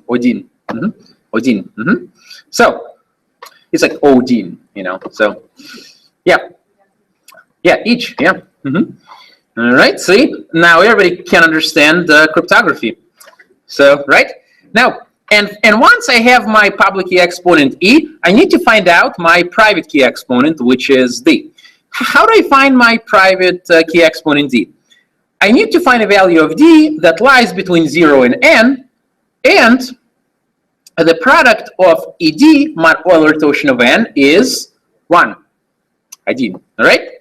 So, let's take a look at example. Oh, before we look at example, once we figure out our public and private key exponents, E and D, our public key becomes a pair of E, my public key exponent, and N, my product of two primes, right? Okay? And then my private key becomes my pair of a private key exponent and my product of two primes, which is N. Finally, I can do encryption by taking my plain text to the power of public key exponent and modding it by N. One important thing to remember in RSA is that my M must always be greater than 0 and it must be less than N, meaning my product of two primes. So if my plain text is bigger than my product of two primes N, then no encryption, no work. Okay? So when I want to decrypt, I take my ciphertext to the power of private key exponent D, and I mod it by N, and I get my M, which is my plain text. All right? Make sense? Now, let's go through an example here. So, the way that RSA works is I begin by selecting two large prime numbers, such as 17 and 11, which are not very large, but let's pretend they are. For E in the real world, you want to make sure they're large. Then I compute my N, which is a product of two primes. So what do? I multiply 17 and 11, and I get 187. The next thing I do is I compute an Euler-Tauschen of those numbers. So the Euler-Tauschen of N is equal to P minus 1 times Q minus 1. And once again, those are prime numbers, so the Euler-Tauschen is 17 minus 1 is 16, and then 11 minus 1 is 10, which is equal to 160. Okay? Now, the next thing I do is I select a public key exponent. So my public key exponent, remember, it has to be between 1 and the Euler-Tauschen of n.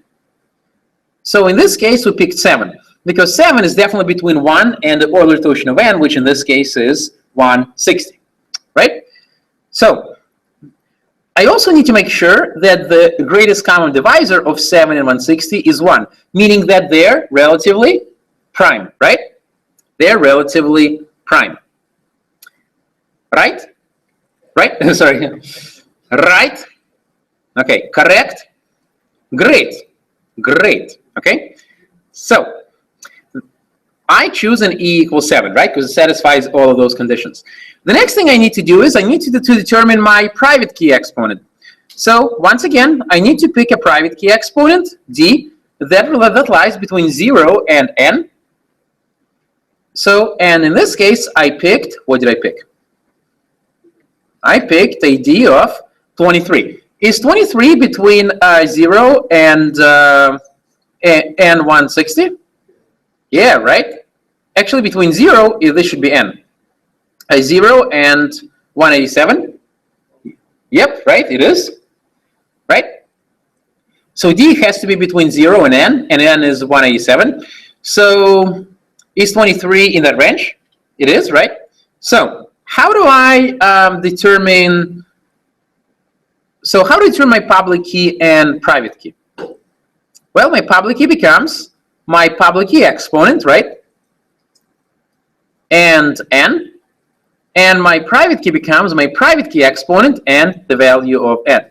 Oh, by the way, when I figure out my private key exponent, I need to find a private key exponent which satisfies this relationship. So a private key exponent where D times E, D times E mod the Euler-Tauschen of n is equal to 1, right? Okay?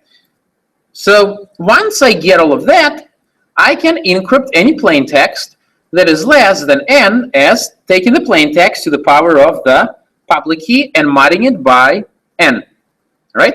And I can decrypt by taking my ciphertext, which in this case is 11, and taking it to the power of the private key, modding it by n, and I get back my plain text, which was 88. All right? So, shall we do some sub problems? Yeah. Yeah, all right. All right. Someone is still here. Yay. All right. Where is my... We can actually use the handout, right? Is that true? Yeah, because we have a lot of nice problems there. And actually, I think I had one on the review sheet. Did I? Oh, I didn't. Shame on me. Okay. Yeah. It's okay. I'll beat myself up later. Yeah. Okay. So, okay. So I think it was handout number 6, right? I think it was 6. Was it 6 or 7? I think it was 6. Yes, that was 6. Oh, right. Actually, no, I think it was 7. It was 7. Yes, sorry. It was 7. Handout 7. Yeah, there it is. There he is. Okay? Or perhaps you may want to try some quiz problems. Would you like to try some quiz problems? Yeah, see? Everybody's awake now. That's okay, guys. You know, you can speak, you know. I don't hurt people. At least not physically. All right? Okay. Some people say that they, you know, get hurt by the exams, but I don't know. They weren't designed to hurt anybody. Would you like to try some final questions now? Oh, sorry. Oh. Yeah. Since there is no spirit, then I think we just go for quiz questions. All right. All right. Oh, we have 19 attempts. Let's see. Let's see who has attempted. Who shall we try? Let's try Daniel. Don't do that. Let's see. I see your name. Yeah, look at that. Let's see. Let's see. Okay, that's fine. We'll be nice. Yeah. We'll try to be nice. Okay. Can I check my work if people use mine? We can do that. Yeah, all right, yeah. Well, Okay. Well. come on. All right. So, wow, that's bravery. Let's see. Let's see. Are we ready? Okay. Okay. All right. Look at it. Oh, beautiful. All right. So let's steal the question and yeah. Okay. And all right. So, oh, and it gets highlighted in blue, titanium blue. All right. I guess that's a color now. So now in this case, we're actually already given an E, right? So our job is a bit easier because we don't have to find our own E. But one thing we'll do is we'll check the E's legitimacy, right? Is E correct? All right. So our first step is to nice. So we need to find prime numbers P and Q, right? But we're already given P and Q. So let's check if they're prime. Is P prime? P prime per time. Okay, wait. Prime. There we go. Yeah, right? Yes. See? All right. Is Q prime? Okay. Q prime. Yes. And pretend they're not capitalized. And pretend this is Q. Just pretend a lot of things, okay? So, now, okay, so what is the next step? So if they're both prime, we need to compute their product, right? And their product is N, and N equals to P times Q equals to 11 times 3, which Akash has aptly pointed out is 33, right? Not 22, okay? Yeah, okay? Okay, so what is the next step? I need to compute the Euler totient of N, right? And what is it equal to? The Euler totient of 33, right? Which is equal to by the Euler totient rules, ET of 11 times ET of 3, which is equal to 11 minus 1 times minus 3, times 3 minus 1 equals to 10. So this becomes what? 20, right? Make sense? So that's our Euler totient. Now, the next thing we need to do is we need to find E, right? Now, E needs to fall in, come back. E needs to fall in what range? Between 1 and the Euler totient of N, right? So, now our E is what? What is our E? Is 7, right? Now, is 7 between 1 and, sorry, is it between 1 and 33? Yes, right? Now, yes. Now, does it satisfy this relationship right here? Is the GCD, I'll just do Control C. Is the GCD of this, what? No. Is the GCD of E and N equal to 1? So my E in this case is 7, right? And what's my Euler totient of N? 20, right? 20. Is the GCD of this equal to 1? Yeah, so the conclusion is E is legit, right? Legit, all right. So now the next step is to what? To find a D. Now, so what are the rules for finding my D? So D has to fall in this range, right? Actually, let me copy both of those. Yeah. Okay. So what kind of D will satisfy this? So first of all, which D? So let's fill those in. So what's my N? 33, right?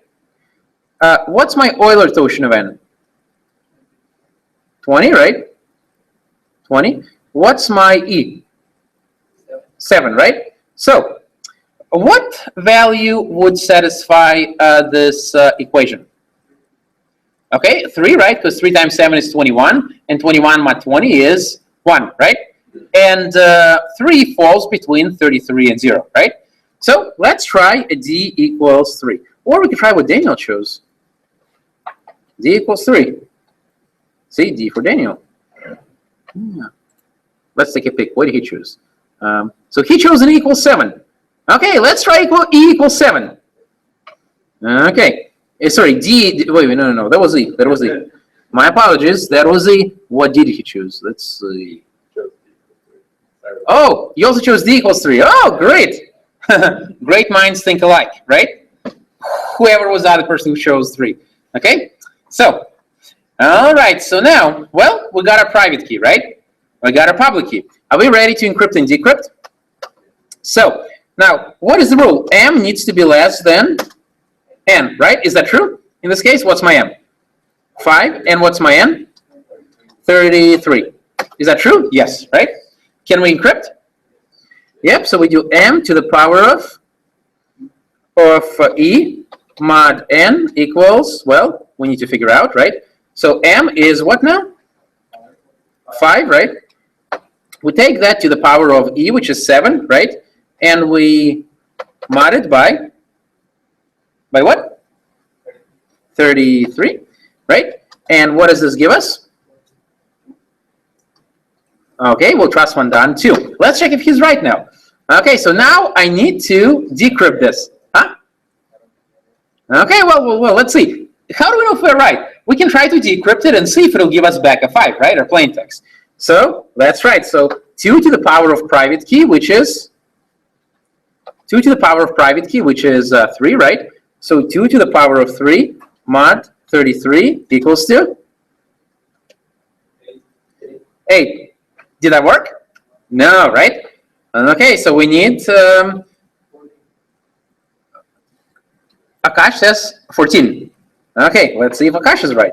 Okay, take 2. So now let's try to decrypt 14 with our private key. So 14 to the power of the private key, which is 3 mod 33 equals to 5. Does that work? Yeah, right? We encrypted and decrypted, and we got the correct answer, right? Make sense? All right. Daniel, did you get that? Let's see. Let's see. 14 and 5. Yeah, all right. Yeah, good job. Yeah. Yeah, all right. All right. So, all right, let's take a look at the other problem.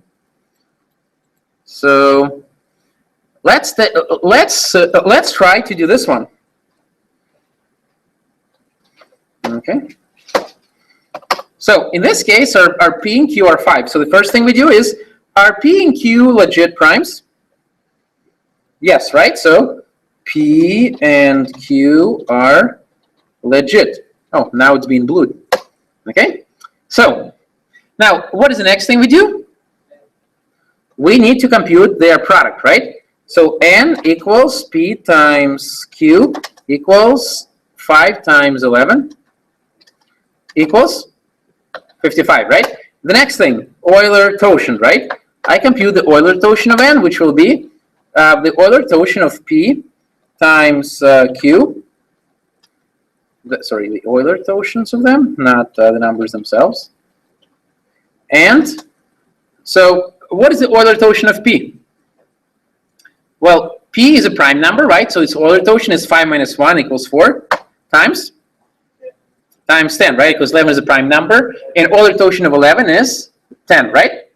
All right, and we get 40, right? Make sense? All right. Now let's verify our E.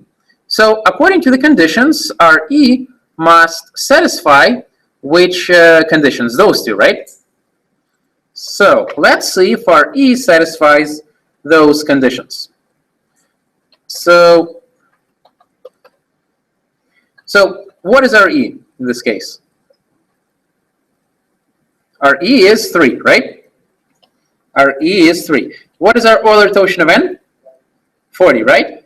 Is there GCD 1? Yeah, right, because 3 is a prime number, and 40 is not a multiple of 3. Okay?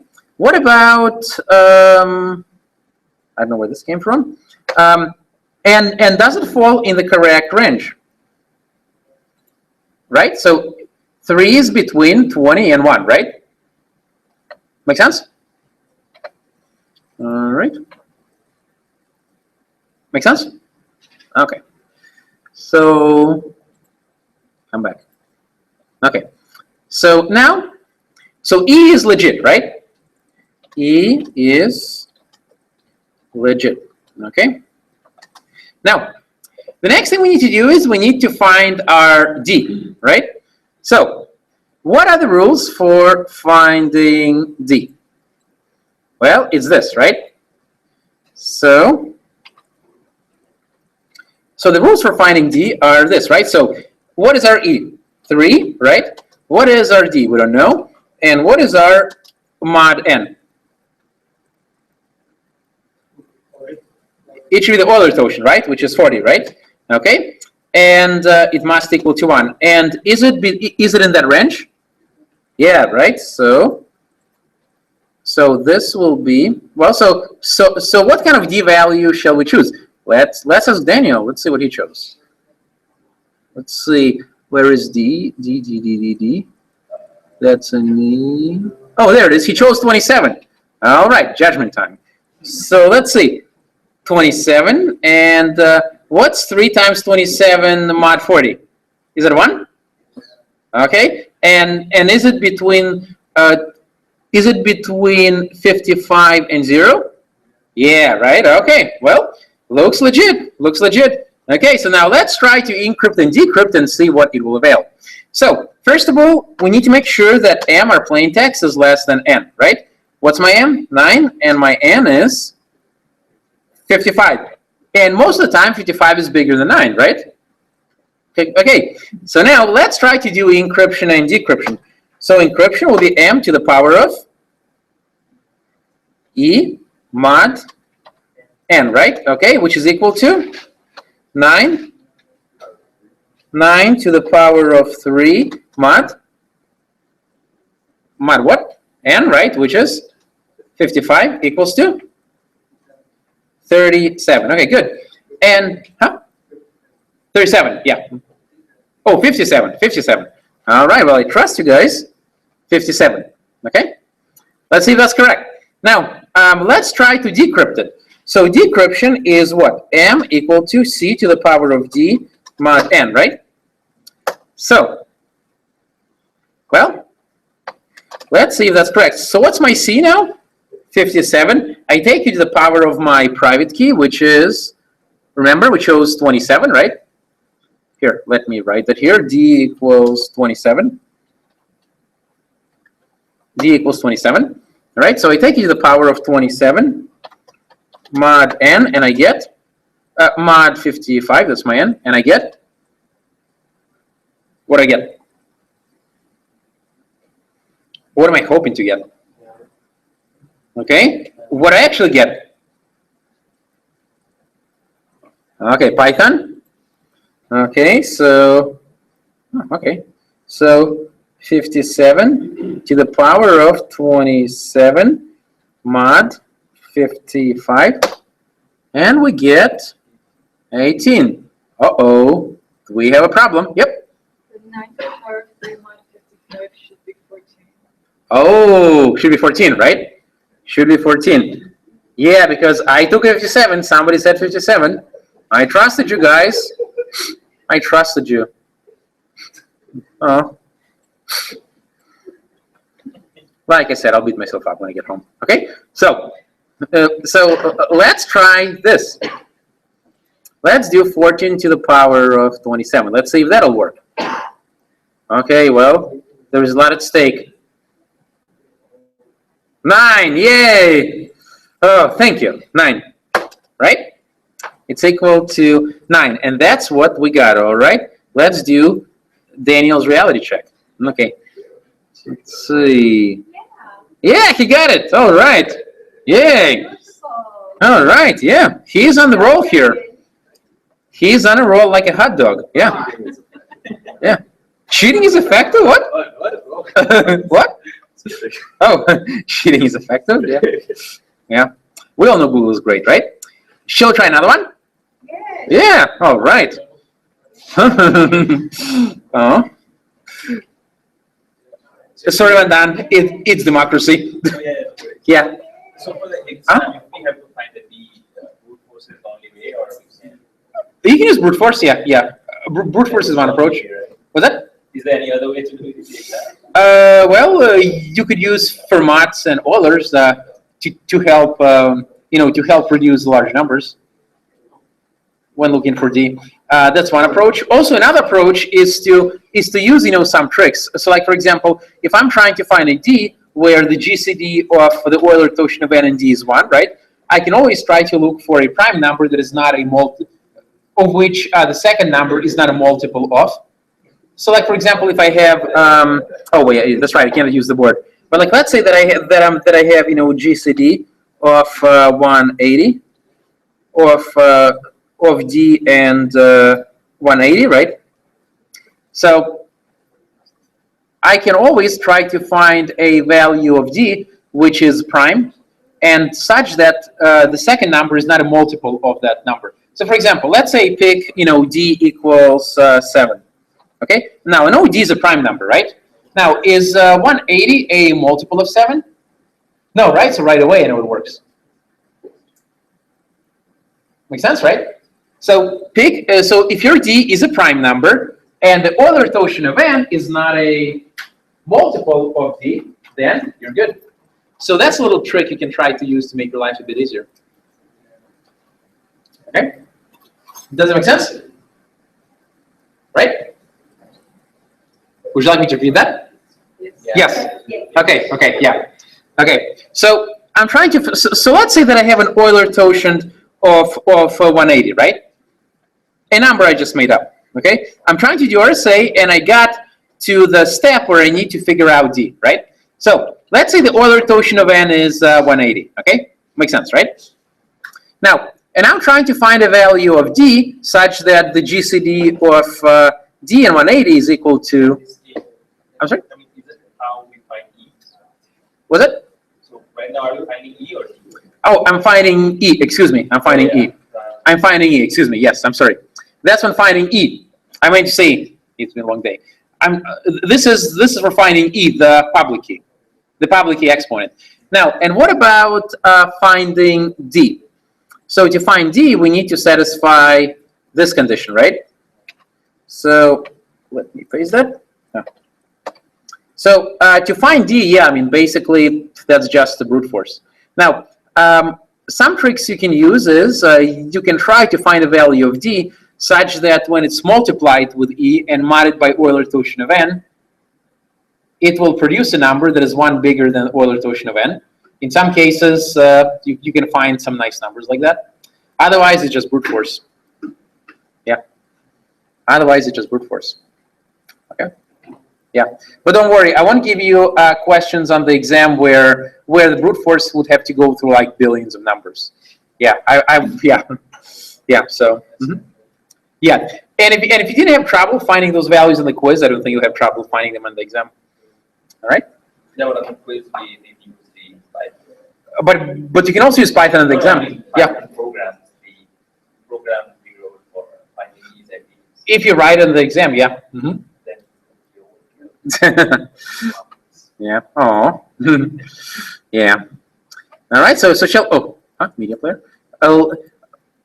So let's try this one. Okay. Let's try another one. Okay. Because wanna find out if Daniel's correct on all of them. Right. Right. Yeah. Do you feel the pressure? Yes. See. Come on, guys. We have to be excited because I mean. We try to make this exciting. We even added an element of pain to this, to make it more exciting. You see? Yeah. Yeah, see? Come on, we have real pain here. Okay, so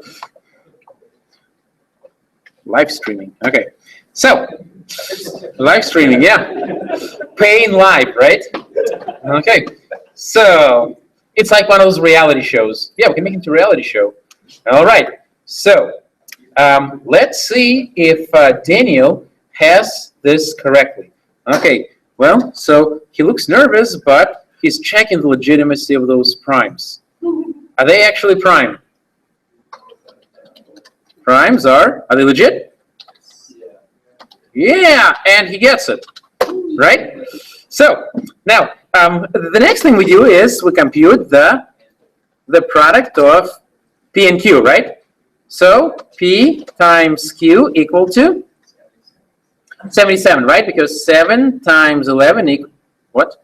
7 times 11 equals 77, right? All right, next step is the Euler torsion, right?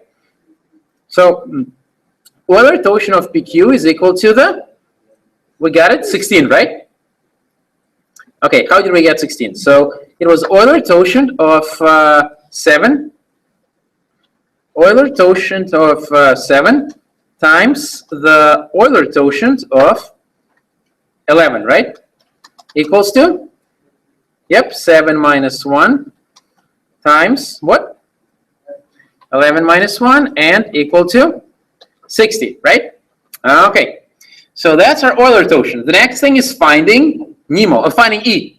Finding Nemo, what? So the GCD of, now, we're already given an E, right? So let's check if our E is legit. Is the GCD of 17 and 60, is that equal to 1? Yes. Yeah, right? Yeah. Yeah. So, and does it fall in the correct range? Yeah, right? Yeah? Yeah? Okay, great. All right, I'm glad to hear some new voices. Yeah, see? All right. So, it falls in between, what is falling between? And the Euler torsion of N is 60, right? Is it in there? Yeah, right? Okay. What's the next step? Determining D, right? So we take this, and so we need to pick a D which falls in between those. All right. So here we can use brute force, or we can just use Daniel. Okay. So let's see what he got. He got a 53. Let's see if that'll work. So he chose a D of 53. All right, let's see if that's correct. So our N is what? 77, right? And our D is 53, right? All right, let's see if this works. So what's our E? 17, right? And my D is 53, right? So, and my Euler torsion is, what is it? 60, and it's equal to, is it equal to 1? Is that equal to 1? So, what? Okay, Python. Pythonize, yeah. That's the spirit. 17 times 53 modded by 60, and we get 1. Yay! We got a 1. So, yeah. All right, so time to encrypt and decrypt. All right, so what are we doing here? So our plain text is M. Is it less than N? Yeah, right, because our M is 8 and my N is 77. Is that true? Yeah, that holds. All right, so let's encrypt it. So we do M to the power of E mod N equals, so M is what? 8 to the power of 17 mod 77 equals, what is it equal to? Python? 57. Okay, 57, or we can check what Daniel did. 57, right? Okay, well, let's see if this will decrypt correctly. Okay, you know that YouTube channel is called "Will This Decrypt?" I think that's what it was called. No, I think it was like will it blend or something. Yeah. Yeah. Well, we can start a new one. This one will be will this decrypt? Okay. So 57 to the power of. So how do I decrypt? To the power of the private key, which is 53 mod 77 equals. All right, we got 8. Yeah, the other 8. Yeah, right? Yep, so it looks like it worked. Should we do another one? No? No? Okay, great. So, all right, so let's see. Okay, so we did this.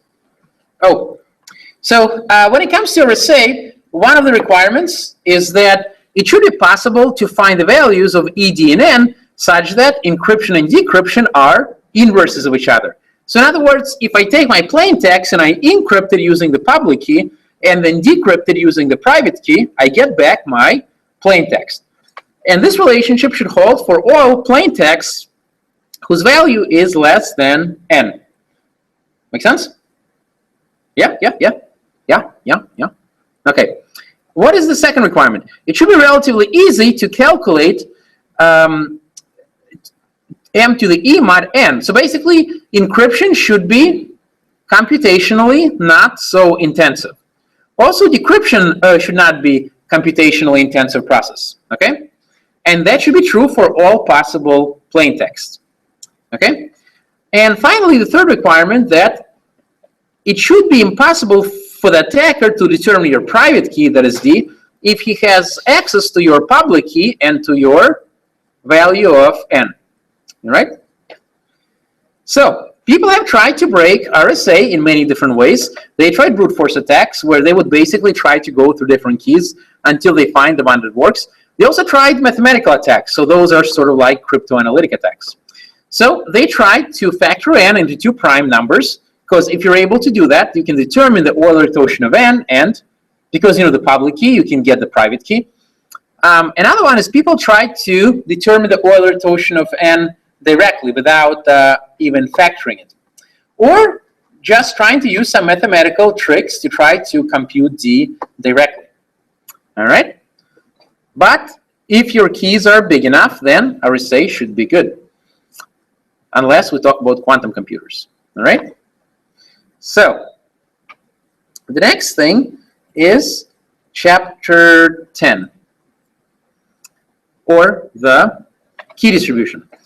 Okay, so we should understand all of the key distribution schemes. So the first one is the public announcement. So let's talk about public announcement. So this one deals with distributing public keys. Okay, so I have a public key. How do I distribute my public key? So let's look at different approaches. So the first approach is the public announcement. So the public announcement basically works like this. I'm basically going to post my public key, perhaps somewhere on the phone, on the forum, or the website, and I'll say, hey, this is Mikhail's public key. Now, what is the problem with this approach? What don't you know here? What's that? Yeah, how do you know that this key is actually mine, right? Because anybody can post the key and claim that this is somebody else's key, right? So, and then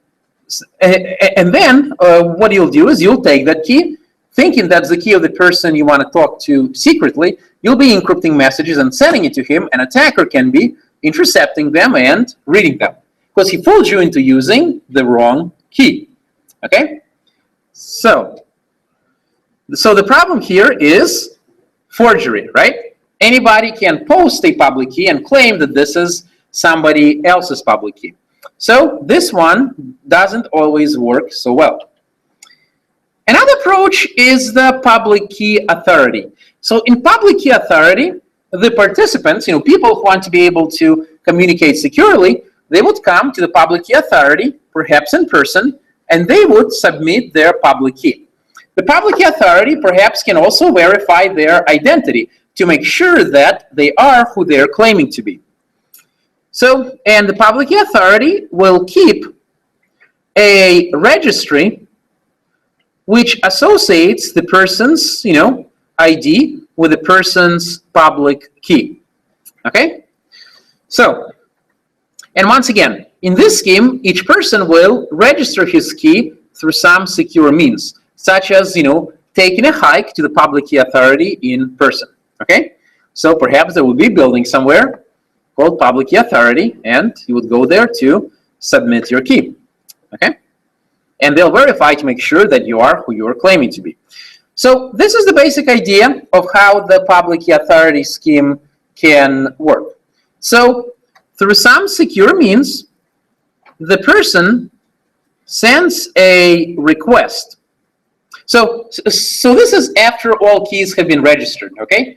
After all keys have been registered, let's say that Alice wants to talk to Bob. So Alice is the initiator A, and responder B is Bob.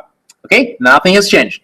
So Alice wants to speak to Bob now. So she will send a message to the public key authority containing the request saying, I want to talk to Bob, and the time at which the request was made. So that's a timestamp.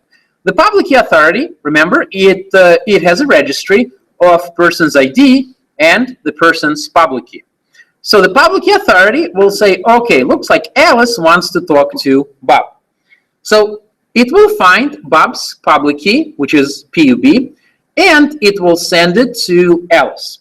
Now, the response from the public key authority contains, of course, Bob's public key and the original request and the time at which the request was made.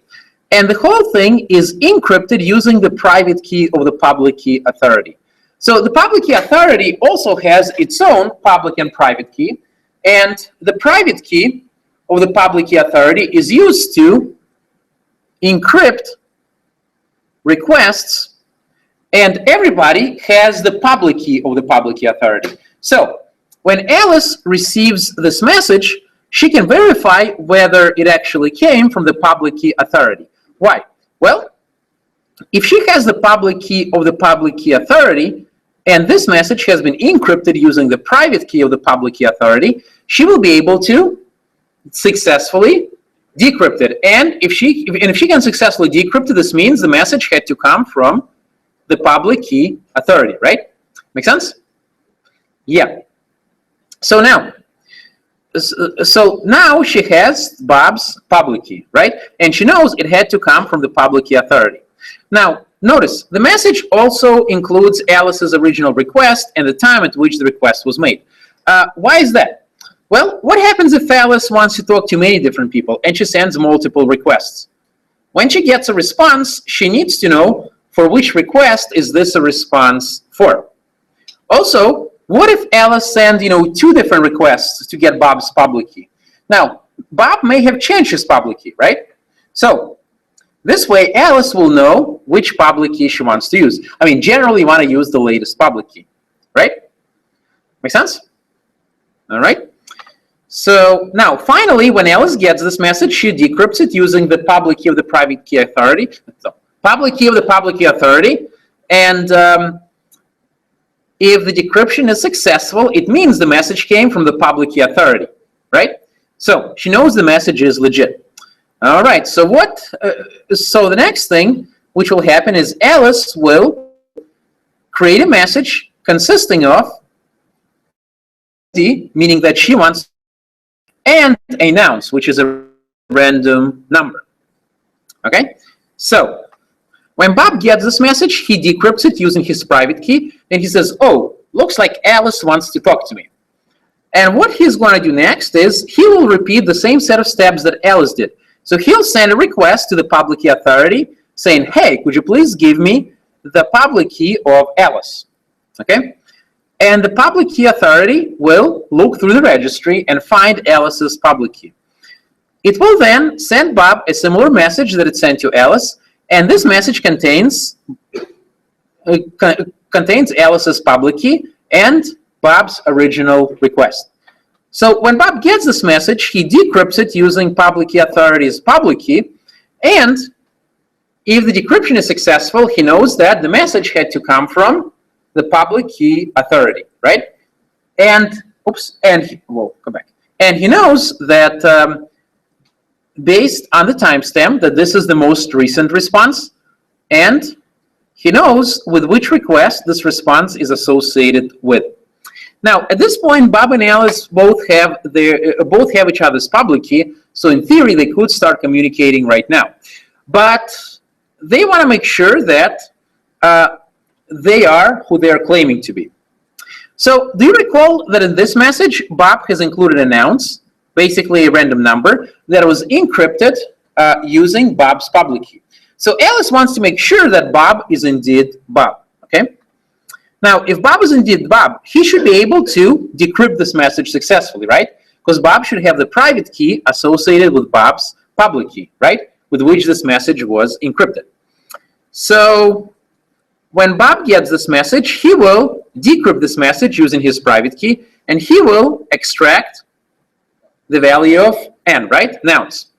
So he will then send another message to Alice containing the original nouns and his own nouns. So basically, nouns n1, Alice is going to check. When she decrypts this message, she's going to check nouns n1. And if nouns n1 she sent right here matches nouns n1 right here, this means that Bob is indeed Bob, right? That Bob has the correct public key, okay? Well, or that Bob has the correct public key, and the private key that is associated with it is also Bob's, right? Make sense? All right. Now, Bob also includes his own nouns right here. So he's trying to see if Alice is indeed Alice. So what Alice will do is she will extract nouns n2. So she will decrypt this message, extract nouns n2, and then create another message where she encrypts n2 with Bob's public key. Okay? So finally, Bob will receive this message, decrypt it using his private key, and if this n2 matches that n2, then it means that Alice is indeed Alice. Okay? And all is good. Okay? All right. So that's basically the public key authority. Now, one of the drawbacks to public key authority is that it can become a bottleneck, because every time when Bob and Alice want to communicate, they have to appeal to the public key authority to find out each other's keys, right? So public key authority can become a bottleneck, right? Can become a bottleneck. So, and that's one of the advantages of the public key certificates. So, the basic idea behind public key certificate is that each user will take his public key and he will, in person, come to the certificate authority. A certificate authority will create a certificate which will consist of the person's public key, the person's identity, and typically a timestamp at which the certificate was issued. The certificate authority will then sign the certificate by encrypting it with their private key. And after that, the person can send the certificate to anybody, and because everybody has the public key of the certificate authority, they should be able to successfully decrypt this message, and decrypt this certificate, to be more exact. And if they're able to successfully decrypt the certificate, this means that it indeed came from the certificate authority. And everybody trusts the certificate authority. So now the registration of the certificate needs to take place through some secure channel. Once again, for example, in person. So let's look at how this will work. So the person will, through some secure channel, so both Alice and Bob, for some secure means, they will register their public key with the certificate authority. So what the certificate authority will do is it'll create a certificate consisting of their public key, so of Alice's public key in this case, Alice's identity, and the time at which the certificate was issued. And the whole thing will be encrypted with certificate authority's private key. Thus, anybody who receives the certificate, they'll be able to decrypt it with certificate authority's public key, and thus know the certificate was indeed signed by the authority. And everybody trusts the certificate authority, and so they can trust this person's public key. Now, Bob does the same thing. he takes a hike to the certificate authority, and they take his public key, and they create a certificate which contains his public key, his identity, and the timestamp at which the certificate has been issued. So after that, if Bob and Alice want to communicate, all that needs to happen is Alice would send Bob her certificate. Bob will decrypt the certificate using the public key of the certificate authority, and if the decryption is successful, then we can trust this. This is indeed Alice's key. So he can get Alice's key from the certificate and use it to communicate. Bob then sends Alice his certificate. So Alice will once again decrypt Bob's certificate using the public key of the certificate authority. And if the decryption is successful, this means that the certificate indeed came from the authority. All right? And she can get Bob's public key from there. All right? All right, so that's basically the idea over here. Now, one of the nice things here is that, do we have to appeal to the certificate authority every time we want to communicate? No, right? We only need to appeal it once in the beginning when we register our key. But from that point on, all I need to do is just to send the other person my certificate, and if they're able to verify it by decrypting it with the public key of the certificate authority, then everything is good, right? This key is legit. All right. Another thing which we talked about was distributing secret keys, meaning symmetric keys, using public key cryptography. So how can we do this? How can we securely distribute symmetric keys using public key cryptography? Well, here is a simple scheme that we looked at before. It was proposed by Merkle in 1979. The idea is very simple. So let's say that Alice wants to talk to Bob. So she sends Bob a message consisting of her public key and her identity. So when Bob gets this message, he says, oh, Alice wants to talk to me. And here is her public key. Well, what Bob is going to do is he will generate a symmetric key, KS, and he will encrypt it using Alice's public key. He will then send it to Alice. And now both of them have the same symmetric key and they can communicate, right? But this scheme was not terribly secure, right? Because it's vulnerable to a man in the middle attack, right?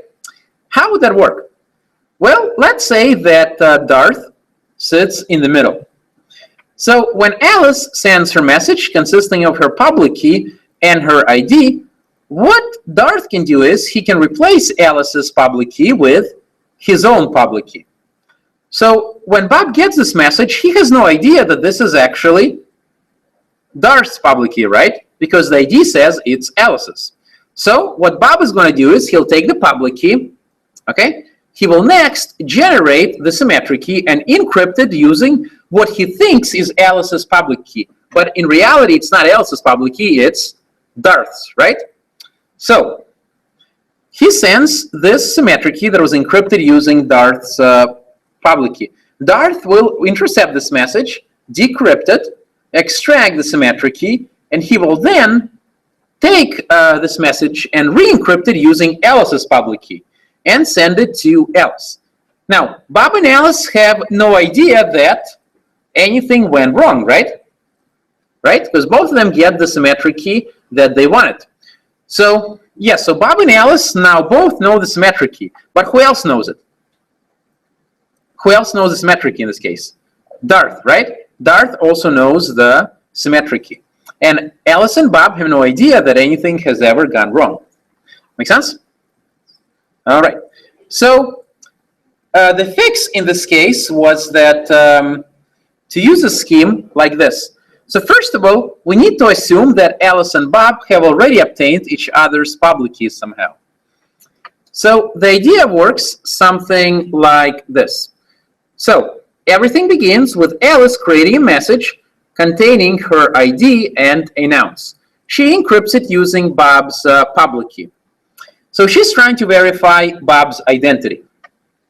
So when Bob gets it, he decrypts this message using his private key, and he says, oh, Alice wants to talk to me, and she wants to make sure that I'm legit. So basically, Alice wants to make sure, if you're really Bob, you should have the private key to reverse the encryption made by this public key. So please decrypt this number and return it back to me. So he will then send another message which contains Alice's original nouns, encrypted using a public key, and also his own nouns. Now, Bob wants to make sure that Alice is legit. So what's going to happen next is Alice convinces Bob that she is indeed Alice by decrypting this message, extracting the second nouns, and sending it to Bob. And she encrypts the nouns using Bob's public key. Okay? Now, next, Alice will generate a symmetric key. She will encrypt the symmetric key using her private key. So what is she doing here? She is basically digitally signing the symmetric key, right? She's trying to convince Bob that the symmetric key is indeed coming from her. Okay? And then, to provide confidentiality, she encrypts it again using Bob's public key, right? Now, when Bob gets it, he first decrypts it using his private key, and he then decrypts it again using Alice's public key, right?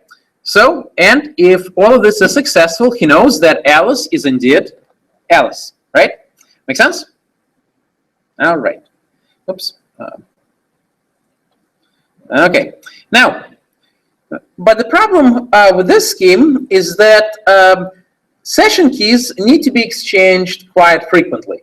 And because in this case, every time when we exchange keys, we rely on public key cryptography, what if we could make things a bit more optimal?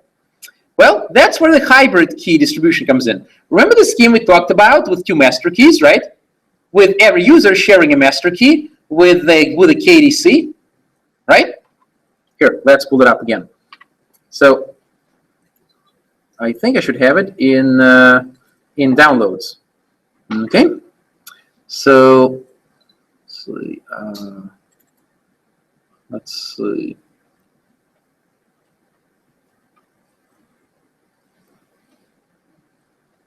Yes. Disconnect that, please. No. We want you to stay here. Yeah. Let's see. If you want your power supply, you gotta stay here. All right. Oh, I know. Need more emotion. Not convincing. Let's see. Yeah, I'm trying to find the key. Oh, you know what? I never downloaded it. So let me open it up. Let me open up our KDC scheme. Okay.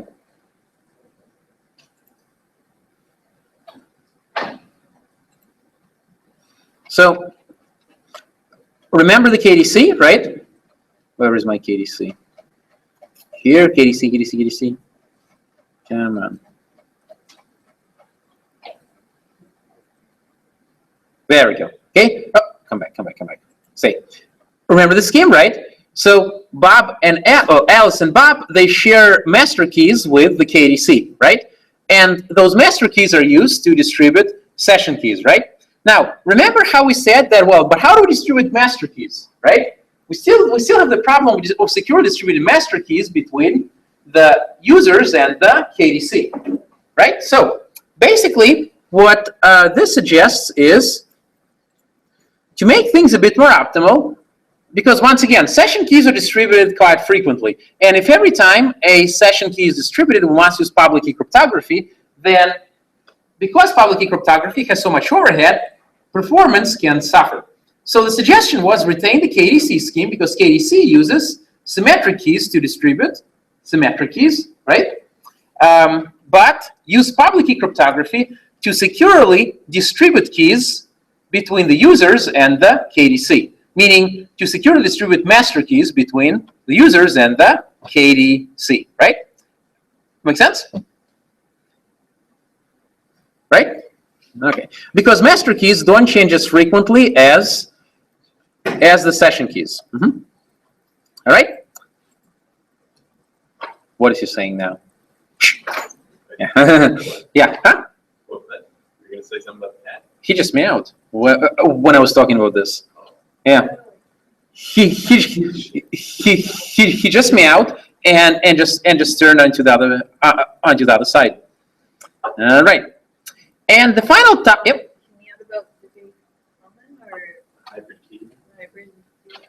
Oh yeah. We're getting there. Yeah. And speaking of the devil, yeah, here comes Devil from Hellman. Diffie Hellman. Diffie Hellman, right?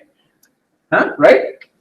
So, what was the big idea behind Diffie Hellman?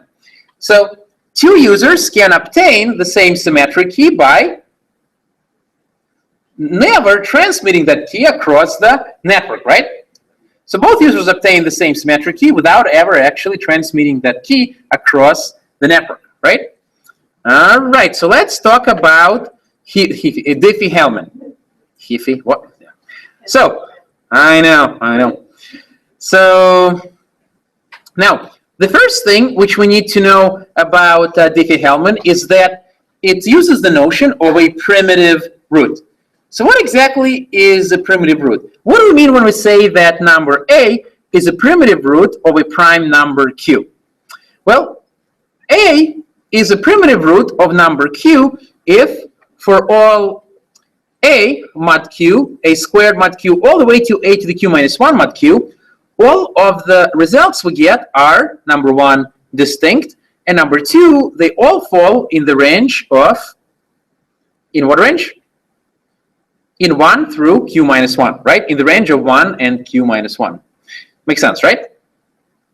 So, and we did a little exercise in class, right? So we had a handout. Let's see. I don't know what I'm saying anymore. Hangout. Google Handouts. What? Let's see. Yeah. Maybe they're working on it. Let's see. So it was handout number 7, right? Yeah. Where is it? There we go. So let's say that we want to show that alpha is a primitive root of number Q. So in this case, my alpha, or I'll just call alpha A because, well, here I need to insert symbol to do alpha. So, and alpha is equal to, in this case, 2, right? And my P, the prime number, is equal to 11, right? Now, how do I show that that A is a primitive root of Q? Well, I need to show that A to the power of 1 all the way A to the power of 10 are all distinct and fall in the range of 1 and 10, right? Okay, so I would need to compute 2 to the power of 1 mod 11. Okay, and I need to do this. So 2 to the power of 2, 2 to the power of 3, 4, 5, 6,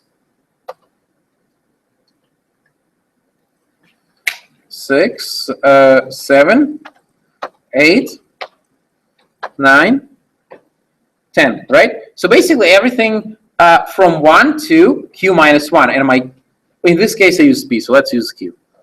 Okay? So all the way from 1 to Q minus 1. Okay? So 2 to the 1 mod 11 is 1. This will be 4, right? This will be 8. This will be 5. This will be? Somebody said 9. Is that correct? Okay, so, okay, Python? Yeah. Okay, it's 10. Okay, well, if many people say so, it must be true. All right, so 2 to the 6 mod 11? 9 and? 7. I'm trusting you. 3 and? 6 and? 1. All right. 1? Right? Is this 1? Is 2 to the 10 mod 11? Let's see. That sounds weird. 2 to the 10 mod 11. Oh, it is 1. Oh, this one should be 2. 2. Because I'm looking at this, I thought the answer for this one was it is a primitive root. And then I see a repeating value, which would make it not a primitive root. Okay, so our conclusion is, are all those values distinct? Yeah, and are all of them in range between 1 and 10? So the answer is yes, that's a primitive root, right? Okay, back to Diffie-Hellman. So basically, the value of A and the value of Q, such that A is a primitive root of Q, will be made public. So A and Q will be stored in a public place. The next step is that each user, Bob and Alice, they will pick a private key, X, that is less than the number Q. Once again, Q is publicly available, all right? Now, next, each user will compute his or her public key by taking A to the power of their private key and modding it by Q. And they'll get a public key, okay? So each user will keep their private key, well, private, and then they will swap their public keys. And then, based on their private key and the other person's public key, both users will be able to compute the same symmetric key, right? And why is that the case? Well, so let's say that Bob and Alice, they pick private keys of XA for Alice and XB for Bob. So how do we compute the same symmetric key? Okay, so the idea is this. So let's say Alice picks a key XA. So this is Alice. And let's say that Bob picks a key of XB. Now, so both of them grab the publicly available numbers P and Q. So Alice will compute her public key as YA equals A to the power of XA mod Q. No? Right? And then Bob will compute his public key as YB to the power of XB mod Q. Right? So now, the next thing which they will do is they will swap their keys, right? So Alice will send, YA to Bob, and Bob will send YA to, interesting, it's using different arrows, YA to Alice, right? So now, so let's do Alice first.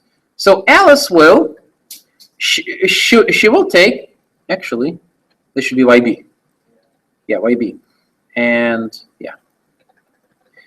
Okay, so Bob sends YB to Alice, and Alice sends YA to Bob. So let's first do Alice. So how will she compute her symmetric key? So the way that Alice computes her symmetric key is as follows. So she takes Bob's public key to the power of her own private key, right? Now, and what will this be equal to? Well, what is Bob's public key equal to? It's equal to this, right? It's equal to this. So this whole thing, taken to the power of Alice's private key, right?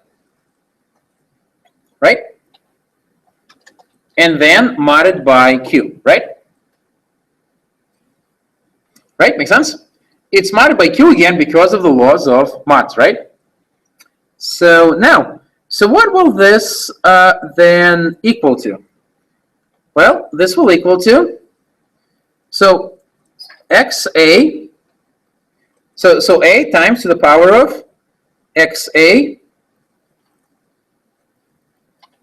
and times XB, right? Mod Q. Now, which means that, so double mod is same thing as a single mod, right? Oh, double mod is the same thing as a single mod.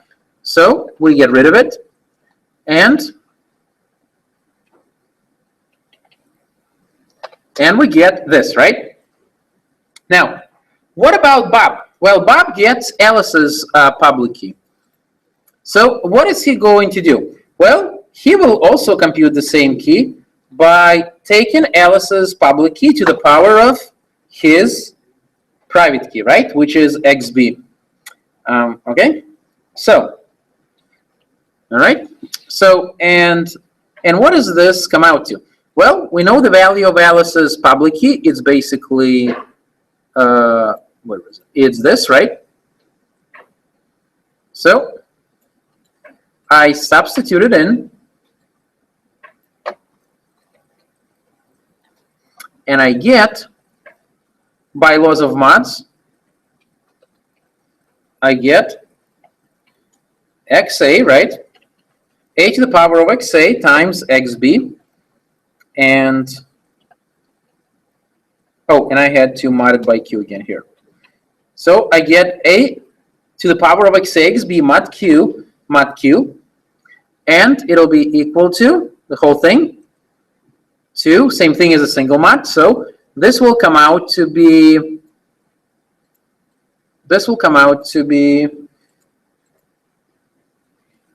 A to the XA XB, just a single mod Q, okay? Now, what did we get here? So both keys are now the same, right? So both keys are now the same. So double mod is the same thing as single mod, okay? So mod Q, okay? So this is the key that Bob got. No, that's the key, yeah. That's the key that Alice got, and this is the key that Bob got. And what do we know? They're the same, right? Both sides got the same key, all right? So that's basically the idea behind Diffie-Hellman. So let's do an example to really nail this home. So let's take this example. So we already showed that 2 is a primitive root of 11. So RP, okay, so RP is equal to, and Q equals 11. And we already showed that P is a primitive root of Q. So that's good. Now, we're also being told that Alice chooses a private key of 9. So Alice chooses a private key of 9. So this is Alice. And Bob chooses a private key of, what does he choose? Let's see. And Bob chooses a private key of 3. Okay? So now, the first thing that, so let's do Alice first. So Alice will compute her public key. So her public key is going to be equal to YA P to the power of, and actually, you know what? Let me call P and A just to keep consistent with the previous one. So she'll compute A to the power of XA mod Q, which will be equal to, so A is 2, right? XA is 9. And by the way, 9 is a legitimate choice of a private key because 9 is less than 11. Remember, the private key always needs to be less than Q, okay? Than the prime number Q. And I mod it by 11. So, and I get 2 to the 9 mod 11. So that's Python. 2 to the 9. It's 6 mod 11. Let's make sure it's correct. Oh, it is 6. Okay, good. So Alice has a public key of 6. Okay? Now, what about Bob? Well, he will compute his public key as YB equals to the A to the power of XB mod Q. So RA is 2. Bob's private key is 3. And RQ is 11.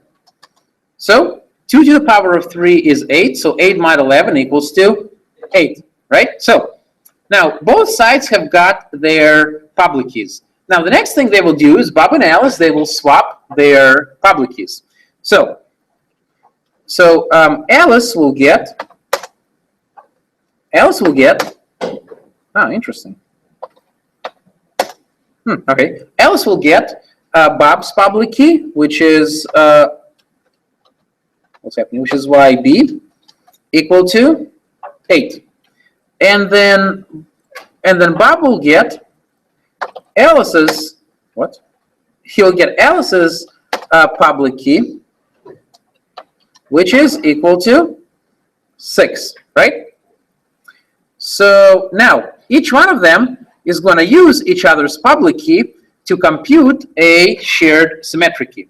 So the symmetric key for Alice is equal to Bob's private key, YB, taken to the power of her own private key, mod Q. Mod Q, okay? So Bob's public key is 6, and we take that to the power of Alice's private key, which is 9. And I mod the whole thing by 11, and I get, okay, 7. We'll trust the caution this one. And, right? So, and then, and what is Bob going to do? Well, he takes Alice's public key, so he's going to compute KB, which is the same public key, YA to the power of XB mod Q.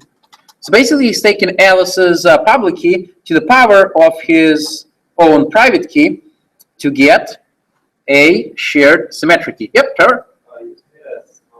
Oh, where? Oh, it should be 8 to 9. I'm sorry. Yeah. And is 7 still correct, though? Yeah. Okay. Okay, I'm sorry about that. Yeah, I missed that one. Yeah. Okay. So now, and what do I get right here?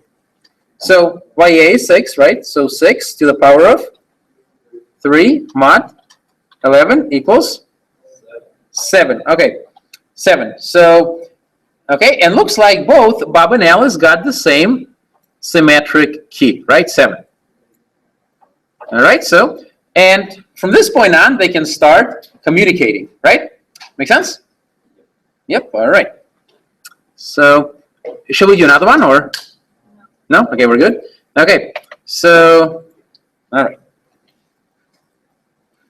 Okay, so, and this is basically a proof of what we just did on the, on the Word file.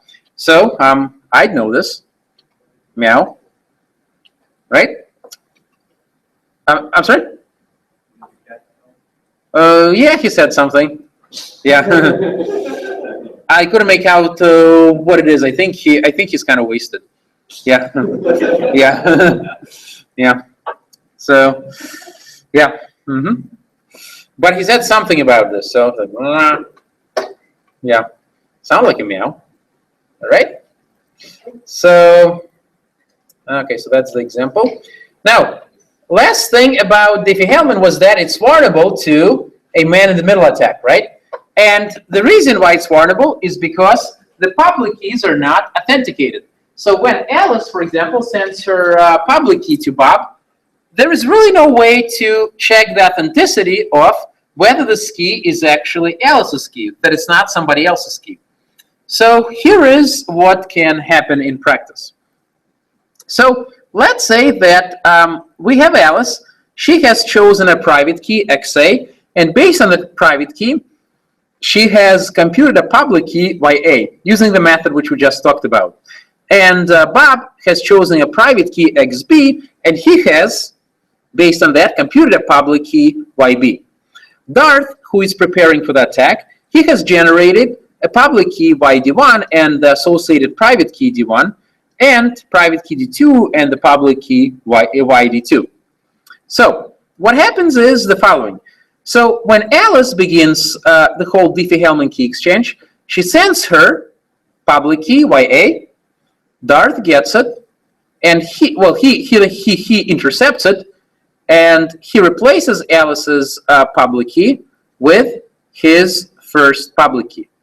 At the same time, he takes Alice's public key to the power of his second private key in order to get symmetric key K2. Okay? Now, when Bob gets the public key of Darth, he thinks this is Alice's public key. So he takes Darth's public key to the power of his own private key. So he thinks he is computing a symmetric key that he'll be sharing with Alice. Of course, will he be sharing this key with Alice? No, he'll actually be sharing it with Darth, right? So now, Bob now sends his own public key, YB. Darth intercepts the key as well, and he sends Alice his second public key. Now, in addition to that, Darth takes Bob's public key to the power of his first private key, and he gets another symmetric key called K1. Alice, on the other hand, gets Darth's public key, and she takes Darth's public key to the power of her own private key in order to compute what she thinks is a symmetric key that she'll be sharing with Bob. But of course, this is not what's happening, right? Bob thinks that he shares key K1 with Alice. Alice thinks that she's sharing K2 with Bob. So, okay, but in reality, what's happening is Alice is sharing K2 with Darth, and Bob is sharing key K1 with Darth. So once Bob will start communicating, for example, he'll be encrypting his messages using key K1, and Darth will be intercepting those messages, and he will be, reading them, modifying them, doing whatever he wants to do, and then re-encrypting them using K2 and sending them to Alice. Okay?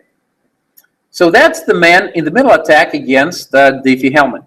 Now, how do we fix this problem?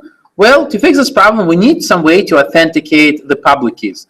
One example, for example, if Bob and Alice, if they already have each other's RSA public keys, they can perhaps encrypt their Diffie-Hellman public key with their private key. This way, they can verify the authenticity of their Diffie-Hellman key by decrypting it with the RSA public key.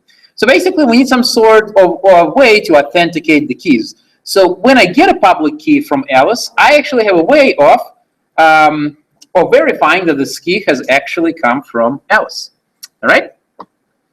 And that concludes the last unit on the exam. So do we have any questions? Or yep. Go back to slide 31. 31, sure. On this unit, right? Yes. Yeah, sure. Should we memorize diagrams like that, or should we just understand them? You should understand them. You should understand them, yeah. If anything, I'll give you the diagram, and I can ask you, for example, explain this. Yeah. Does the same go for the other key distribution? Yeah. Right. Okay. Explain this. Yeah. Yeah. It's possessed. No, my spirit has possessed. Explain this. Yeah. Holy water, quick. It's possessed. No, my spirit has possessed. Explain this. Holy water, quick. It's possessed. No, my spirit has possessed. Explain this. Holy water, quick. And Maria will take her here. It's possessed. No. I don't want to take her. I think I can, but what happened? Maybe I can. I don't want to take her. Okay, let's close. All right, guys. Well, thank you so much for coming. The live stream and can still hear us. Thank you for joining us remotely. I know we had quite a few technical issues, but hopefully it was worthwhile. All right. Thank you. There you are. Oh, thank you. Thank you, guys. Thank you. Thank you. I appreciate it. And thanks, Maria, for setting up the live stream, for getting the pizza, and for pretty much doing everything today. Oh, thank you. Thank you. All right.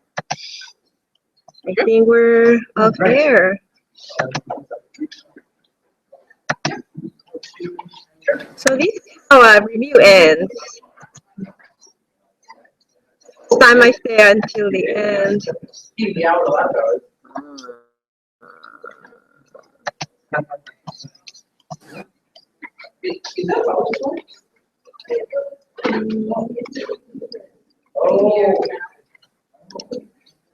Okay.